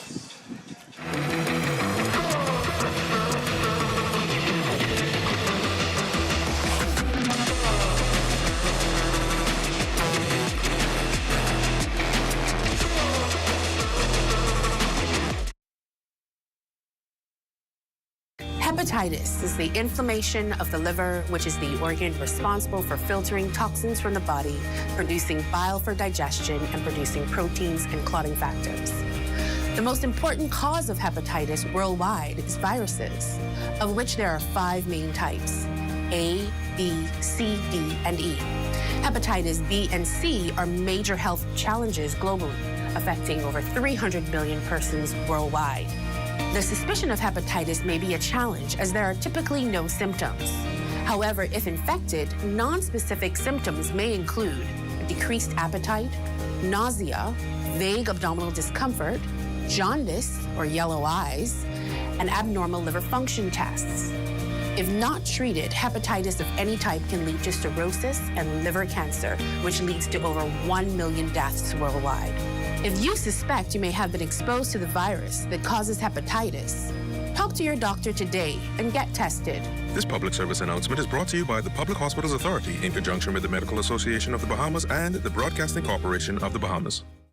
Diabetic eye disease is caused by changes in the blood vessels of your retina. This disease is the most common cause of vision loss among patients with diabetes and is the leading cause of blindness and visual impairment in working-age adults. Symptoms of diabetic eye disease can include floaters in your vision, blurred vision, fluctuating vision, impaired color vision, or generalized loss of vision. Smoking can quadruple your risk of progression of this disease. Bottom line is, smoking will cause you to go blind faster with diabetes. So quit smoking. Also, for expectant mothers who are diabetic, it is very important that you have your eyes examined during pregnancy, as rapid changes can occur in your eyes during pregnancy. And remember, good eye health is a combined effort between your eye care team, your medical doctors, and you, the patient. This public service announcement is brought to you by the Public Hospitals Authority in conjunction with the Medical Association of the Bahamas and the Broadcasting Corporation of the Bahamas.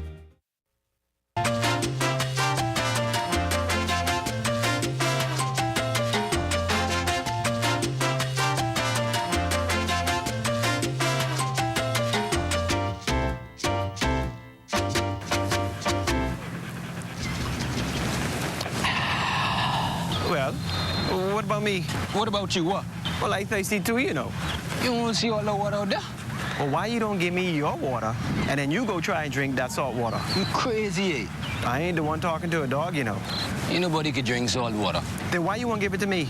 All dogs need fresh, cool water and sufficient shelter from the sun all year round, especially on the beach and during the hot summer months. Summers are very hot here in the Bahamas, so please make sure all pets have ample, cool, fresh water in proper containers and sufficient shelter from the sun, even on the beach. And make sure all dog houses and kennels have proper ventilation. Let's make it Bahamian to be humane. This message has been brought to you by the Bahamas Humane Society and the Broadcasting Corporation of the Bahamas.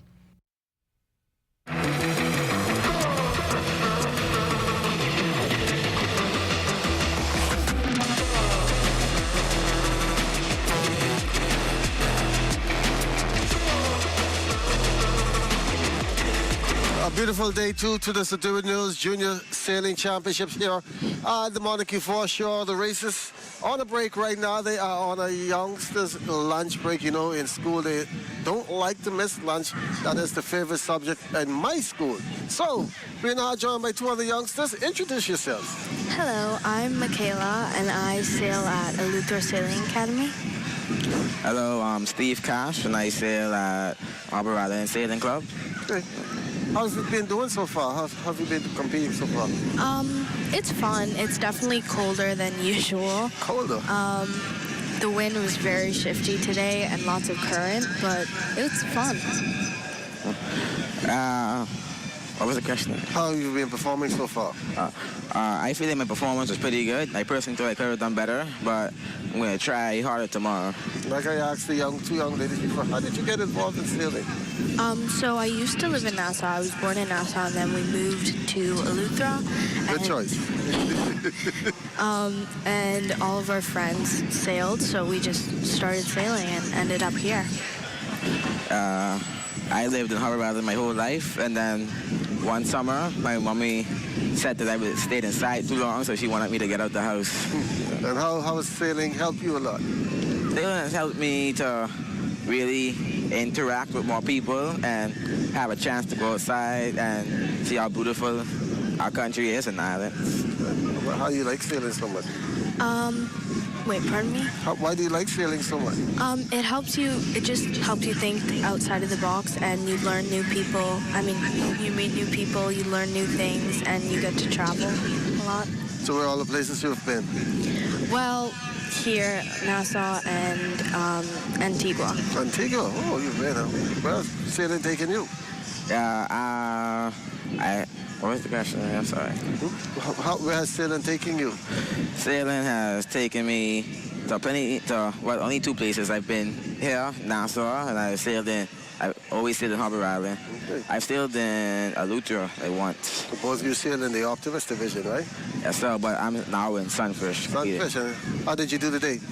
Today, I came fifth in both of my races. I would have came fourth in my second one if the wind didn't shift, but I still think I did pretty good. And how do you hope to improve on it for tomorrow? Tomorrow, I'm going to talk about it with my coaches, and I'm going to see if I can patch down on whatever I missed out or what I didn't do. And you, how do you look to improve tomorrow? Definitely focus more on the races, and there's lots of current today, so go to the right side because there's less current. Okay. And you see a future in sailing for you? What do you want to be when you... Then, on a beach, like a flat beach and some thin water. Adventurous? Yeah. I thought sailing was enough. No. I personally want to be a chef, but if that doesn't work out, I want to go around the world, like my coach, Josh Reagans. And I want to sail and win lots of races. You liking it here in Nassau? Yeah. You glad to be back in Nassau? I like visiting family and seeing friends, mostly. Yeah, I love it over here. I have a lot of family over here. And the place where we're staying is really nice. Yeah.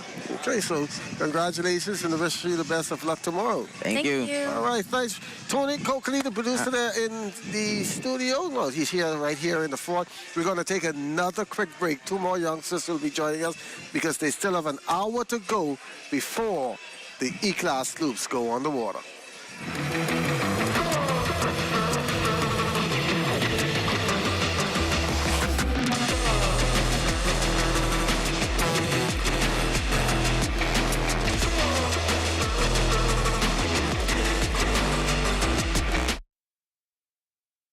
The thought of colon cancer never really crossed my mind until 2019, when a very good friend of mine was diagnosed with stage 4 colon cancer. I was shocked. Everybody was shocked because he was a picture of perfect health. He was young, athletic, successful, and full of life. Many of us are still in disbelief. I started to question my own health because if it happened to him, surely it could happen to me. Then came the fear, the anxiety, and everything else in between. Facing your own mortality is very sobering. But for me, I decided right then to have a colonoscopy. And I'm glad I did. Colon cancer is the third most common cancer diagnosed in Bahamian men and women. Fortunately, almost all colon cancers are preventable. A colonoscopy or some other appropriate form of colon cancer screening is recommended for everyone over the age of 45. During a colonoscopy, we can detect and remove colon polyps that may grow and later become colon cancers. Don't wait until you develop symptoms, such as blood in your stool, abdominal pain, a significant change in your bowel habits, or unintentional weight loss. These may all be indications of a severe problem that requires immediate attention. If you're over the age of 45 or have any of those symptoms, talk to your doctor about the benefits of colon cancer screening today. Abuse, domestic violence, suicidal tendencies. Are you being stressed out from these problems? Call the national hotline at 422-2763 or 322-2763. There are trained social workers available 24 hours to help you.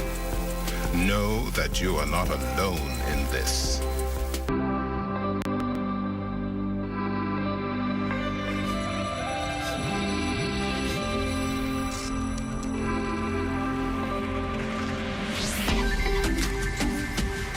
You're watching the ZNS Network, the People's Station.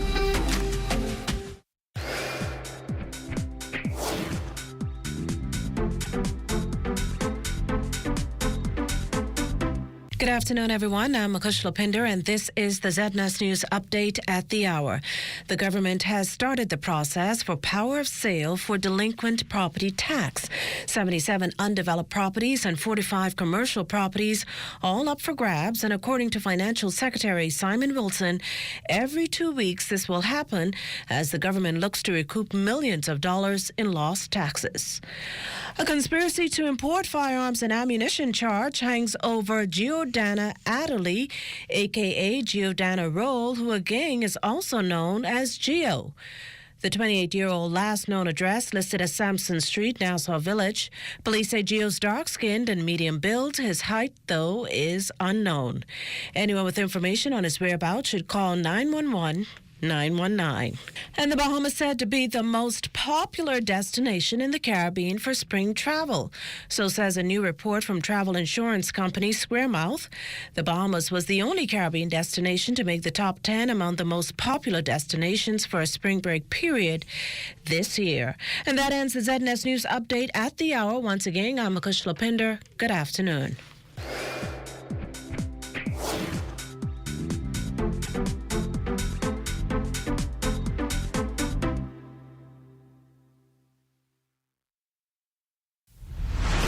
For every shape-up, after-school activity, unplanned home repair, and other day-to-day spending, there's SandDollar. SandDollar is a convenient way to send and receive money instantly. SandDollar is easy to use. It's safe and secure. Just like physical cash, SandDollar is issued by the Central Bank of the Bahamas. And best of all, there are no fees for individuals to send or receive funds. Download a SandDollar-enabled digital wallet and enjoy the benefits of the digital Bahamian dollar. Spend it locally.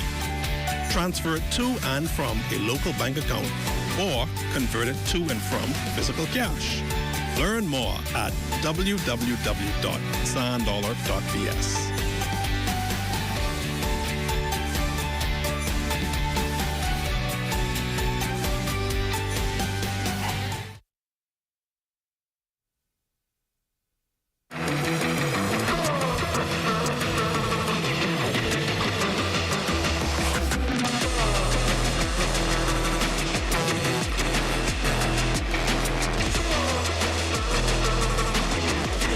They are on a long break here at the Monarchy Foreshore. Coming up in the next hour, the E-Class sluice will be on the water. So Durward Knowles National Junior Championships is all about the junior skippers today.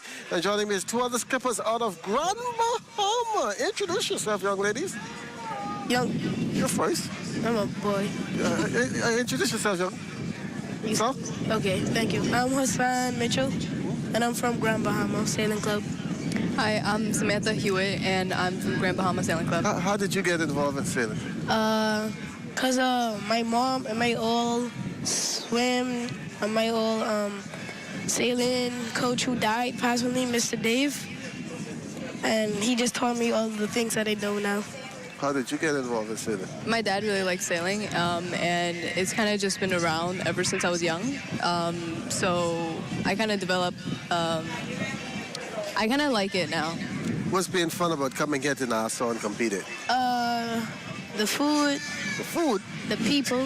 But Grand Bahama's food better, but anyway.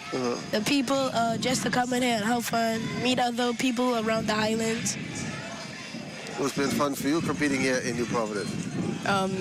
Pride of my parents. They're really happy that I'm here. Good. What divisions did you sail in? I sailed in Green Fleet. Green Fleet too. Great, so you're beginners. How long have you been sailing? For like 4 years, I can't remember. Okay. I've been sailing for 2. And how did you do today? I think I did okay.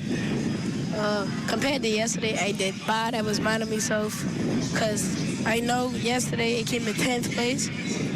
and I was first in my sailing club, but now today I did really bad, and I probably will drop today, so yeah. So what adjustments did you make yesterday heading into today?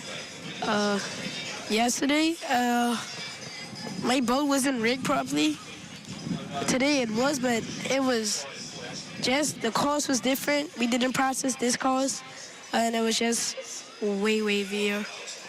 What adjustments did you make from yesterday to today? I tried to fix my main sheet, but I couldn't really fix it, but I try to have myself a better mindset. And heading into the final day tomorrow, how you hope to perform? I feel really good because the weather looks okay. They said it's a 50-50 chance that... You fall in the weather too? Yeah, of course. that's what we got to do. So tell me what all it takes to be a boatman. A boatman? Pardon me? What all it takes to be a boatman? You got to know when to sail, what day to sail.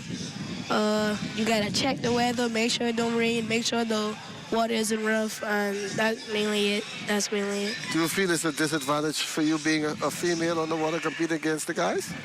No, I don't think so. I think there's an advantage because I feel more flexible. Mm-hmm. And the young ladies are really doing good in this sailing regatta.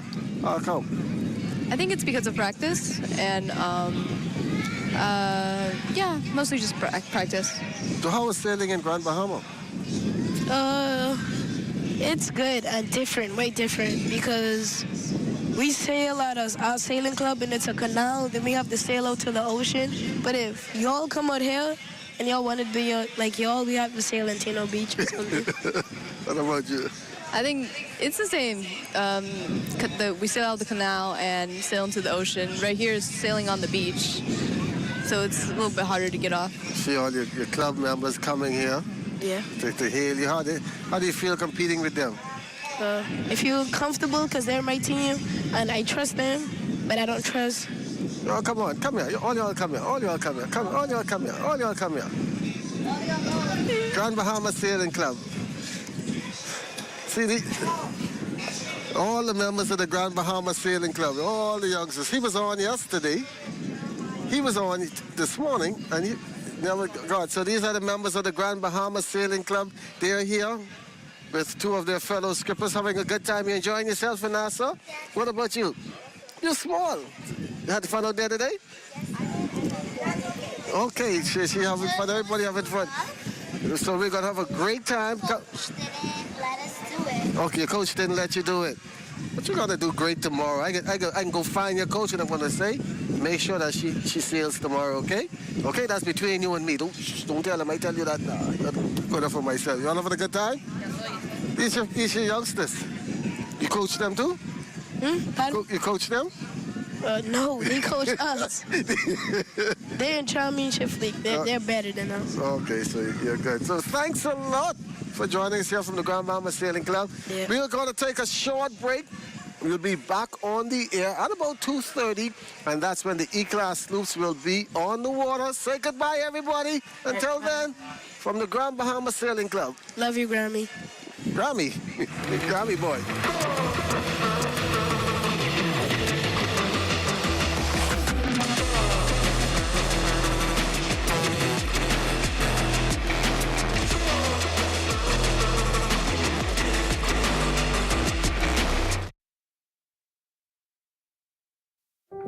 What does disability look like? In a busy airport terminal? At the check-in counter?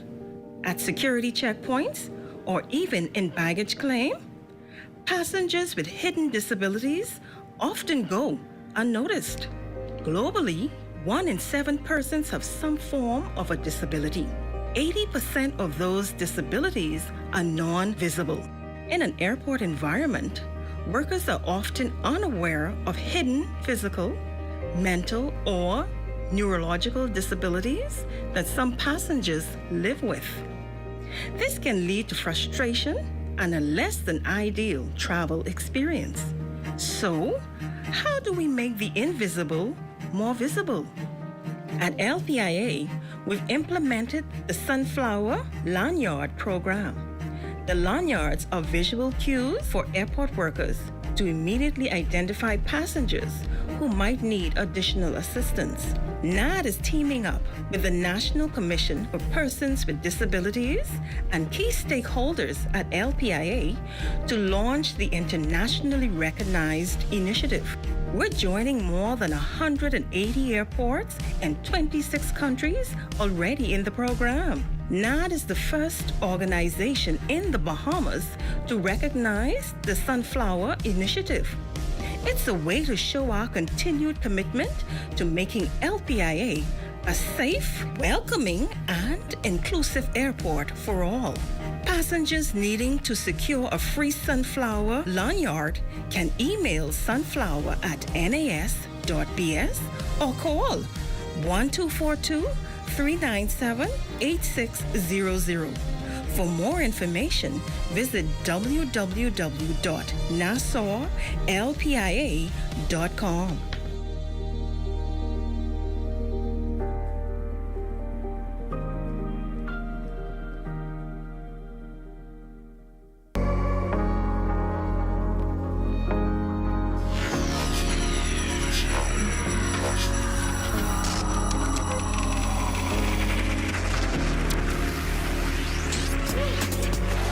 You're watching the ZNS Network, the People's Station.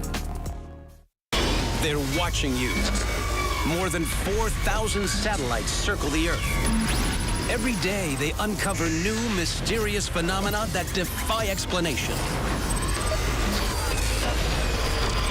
A bizarre formation in the Urals and the cradle of the Aryan nation.